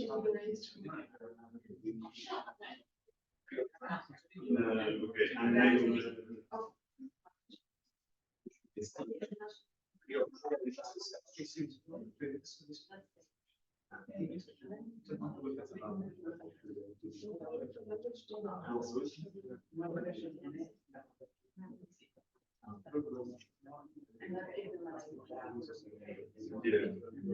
And then I said, I wouldn't go to the next level because then you look engaged, you look engaged. And then I realized the organization of the operators.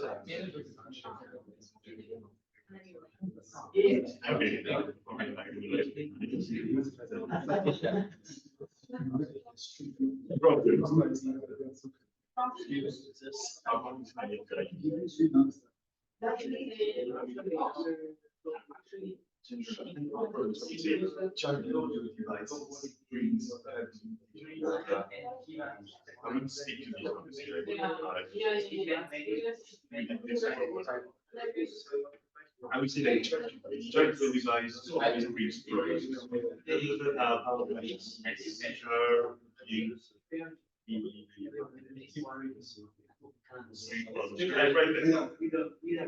I would say like over table,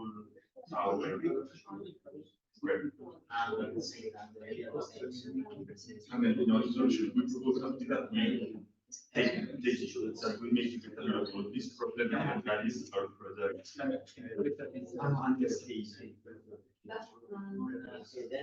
I would say like we need this new technology because or you can say and music like oh white challenge.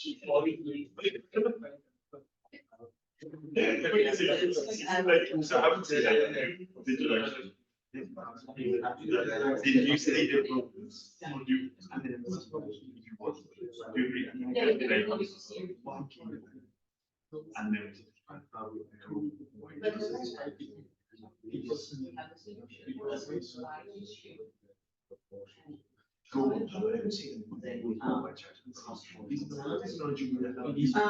Okay. Yes. No? Yeah. Do you want? No. Okay. Yeah.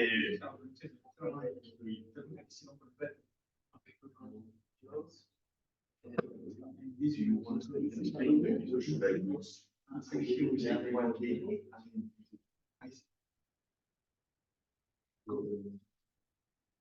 want to do that? Because I'm only, like, I want that chocolate. Yeah. But we can switch it.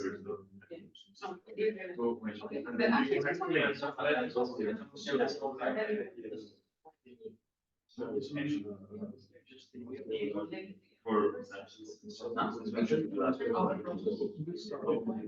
no. Okay. So why did it was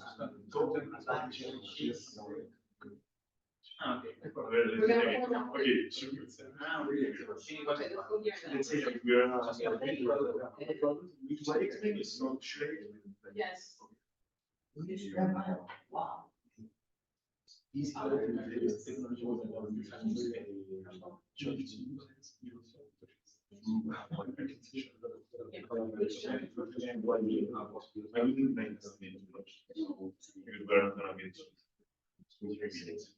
and then why you, so we say like this will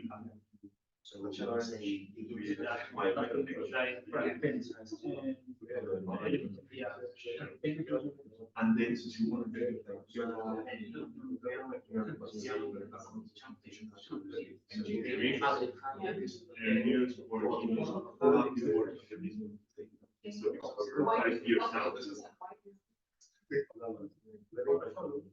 yeah.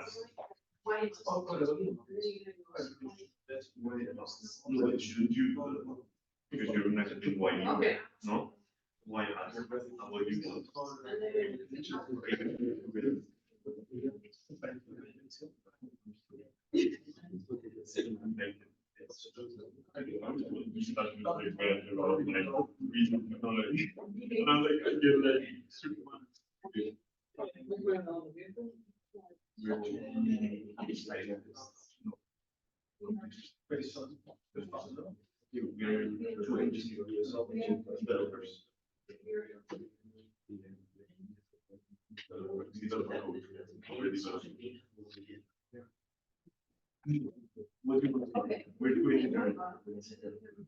We're experienced in small services.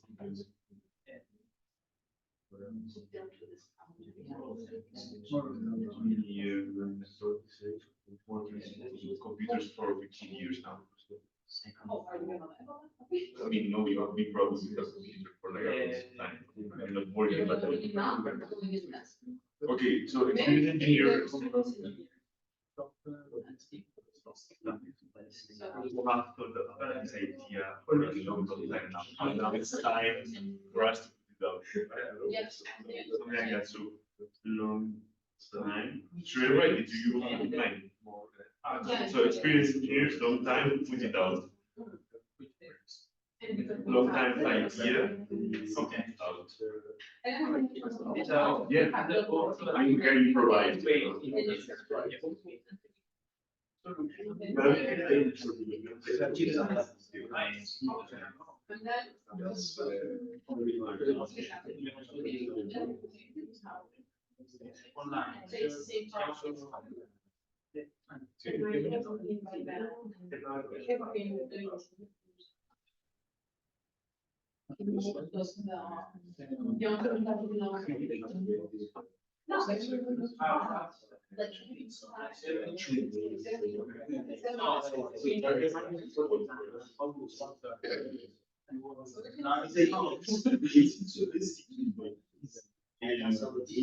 idea comes from the need to help take young technical engineers, professionals.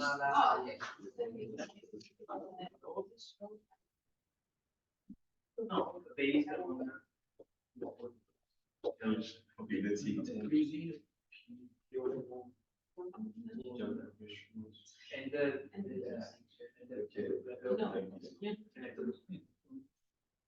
One thing struggling with this problem for a long time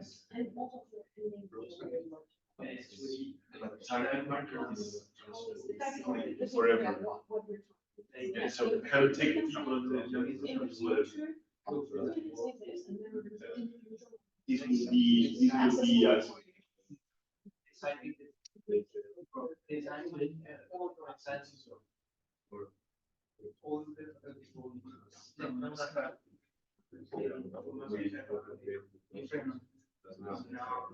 okay, business models. What is business model? Business model is this, no? It's like valuation. I think like we're gonna hire some really good, like, no, I'm saying maybe a partnership with, we are in conversations with.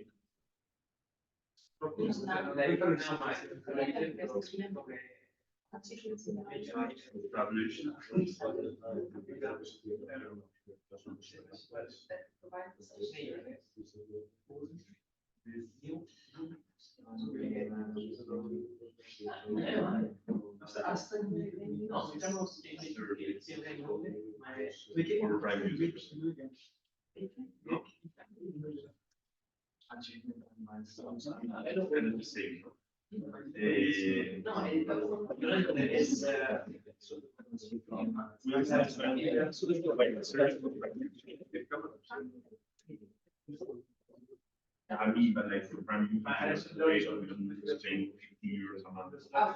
You know, like I think we can talk about if they ask, and then the quality is not going to explain like yet. Exactly. We need like 2 minutes. Yes, yes. No. 10 more.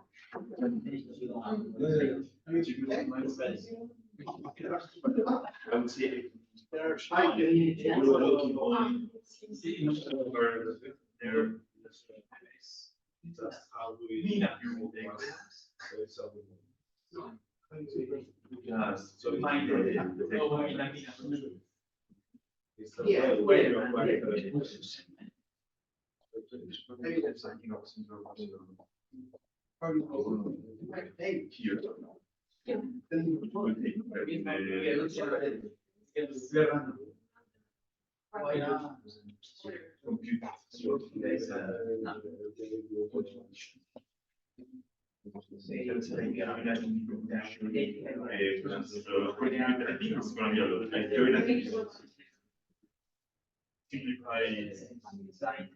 simplify your lives. Join us in the rouge. And then together.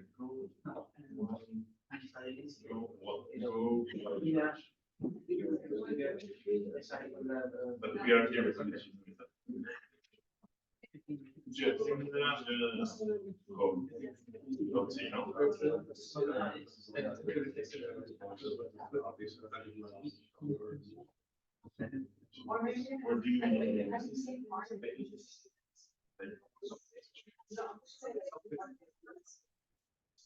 now,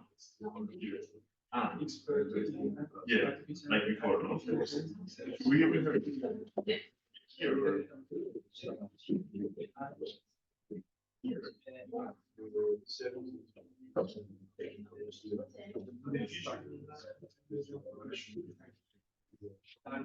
But same companies here. Okay. What is what here? I mean, well, I mean, that's of course, but like, I mean, it doesn't work. So let's say like here. It's fine. But I mean, it's fine. Altura quedó.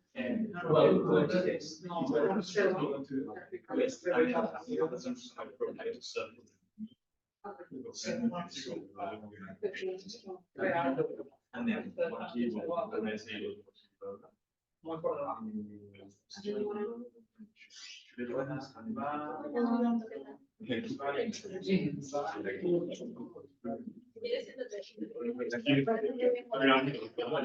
Ah, vale, bueno, hay que quedar no te preocupes.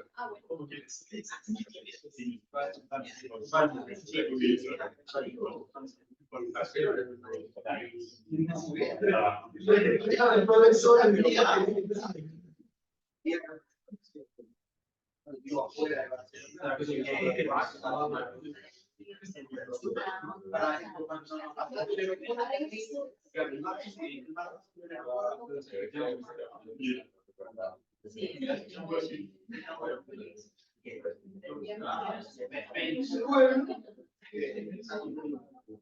I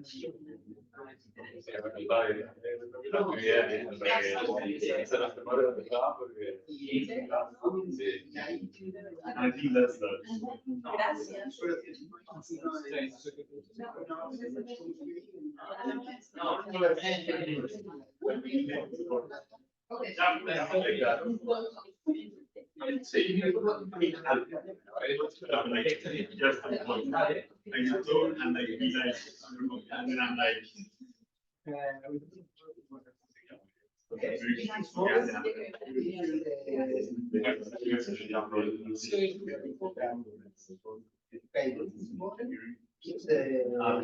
The way.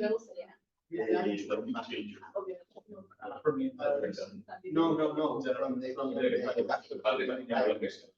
the achievement and mindset, what do you get?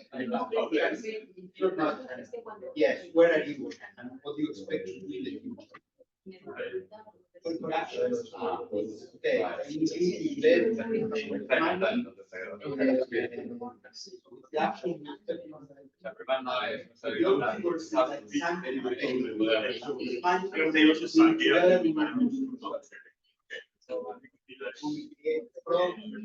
Everybody knows the perks of charging overheating, you can't sugarcoat down and power out there. Like, you know, like before inside. So the things. And then we bring what you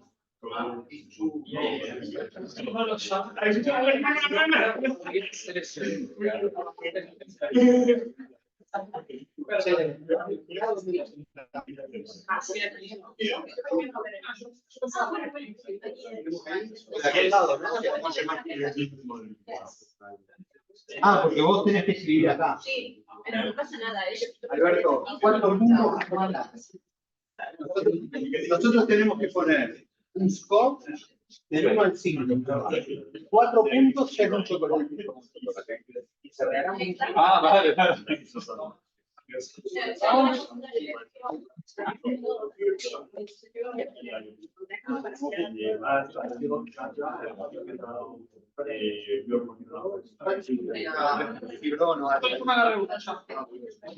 Yo tengo. Vale, Alberto, vení, siéntate acá.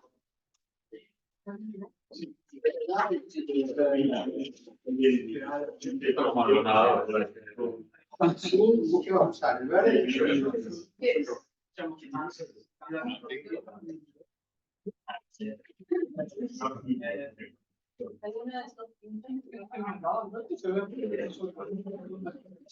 Porque me pasaste cuando el estilo no había el estilo que su función tenía lo que sea en ese momento, pero no es una que son sí que tiene que haber hecho. Yo he entrado por tema y está tiene que hacer 5 de pero al final es que ahora voy a filtrar porque no tengo energía, pero la energía es lo que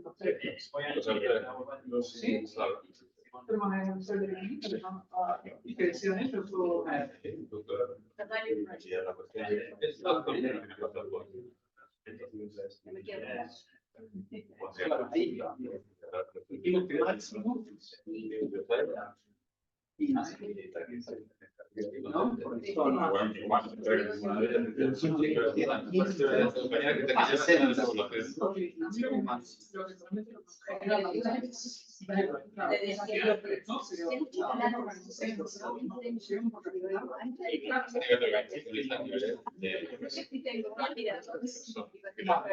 Seguramente.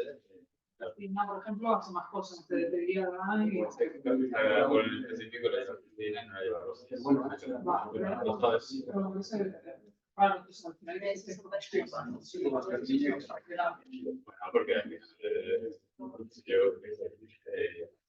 yo en anexo. Sí, sí, información. Pero los efectos que a la hora de también da prestigio, pues Porque lo hacen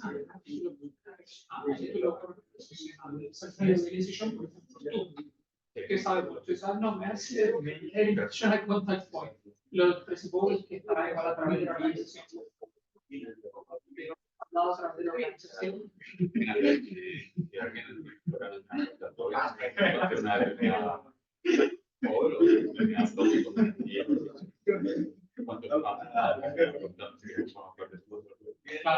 Claro, pero lo que digo es que se funciona en contacto. Si quisieras, No hay tachos de basura en la sala.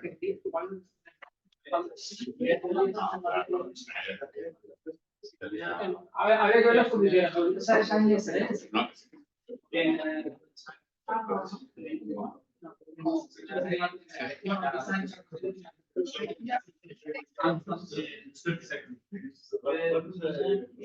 como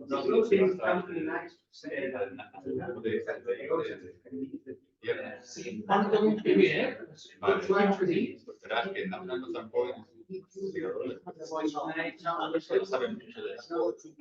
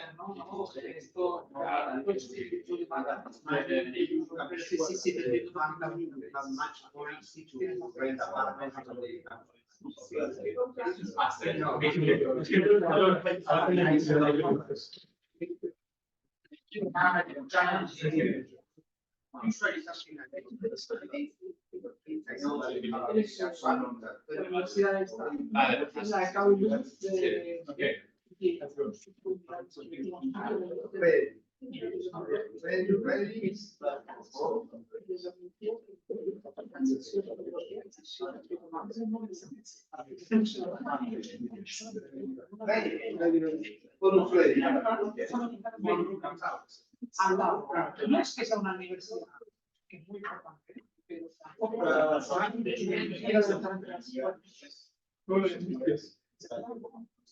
en el medio, todo eso, en estar en el medio, todo el organismo, de todas las personas, de todo el tema. No es posible, pero están ser una persona ahí. Pero están ahí, en los más fácil de contarlo.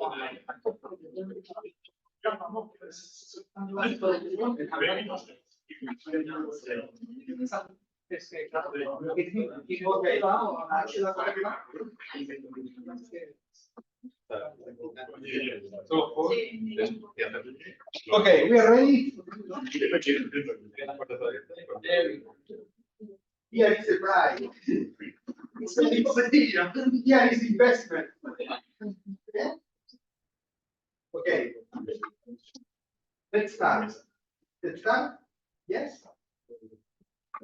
1 minute more. Okay. We have our jury panel here. We will be 3. I am part of the jury panel. We will score from 1 to 5. This is very important. For every pitch, we will put 1 to 5, every one of us. The score is here. 1, it's very bad, but very bad. If we give you a 1, you can go up. 2 points, it's okay. I understand the idea, I will think about it. 3 points, it sounds good, but don't say if invest or not, just sounds good. 4, great, I will invest. And 5, it's excellent, amazing, I will invest the double of what you have. Okay? More or less, this is the score. Every 4 points, you have one chocolate. Okay, every 4 points, one chocolate. And Jasmine will write the points of the jury panel here. Okay? Where they will do. They have to pitch. They have to pitch from here, looking for the audience and for us. So perhaps you can sit there. Yeah. Yes, you can move there. So the pitch is from here, looking the audience. Okay? Because it's on top of the camera. Ah, okay. Okay, it's ready. Who is the one? The first one. It's in order. In order. Okay, back. But to go there, no? You have to Yeah, stand but from there. stand here. Yeah. The camera is there. No, the camera is there. Okay, so. But I will. So you stand here and pitch for the jury. Yeah, and yeah. for the audience. Ah, You have 3 minutes. 3 minutes for the pitch. Yeah. So you have to do it very well. All our silly questions were recorded. So you can. But what if we forget something? You can put a different edit. No, you can put The keyword, for example. Yeah, because you want to stand right there. Yeah, for example, and stand up You there. don't see it, no? You So will not you forget. have 2 places. It's impossible. Ah, coño, okay. Okay, ready? Wait, you don't see it, no? Hey, don't forget to present yourself. Yeah. Okay, yeah. But, Okay. but wait 1 second. We need one. I mean, 1 sec. Okay, there was a Okay, ready? Yes. Ready to start. Okay, 1, 2, 3. Hello, everybody. Good afternoon. Just a simple question. How many of you have laptops? Please raise your hands. Expected. My second question is, well, you took off your charger, but I wanted to ask, what would happen, or how do you think your laptop is gonna last if I take your charger? 6 hours, 5 hours. Okay, what do you think you're gonna do after that if I kept the I charger? cannot do nothing. That's Okay. good. Well, we are here to present a technological revolution that is, of course, going to change your life, right?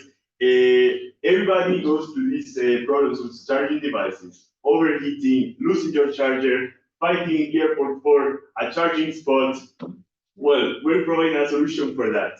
Because why cables? Why charge?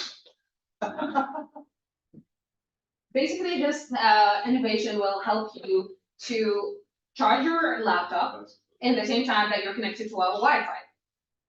And you may consider, oh, why should we trust them? Or why us?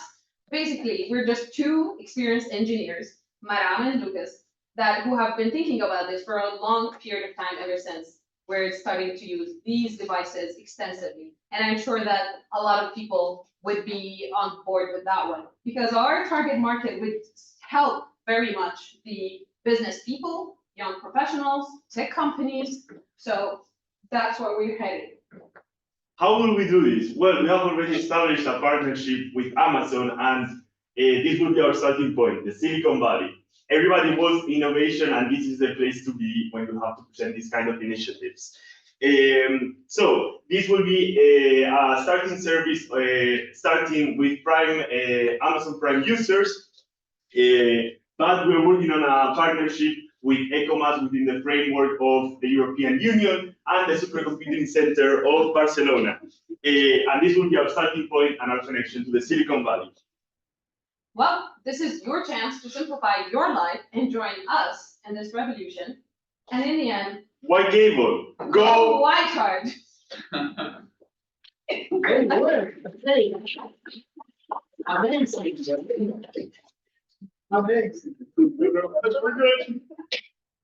Wait there for the vote. Sorry.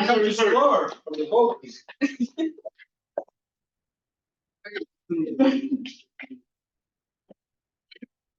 Está bien. Okay. Okay. Nice. We have these 3 chocolates. Wait. Yes. You have 3 chocolate. No. Should we take 3 points? 4. Chocolates, 3.5. 4 chocolate because Vale. or well, Ahí, 14 son cada 4. Ah, well, Perfect. Hey, good job, eh? You understand the game, eh? But this is not what expected. Because like before, I could We rushed it a little bit. no, exactly. Exactly. Oh, No, I good way. What do you invest? We have our revenue. You have my chocolate. Ready? Okay. So good afternoon to everyone. Well, I want to start this presentation with our motivation. So basically 45% of the world population use their car to commute every day to their work. If you totalize this in a year, it takes around 80 hours of your year. And if you totalize it in your whole life, it can take up to 1 year of your life when you commute every day. The rest of the people who doesn't use the car to commute every day use public transportation, such as car, buses, trains, etc., or underground. And this is an unreliable means of transport because you are prone to either strikes or impunctualities, because, for example, I live in Germany, and in Germany, most of the trains or buses are quite unpunctual. So this can cause some delays. For example, last week there was a very big strike in Germany, which there are some estimations that it costed 1 billion euros to the German economy just because of this strike. So our solution is? Yeah, our solution is to build a high-speed railless transportation system based on using capsules which travel through low air pressure and using magnetic levitation. So it's a very fast, efficient way to transport people from point A to point B. And it's also punctual, and because it's and it's also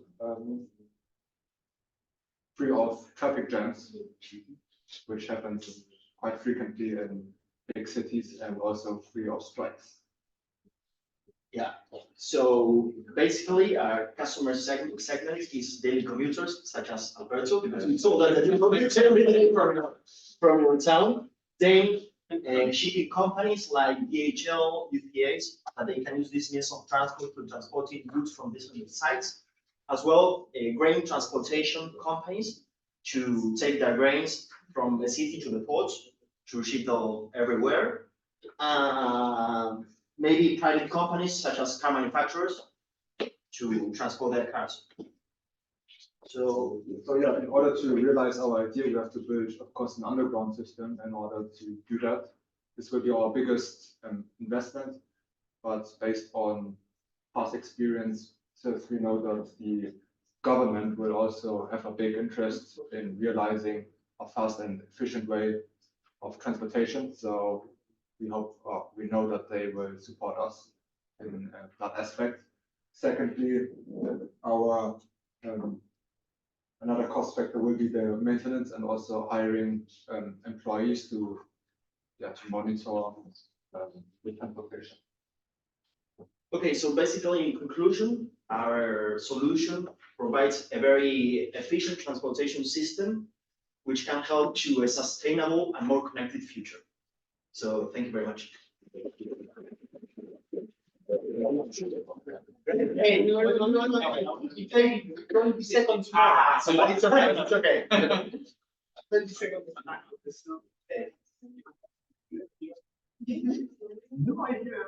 Three, Score. Alex, 4 and 4. Very good. That was very good. Count. Three. Chocolate. It's really good.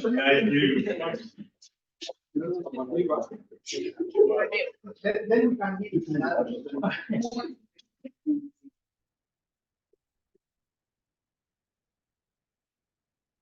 Okay, wait.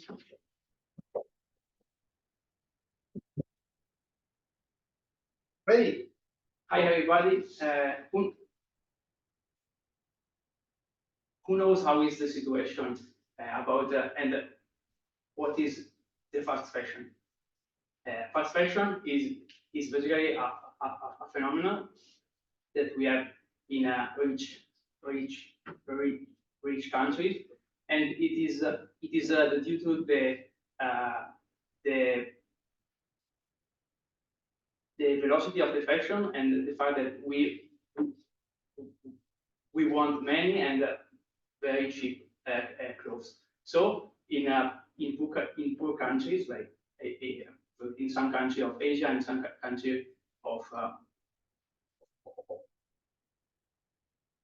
Africa, we have mountains of clothes. Yeah, the problem right now is that everyone to follow the fashion that moves very quickly, as rather to buy a lot of clothes of poor materials that clearly gets broken very quickly and one has to throw them away, or to buy high quality materials that hopefully will be able to be a constant in the fashion, in the sense that we hope that they are good, even that they are not perfect for the fashion right now. So we propose a solution to both this problem with our technology. That is, it is an online platform that where we are able to upload, for example, with a photo, our old or broken clothes, and to using the augmented reality, we can design a new one. Yeah, exactly. A new customer can send a photo of their clothes and try to see how they are fitted on his personal body and try to mix them exactly to adapt to the mood. Is Andrea, a famous international stylist in a recycling clothes. Yeah, and he is Nicola, a software engineer, software developer, expert in augmented reality and artificial intelligence. The target of our market are teenagers that want to be cool. Yeah, new designer, in the sense everyone who wants to experiment with the clothes formation or new fashion creation. And of course, everyone who has at heart the environment, that doesn't want to waste the products and the materials for the clothes of every day.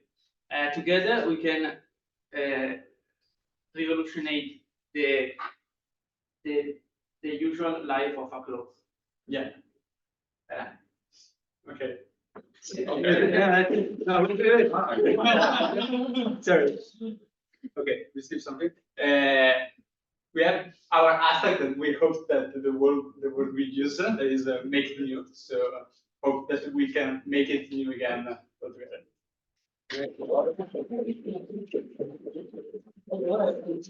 What's imagination about? Okay, wait. Like that here. Thank you. Thank you. Sorry, Alberto. Can I? 4 and 3. Okay. Thank you. Yeah. 3. 3 chocolate.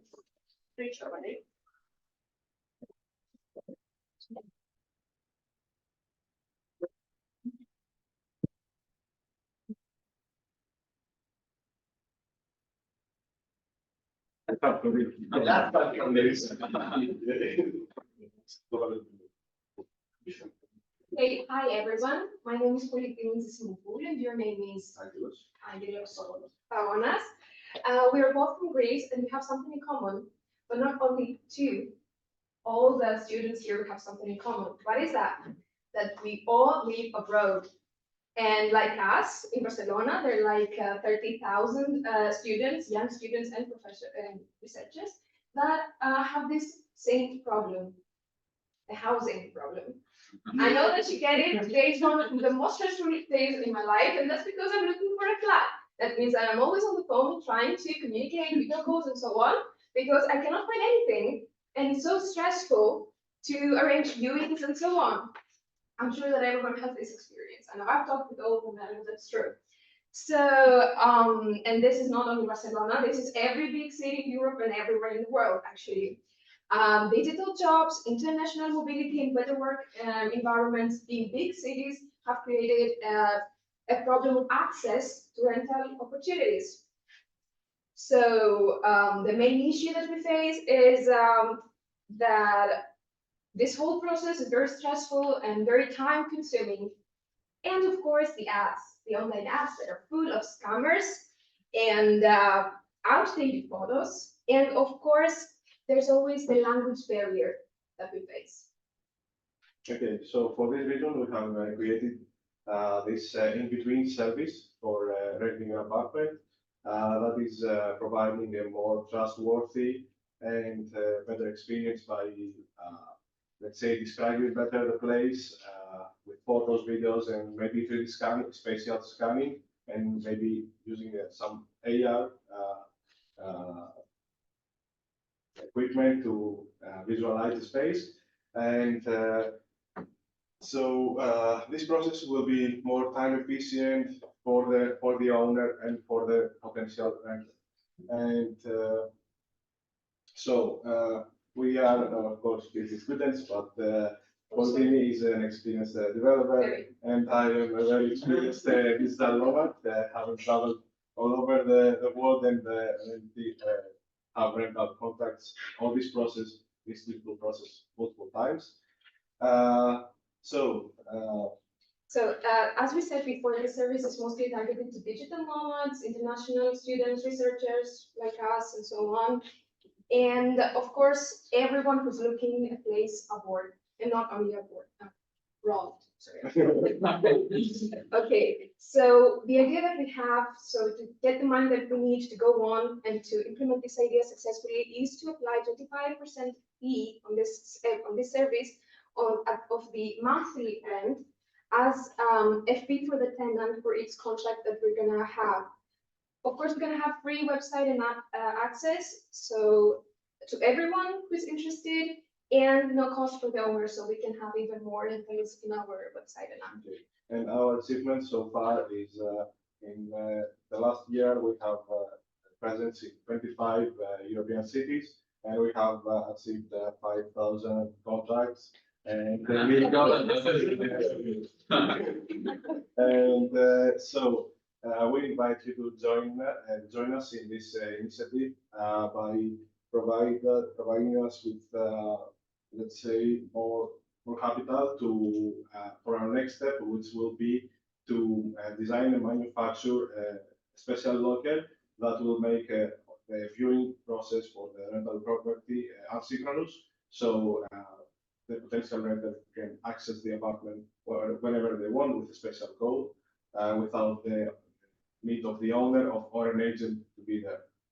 So having said that, we assure you that we are able to make this whole renting process stress-free, so you can travel and move anywhere in the world without having any concerns, because we got this.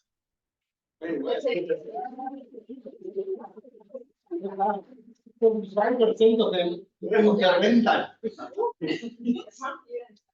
that's it. That's not what the agencies ask for one. Yeah, they asked me for 1,000. For 1,000, just an administration fee. That's pretty big gap. No, I'm not. I told you with this ratio we're gonna go, but she has this. I have this experience, yeah. Let's say, Like crazy. Yeah, I know. Okay, score is. Oh. We got it. Gracias. Very well. Okay.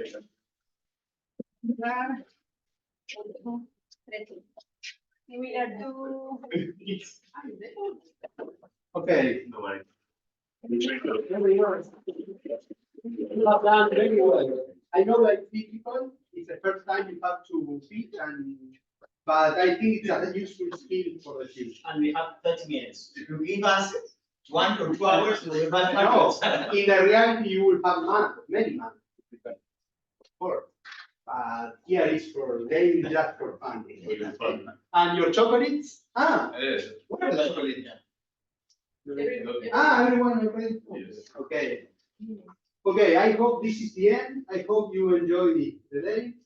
Yeah, we try to make a lot, to give you a lot of information in some hours, from technology transfer to business plan, it's like this. And we are not experts in this kind of things, but in any case, I think it's useful. And I think they will have our details, so we could, in the future, not now, because you are starting your PhD. If you have any question or something to talk with them, you can contact me and we will prepare, and I will Or provide. you can deliver our email. Yeah. Any case, in your web page, it's my email and our email. Feel free. And if in the future you have some ideas or you need something, just contact us. We will be here. And can we have this presentation? Yes, of course. Yes. We will put in a common place. You will receive the presentation. All the papers. And good luck tomorrow and the rest of the week. And enjoy Barcelona. So thank you for your involvement. It was really nice to see you working very hard. I think you deserve a special prize for your involvement. You have one more chocolate more than all the others. That's a big project. Yeah. Okay, and thank you. I think this is all for today. Tomorrow the same place, different topic. Yeah, we have very different topics. Okay, thank you.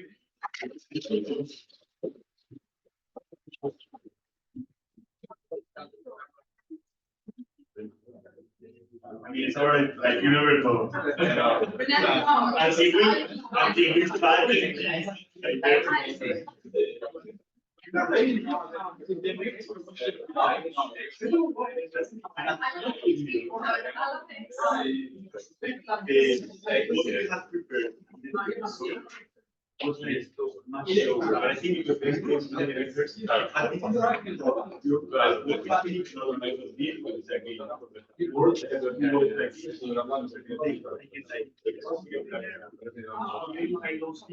I mean, they prepare and like you don't try to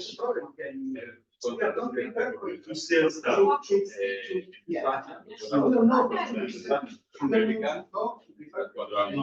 I think it's that way, we should do it.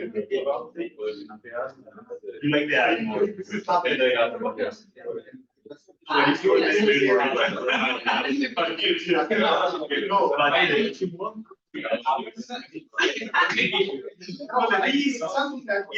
like take moments.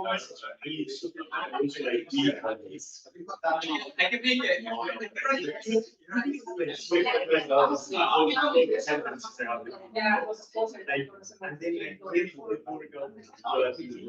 But I think like the day for me, it's like a kind of control of things, and like be also for nice speech sometimes. Now, if it happens to you, let's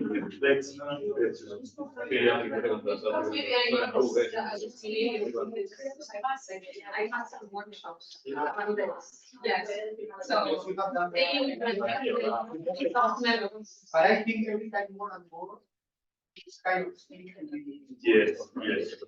Unfortunately, because it's something that is not comfortable. They like it. I don't know, because like outside of the professional space, I'm like, I don't know, problem, like, you know, but when you say it's not your bad, true. You have the timing to find it.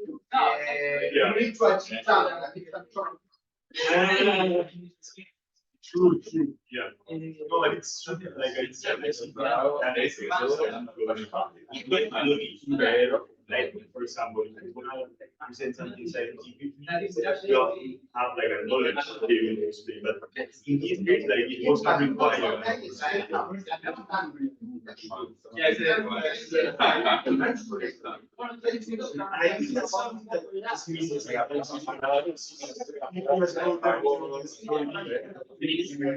engage with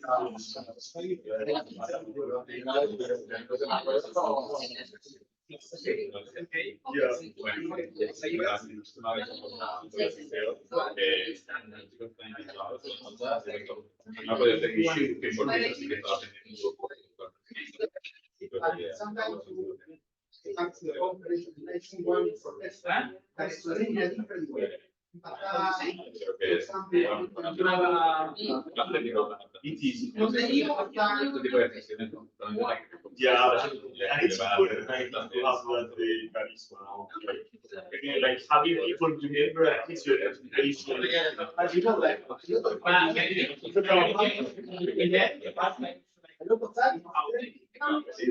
So it's very good, you also exposing yourself. yes. I love that situation. If you are comfortable presenting it without it. Yeah, no, but it's. Okay, nice to hear that.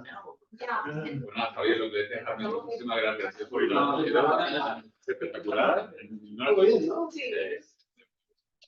Muy guay, creo que será una linda experiencia. Sí, yo creo que sí. Sí, muy buen grupo,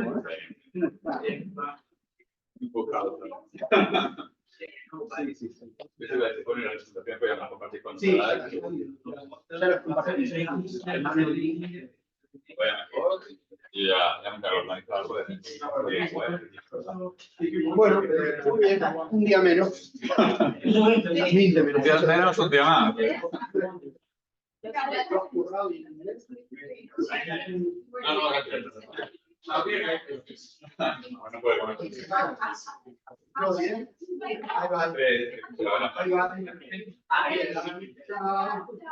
Pero una zona. Igualmente, sí, bueno. Gracias, también, pues nada,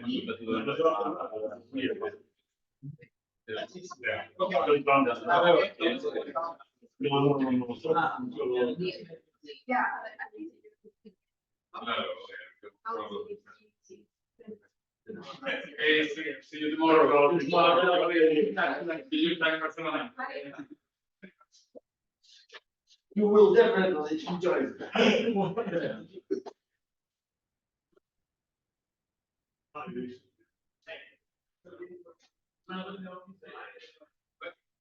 Are you take everything or just? Okay. No, don't worry.